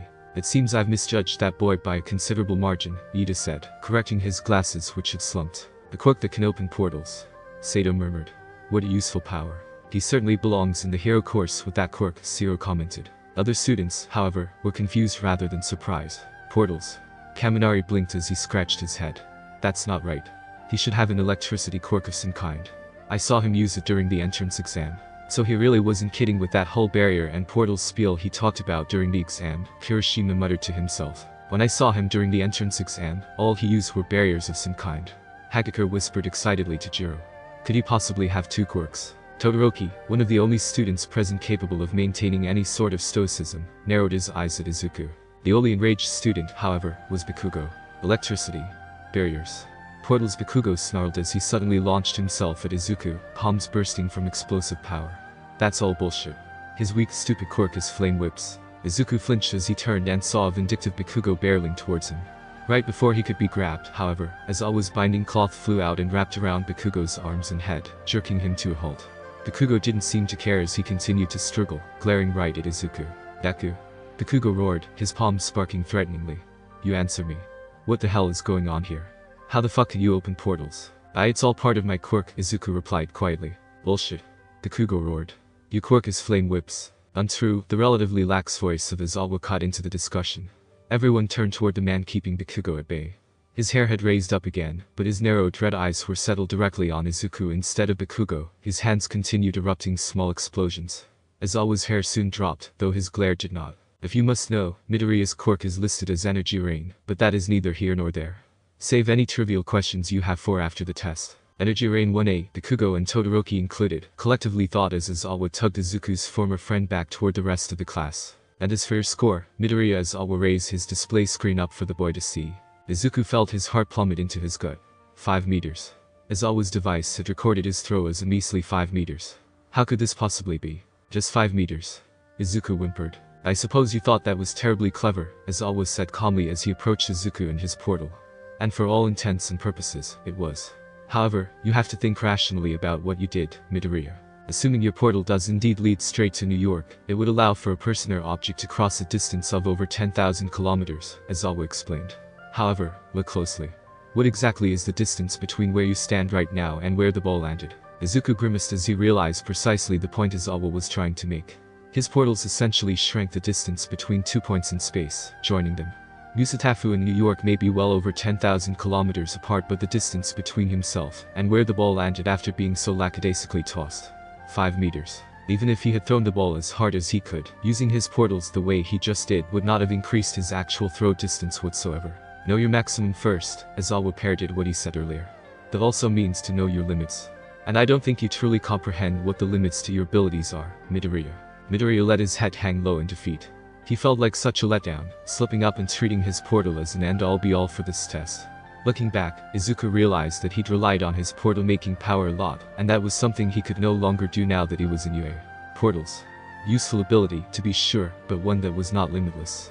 He'd encountered problems and would undoubtedly continue to encounter problems where the use of portals would not serve him well or where he'd be unable to use them at all. I can't say I exactly know what your limits are, either, Aizawa continued. And that's why I'll allow you a second throw. Wait, what? Izuku asked as another ball was suddenly tossed into his hands. Make it quick, Aizawa murmured, shuffling back to where he was previously standing. And think rationally on what I just told you. Think rationally, Izuku mused over his predicament as he gripped the softball. Simply opening a portal and tossing the ball through wouldn't suffice as it didn't affect his actual throwing distance. But Izuku also realized Aizawa had outright said he couldn't make use of his portals. He would just have to be smart about it for this particular test. My power is so much more than opening portals, Izuku told himself as he clenched the ball in his now shimmering hand. You'll see, Mr. Aizawa. Izuku reared backhand, to the astonishment of his teacher and classmates, threw the ball in the opposite direction, toward the main building. As the ball soared over his classmates' heads, Izuku swiftly conjured his dazzling whip of flame, shooting it toward and lassoing the softball. With a determined yell, Izuku gave the whip and ball a mighty yank, sending it soaring over the field, but he still wasn't finished yet. Focusing as best he could on the accelerating projectile, Izuku weaved his fingers in a circle once more. A portal opened up in the sky, in the direct path of the now flaming softball. The ball flew through, exiting out even higher than it was before, and continuing on until it began to dip and arc back toward the ground, rolling to a smoldering stop far across the field. How is that, Mr. Aizawa? Izuku panted, turning to see his teacher's hair settling on his shoulders. Aizawa's face carried a stern glare, and Izuku only received a curt nod from the man, as he displayed the newest score. 700 meters, on the dot. Way to go, Midoriya. Kirishima yelled as many of the other students also joined in with congratulations, clearly impressed by Izuku's power. That's a manly way to do it. So, Bakugo was right, too, another voice piped up. Midoriya can use flame whips as well. Seriously, a dejected Kaminari jumped in again. I'm telling you guys, I swear I saw him use electricity, too. For a refulgent power that blazes radiantly for all to see, his versatile quirk is shrouded in mystery and intrigue, the bird-headed Tokoyami added. In spite of all the talk that Izuku's show of power generated, one boy stewed in frustration and confusion. Bakugo was grinding his teeth as he attempted and failed miserably to wrap his head around what he just witnessed. What the actual shit? Bakugo seethed. Deku never showed off anything other than his stupid flaming whip back in junior high. Just what else is that nerd hiding? Just what kind of training did this Dr. Strange even give him? Energy rain my ass. There's something super fishy about this, and you better believe I'll get to the bottom of it, you damn nerd. Alright, Midoriya's score is recorded, Aizawa trolled. Whoever's next, hurry up already. As Izuku nervously shuffled back into the throng of students which assailed him with questions and compliments, he shivered profusely. He didn't need to turn to tell that Aizawa's eyes were firmly fixated on his back, narrowed and studious. And so Izuku and the rest of Wana continued with the remaining fitness tests Aizawa had laid out for them. Once everyone had completed the ball throw, they migrated to the 50-meter dash, which they completed in pairs. Aizawa and a mounted camera stood by to record their times. We're supposed to use our powers as often and as creatively as we can during these tests, Izuku pondered as he made his way to the track alongside Iida, who seemed calm and focused. For a 50-meter dash, the goal is to get from one end of the track to the other as quickly as possible. In that case, ready, set, go. Iida took off like a rocket, the engines jutting out of his calves roaring with energy, as he blitzed to the end of the track in a matter of seconds. Izuku swirled his hands around, splitting open a portal to the end of the track and running through, right on Iida's heels. When he closed it, he felt both Iida and Aizawa staring at him. Ah, I'm sorry Mr. Aizawa. Izuku yelled, flailing his hands. I can redo it without a portal if you'd like. Relax, Midoriya, Aizawa spoke calmly, but the steeliness in his eyes didn't fade in the slightest. In the ball throw, your first attempt did nothing to enhance your throwing distance. But all this test requires is to get from one end to the other, as quickly and creatively as possible. 4.55 seconds, by the way. It would have been irrational for you to not use your portal here, Aizawa continued as he dismissed Izuku and motioned for the next pair of students to prepare for the dash. You have a versatile power, despite lacking the fortitude and demeanor one might think would be required to be granted entry into the hero course, Iida added as he walked alongside Izuku. For you, as well as the rest of us, it seems we'll have to decide carefully how to best apply our quirks, if we want to avoid expulsion. That creativity will be what keeps us in on the first day, Izuku mumbled in agreement. The test afterwards was the grip test, one that Izuku, to put it politely, didn't excel at. With the constant use and practice of magic over the last 18 months, Izuku had restored some semblance of usage in his hands. He could hold onto things painlessly and write somewhat legibly again. But magic hadn't healed his hands. Dr. Strange had made it clear that wouldn't just happen. They were mystics, not prophets after all. The nerve and muscle damage, the scars were still very much present. Not noticeable until up close, but still present nonetheless. You alright? A gentle voice came from a hulking shadow that Izuku suddenly found himself beneath. He looked up and saw the massive figure of Mizo Shoji towering above him, grip test device in hand, registering a whopping 540 kilograms. Yeah, I'm fine, Izuku said unconvincingly. It's just I don't think I could have used my quirk to help very much on this test. He raised his own grip test, registering a pitiful 10 kilograms of force. His hands, although improved, were not suited for gripping with strength. He had no magic answer for this particular problem quite yet. Your hands, Shoji whispered, leaning down to get a better look at the scars crisscrossing the back of Izuku's hands. Why yeah, they look terrible, Izuku said, clenching his hands. I wouldn't blame you for thinking it's silly for a guy with broken hands to even bother trying for the hero course. On the contrary, Shoji replied, surprising Izuku. I think it's quite admirable. I have no intention of coming in last and being expelled, but I wish you luck all the same, Midoriya. And with that, Shoji meandered off, leaving a rather dumbfounded Izuku behind. It made him happy, in a way. Now he knew there'd be classmates who would be supportive of him despite his injuries, yet still determined to do the best they could and avoid expulsion. It was an air of determination and professionalism, an unspoken word that there'd be no hard feelings between everyone in the wake of Aizawa's test. Well, maybe no hard feelings so long as Kaken doesn't come in last, Izuku thought as he prepared for the next test. The standing long jump. Clearing the designated sandbox in a single jump was more difficult than Izuku expected. Aoyama, Bakugo, Iida, and Sayu managed to clear the box easily. When it came to be Izuku's turn, he stood at the edge of the sandbox, contemplating his next move. He figured he could use his portals again, but the sensation of being watched suddenly befell him yet again, and he knew Aizawa had his stern, unflinching eyes set on his back once more. Izuku determined then and there to not make use of his portals again. He wanted to really show off what he could do during these tests, and stretch his creativity to the limit, just like his teacher was expecting of them all. Izuku aimed his open palms to the ground and let them spark, catching Kaminari's eye. Bolts of bedevilment. Izuku inwardly exclaimed as he shot a torrent of explosive lightning down into the ground right as he jumped, propelling him forward with the force of his blast. With a yell, Izuku arsed and fell back to the ground, his feet landing just shy of the sandbox's edge as he tumbled to a halt. Maybe I should have used a portal after all. See? Kaminari whispered frantically to those around him. I told you he could use lightning. Bakugo was visibly shaking now, resisting the urge to stomp over and pummel some answers out of Izuku, but Aizawa's mere presence stayed his hands. To Izuku's dismay, there was little he could think to do to bolster his performance for the remaining tests. Repeated side steps, the distance run, sit-ups, and the seated toe touch. His scores were relatively mediocre, but all he needed to do was not place last overall. Right. By the way, I was lying about expelling whoever came in last, Aizawa said drearily as he displayed the final scores, computed from all the tests combined. His face suddenly lit up, a creepy contrast to his otherwise cheerless demeanor. It was merely a rational deception to draw out your upper limits. A chorus of cries rose up from the students yet again, some out of anger, some out of disbelief, and others out of relief, especially that of Mineta, who had come in last. He sank to his hands and knees and wept tears of gratitude as Yaoi Rosa looked on pitifully.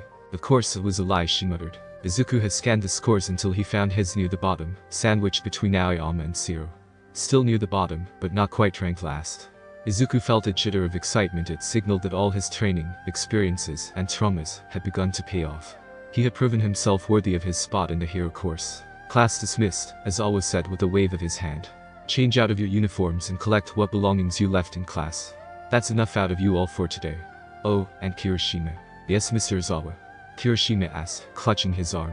Your bruised arm didn't stop you from taking the rest of the tests, but I still want you to get it checked by the old lady, Aizawa said as he handed Kirishima a nurse's slip. Make sure your arm is healed and rested for tomorrow. The test I gave you today is just the beginning. Hey, impressive work out there today, Midoriya. Kirishima complimented the boy as he walked past. See you tomorrow. Yeah, you too. Izuku replied. See you tomorrow. And make sure not to break that arm. Kirishima responded with a fist pump as he rounded a corner and headed toward the nurse's station. The students of One slowly trickled back inside, with nearly everyone pausing to converse with one another and discussing today's events, as well as what they might expect for tomorrow. Izuku was nearly overwhelmed as most of his new classmates, one by one, approached him to either talk about his power, or to introduce themselves properly and wish him luck. What a day, Izuku mumbled, turning toward the main building, but stumbling to a halt as a head of white and red flashed into view. Izuku had nearly bumped tried against Shoto Todoroki. Whoa. Sorry about that. Todoroki said nothing in response and instead glowered at Izuku, his heterochromatic eyes eyeing Izuku up and down with suspicion and distrust. Without uttering a word or softening his gaze whatsoever, Todoroki turned on his heel and marched back into the school building, quickly disappearing out of sight. What was that all about? Izuku blinked in confusion at the unexpected silent treatment. It was brief, but it felt like there was a dark aura surrounding him, almost like the Fear Eaters from before. Izuku shook his head. Maybe I just overreacted. It's probably nothing. Midoriya, Aizawa's dull voice snapped the boy out of his musings on Todoroki. I'm glad I could catch you before you could leave. Sure, Mr. Aizawa. Izuku responded, a familiar well of dread beginning to pull within his gut. What do you need to talk about? Nothing much, Aizawa said, pulling out a manila folder that Izuku saw had his name on it. Just your quirk. Gulp. Izuku Midoriya, quirk. Energy Rain, Aizawa read out of the folder. The quirk that allows its holder to manipulate pure energy derived from their surroundings. Has been observed as being highly versatile during official quirk assessment testing. Note. Late bloomer. Emerged in Izuku Midoriya last April during a villain incident involving All Might. Izuku stood rigidly still as Aizawa finished reading, closing the folder shut between his fingers. I need you to accompany me to Principal Nezu's office, Midoriya, Aizawa said. Why?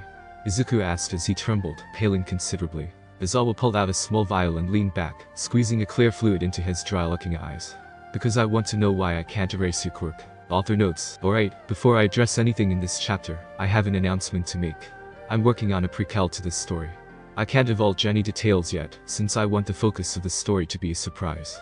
A certain reveal will occur several chapters from now, after which I will come out and confirm what the prequel will be about, although I've already sprinkled in clues in this story. Can anyone guess what it'll be about? Needless to say, I'm excited for what's coming, and I hope you all will be as well. Now onto the chapter. Well, the jig is already up for Izuku it seems.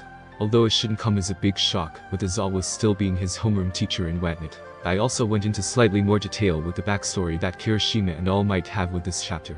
I liked writing for Kirishima because, as I've said before, I've given him different issues and questions regarding one for all that Izuku never had to deal with. It's fun writing and expanding on those differences. Anyone want to take a gander at what happened with Kirishima when he threw the ball the second time? As always, feel free to follow favorite the story if you haven't already and if you like what you're reading. And also leave a comment if you wish. I really appreciate everyone who takes the time to leave their thoughts, opinions, suggestions, etc. for the story. No comment goes unread, no suggestion or idea goes unconsidered. Next chapter. Aizawa, meet Dr. Strange. Until next time. +Ultra. Chapter 30. Aizawa, meet Dr. Strange. Because I want to know why I can't erase a quirk. Izuku froze where he stood. Not a tremble ran through his rigid body, not even through the marred digits of his scarred hands. Wide, green eyes stared, bewildered, into droopy, dried eyes, searching for even the tiniest shred of insincerity in the pro-hero's face. Of course, there was none to be found. It was the first day of school, and the ruse Dr. Strange had crafted for him and his mother had already been seen through. Aizawa already knew he didn't really have a quirk, but the racer had as his homeroom teacher. However, Izuku reasoned that it was perhaps wishful thinking to believe he could keep his cover from being blown throughout his stay at UA, let alone the first term of the first year. His powers allowed him to erase the powers of certain quirks, but the powers of magic that Izuku wielded could not be affected by such an ability. Izuku knew the man before him was incredibly intelligent and calculating. It was only a matter of time before Aizawa would use his quirk on Izuku, and be immediately tipped off that something was askew, and that time seemed to be now rather than later. Am I in trouble? Izuku asked after another gulp. Am I going to be expelled? Aizawa's threat of expulsion might have been employed during the quirk apprehension test, but his serious demeanor was not. And this was no test either. As his mind panicked from the revelation of being caught, the punishment of expulsion was not immediately discarded from Izuku's mind. Not as of now, Aizawa said after a moment of terse silence. Your punishment and whether or not you even will be punished will depend entirely on how you cooperate and answer our questions, Midoriya. We're wasting time, Aizawa continued, turning around and motioning with his finger for Izuku to follow him. We'll head back inside so you can change and collect your effects, and then you and I will go see Principal Nezu. Izuku silently nodded his head as he followed behind his somewhat slouching teacher, his mind running wild with possibilities. He was already aware that relatively few pro-heroes were aware of the existence of magic and magical forces and beings that could pose a threat to society and the world at large. All Might was one such hero, as were the Avengers. But who else knew? Clearly Aizawa was clueless as to the true nature of his student's powers, or else he wouldn't be dragging him to go see the principal. Surely there were UA teachers besides All Might who did know, right? Izuku wouldn't say Dr. Strange was particularly tight-lipped about the issue. The conversation about the topic was certainly sparse, especially when it came to the Avengers. Izuku had been assured by Strange that over time he would become more aware of those who were knowledgeable on the existence of magic, and left it at that. Baby steps, in other words, just like his actual training. No need to rush to group introductions and arcane socials quite yet. Those things could be left to the Sorcerer Supreme. Izuku, on the other hand, had more school responsibilities to keep up with now. It was understandable why Strange kept his disciple at arm's length when it came to those in the know. He was still a kid, after all. It would not be his concern unless it needed to be. Like right now, for instance. Hold it right there, Aizawa. The booming voice of All Might jerked Izuku out his musings. All Might's imposing physique stepped out from behind a nearby tree, although his trunk was not nearly wide enough to hide the man's full body. All Might approached the two of them, clad in a bright yellow business suit. He was giving Aizawa a look of disapproval in spite of the trademark smile on his face. How long was All Might standing there? Izuku wondered. All Might, Aizawa responded dryly. So you were watching the test after all. Too much time on your hands. All Might steeled himself so he wouldn't flinch. Aizawa was cheekily referring to his time limit, which all UA faculty were now aware of. However, Aizawa didn't know that Izuku knew about it as well, so he had to maintain appearances to avoid any more additional drama and prying questions on Aizawa's part. Underhanded testing methods aside, All Might muttered, jabbing right back at Aizawa with his history of widespread expulsion of first-year students, something he was sure to bring up with the man later. Where are you taking young Midoriya?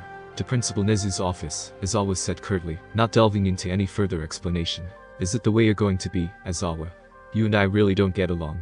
All Might thought before clearing his throat. And for what reason? He asked. You told all your students that your threat of expulsion was just a ruse. You're not taking the young man to Nezu for any punishment, are you? Is it any concern of yours? Aizawa asked, stopping and giving All Might a tired look mired with irritation. As a faculty member of UA High and a teacher for all students enrolled in the hero course, I'm inclined to say it is, All Might retorted. With teamwork and cooperation we can tackle any issue you may have with the first years, including young Midoriya. Very well, if you must know, Aizawa said, raising an unimpressed brow at All Might's declaration. My quirk is unable to suppress Midoriya's powers, and the issue needs to be discussed between myself, the boy, and Nezu. All Might had to suppress the sudden urge to deflate and vomit a deluge of blood out of sheer shock. It was only the first day and Aizawa had already seen through the boy's ruse. No, calm down Toshinori, he told himself. Steven and I planned for this in the event young Midoriya ended up in Aizawa's classroom. It was only a matter of time, after all. Is that so? All Might said, trying his best not to sound too surprised. Perhaps I should be a part of this discussion as well. That wouldn't be necessary, Aizawa all but groaned. On the contrary, Aizawa my boy, All Might said. As a soon-to-be instructor of young Midoriya, I should be made aware of such unorthodox developments, if I am to teach him properly along with the other students. Fine, Aizawa relented after several moments of ruminating All Might's justification. He couldn't deny that it was without any merit.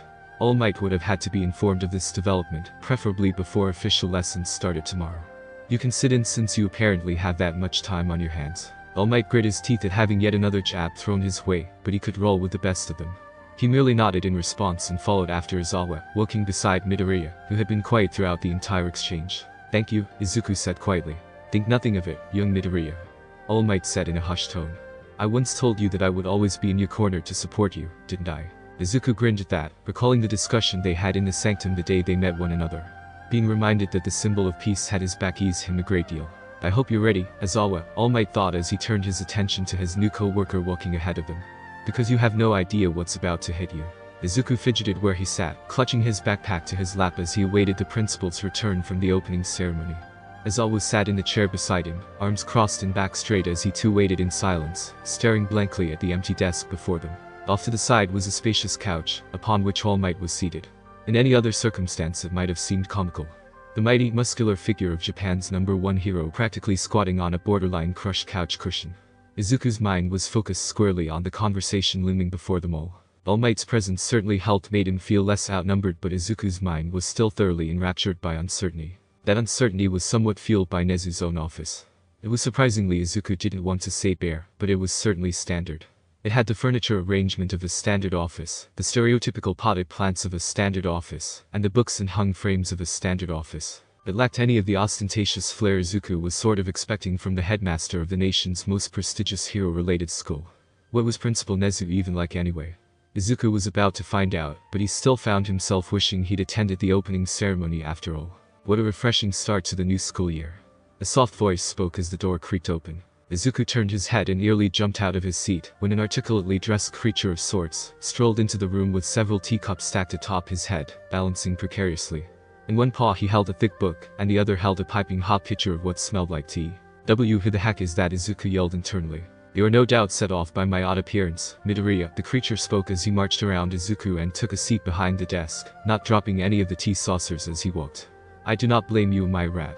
A dog. A bear. But allow me to introduce myself before you ask those questions yourself. I am Principal Nezu of UA High. The principal isn't human. Let us ease into this discussion, shall we? Nezu asked as he calmly plucked the teacups off his head one by one, setting them down on his desk. I find a nice cup of tea to be the perfect remedy in stripping away the duress of any stressful situation. Any takers? Drippy eyes, white eyes, and strained, shadowed eyes all stared back unresponsively. That would be a unanimous no, the principal figured. Regardless, Nezu poured the slightly steaming tea into the 5 cups he'd carried into his office. I'd say the opening ceremony was a roaring success. Nezu exclaimed before taking a quick sip of his tea.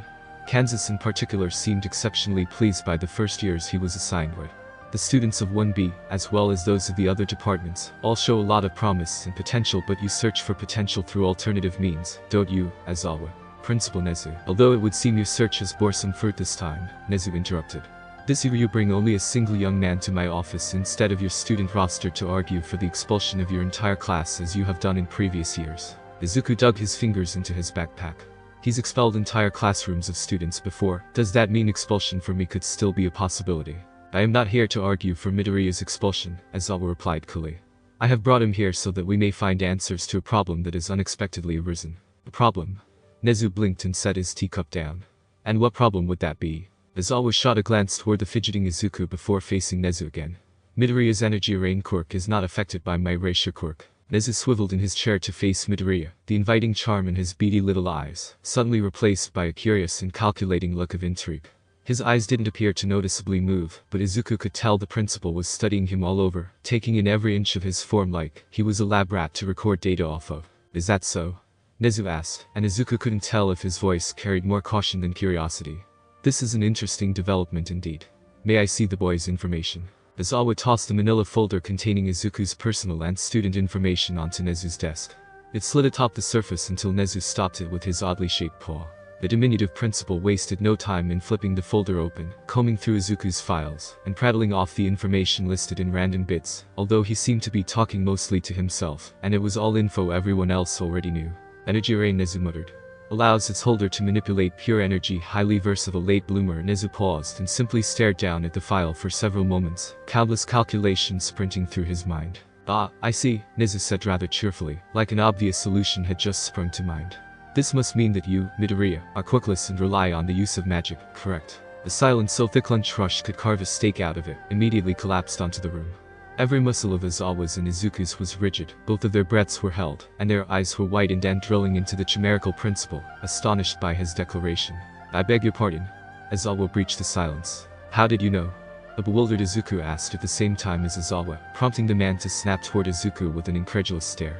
Of course, I would like a clear, concise answer on this matter from you yourself, Midoriya, Nezu said, not acknowledging their bafflement aside from a humorous glance toward All Might, who looked incredibly strained, but otherwise stayed silent from where he sat. Izuku turned toward All Might, his eyes large and imploring, as if silently asking the man if what he was about to do was the right thing. All Might sighed through his smile and gave the boy a solemn nod. You are correct, sir, Izuku said, lowering his head. I do rely on magic for my powers, and I am indeed quirkless. As I thought, Nezu responded. I'm sorry, but what?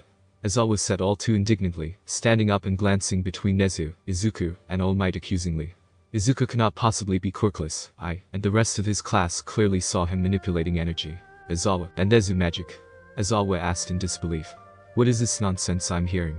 You of all people should know better than to. The principal's telling the truth, and so am I. Izuku interjected, his fingers slipping into his backpack for a familiar card. And you, Aizawa towered over Izuku, his bleary eyes now blazing with agitation. I told you that I had no intention of suggesting any punishment to you so long as you cooperated, and that includes answering honestly. Now answer me truthfully. Why is energy rain unaffected by my erasure? You've been given the truth, Aizawa, a gentlemanly voice familiar to all but the one a teacher echoed throughout the room. A fiery light manifested in Aizawa's periphery, prompting the man to turn towards it as it twisted and opened into a portal just like Izuku's. An older man that screamed a cult in Aizawa's mind stepped through, bearing a blue tunic of sorts and cloaked in red. You merely require some guidance in recognizing it as such. Aizawa studied the man carefully. His well-trimmed appearance starkly contrasted his unkemptness. His robes and tunic seemed scholarly, and the white streaks on his temples enhanced his already sagacious appearance. The top of his tunic was slightly splayed open, revealing fresh bandages wrapped around his abdomen. Had the man been wounded recently? The gentleman scanned Nezu's office as the portal closed on its own, sizzling out and returning the room back to its normal levels of luminescence. I assume what we planned for has come to pass. The man asked aloud, seemingly addressing everyone in the room except for Aizawa. Upon receiving nods from both All Might and Nezu, he continued. A bit sooner than I anticipated, but this is not an unwelcome turn of events. I suppose it's better to get this over with before the lessons officially begin. After all Might said sheepishly. Quite right, Toshinori, the newcomer said, giving All Might a polite grin and nod of acknowledgement before turning to the principal.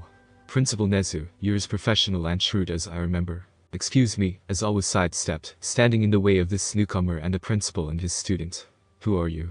My name is Dr. Stephen Strange, the robed man introduced himself. Shota Aizawa, we finally meet. Sensei, I'm so sorry for bringing you here, Izuku apologized. I swear I tried to make it look like a quirk as much as I could. I'm not upset, Izuku, Strange said, patting his hand atop the green curls of Midoriya's head. Quite the opposite. If Aizawa wasn't confused moments before, he was assuredly baffled by this point. A man with powers seemingly identical to Izuku's suddenly shows up, seems to know both Nezu and All Might, as well as Midoriya. He even addressed Midoriya by his first given name, meaning they must have been very familiar with each other. Family, perhaps. It made sense their propensity for portals seemed eerily identical, though the man's name was off to Aizawa. Stephen Strange was not a Japanese name. Izuku also bore little resemblance to the doctor in terms of facial features. On top of that, the doctor knew Aizawa's identity, something he'd gone to great lengths to conceal over the years as a pro hero. He wasn't a particularly public pro like, say, All Might was. You and Midoriya know each other. Aizawa jumped straight into questioning. He wanted answers, after all, now more than ever. There isn't a Stephen Strange listed in his file, only Hisashi Midoriya and Inko Midoriya are listed as his legal guardians. So what is your relationship with my student? He called you sensei, so I take it you are a mentor of sorts. Correct, Strange affirmed. I had taken it upon myself to train and prepare Izuku here for UA for the last 20 or so months. This was all to get him on a more equal footing with his peers who have years of familiarity with their quirks. So you are the one who trained him to use his energy rain after it developed so late. Yes, I am the one who taught him how to wield magic, Strange responded with the rice work. This again. Aizawa could feel his temper building up by the second, made increasingly turbulent by the ridiculous answers he was repeatedly being given. Stop using that word, Aizawa reined in his temper, lest he lash out at the doctor. If Midoriya is truly quirkless, then it would be far more feasible to claim his feats would be caused by hidden support tech, rather than something as archaic and illogical as magic. You insult me with such circumvention, Strange scoffed, a suppressive chill suddenly manifesting within the room as the humor slowly drained from his face. But more than that, you insult our student with such an insinuation. What's insulting is the continued insistence of describing Midoriya's power as magic, Aizawa shot back. My, Aizawa, Strange said, giving Izuku's new teacher a scrutinizing look. Are you telling me you don't believe in magic? Of course not, Aizawa scoffed. Magic is little more than parlor tricks and card gimmicks, sleights of hand and childish trickery, cheap illusions that exist only within the context of a talent show. Seeing is believing, and what I see isn't magic, but a powerful quirk that is somehow immune to my own. Quite right? Strange asked cheekily. We'll see about that. Strange slapped a hand onto Aizawa's shoulder, and before the ragged man could brush it off or push him away, the two of them promptly vanished with little more than a whoosh. Izuku and All Might shot out of their respective seats, but Nezu remained behind his desk, sipping on his tea and staring at Aizawa's chair with marked amusement. Where did they go? Izuku stammered, although a voice in the back of his head already knew the answer and he didn't like it. Steven, my hard-headed friend. All Might thought frantically. Did you do what I think you just did? It would seem that Dr. Strange took Eraserhead on a trip through the multiverse, Nezu said matter-of-factly. He did what Izuku shouted, recalling vividly how Strange had sent him hurtling through various dimensions and realms the day he offered to teach him magic. Izuku felt a spike of fear for his homeroom teacher.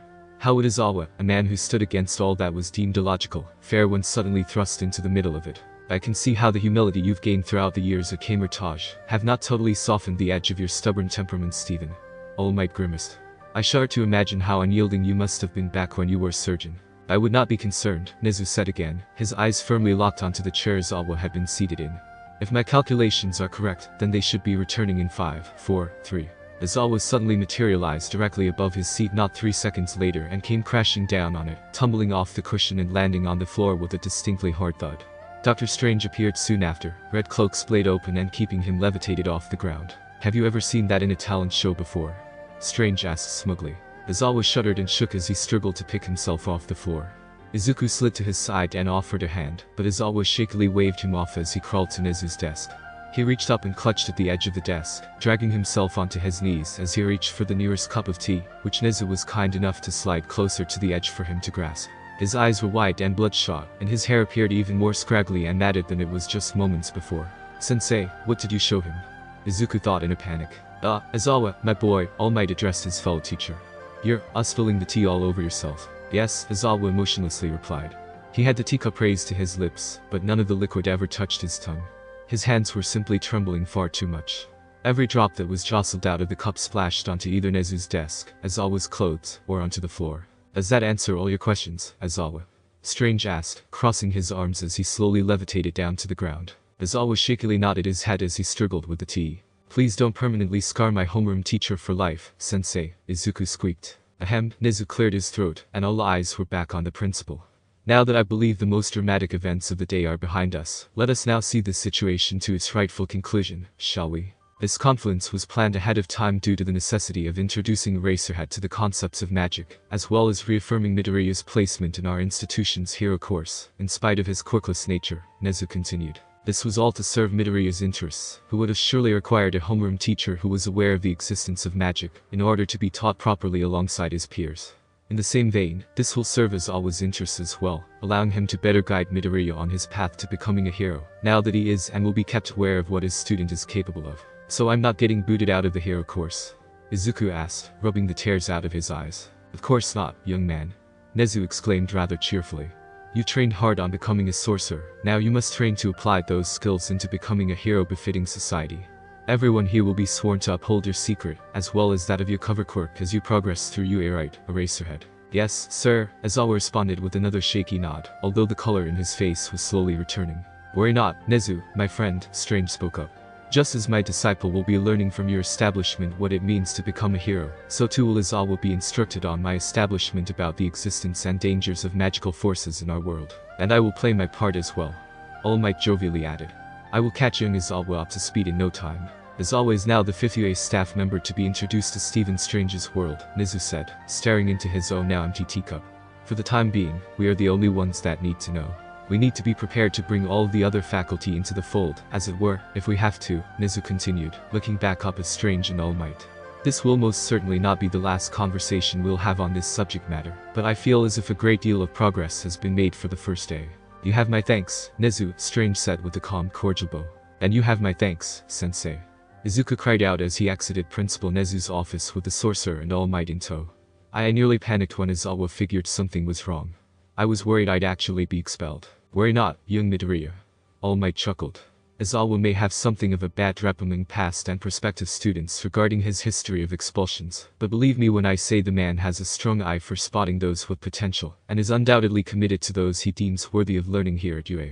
I may not approve of his methods, but Aizawa is as devoted to raising the next generation of heroes as I now am. Just give him some time to adjust, Izuku, Strange said, placing his hands on his disciple's shoulders encouragingly. I'd already had my eye on Aizawa for a while now, and your enrollment into UA was merely the perfect opportunity to introduce myself to him. Aizawa is a quick study, and he certainly won't begrudge you for what's happened here today, Strange continued, conjuring up a portal that led directly into Izuku's bedroom. Trust in your new teachers just as you have placed your trust in me, and they will doubtlessly return it. Now off you go, your lessons start tomorrow. Why yes, sir. Izuku sprinted through the portal, turning to give his teachers one final wave before it closed for good. Aizawa is not the only one who's a quick study, All Might said, rubbing his chin as he stared into the space Izuku was just standing in. It's only been 20 or so months and the boy has already ascended to the rank of disciple. He's become quite skilled in your mystic arts. But will it be enough, I wonder? Strange asked, his tone turned sour and dismal. Will our apprentices be ready for what's surely coming? Will they have enough time to be prepared? I will be instructing the Hero Course students with battle trials tomorrow, All Might spoke, cutting through the tension with his trademark smile. It will be a solid next step for young Midoriya and young Kirishima both. Young Kirishima, Strange said mirthfully. Aside from what I've heard from the entrance exam and your sporadic emails, I don't know much about the boy you've chosen as your successor.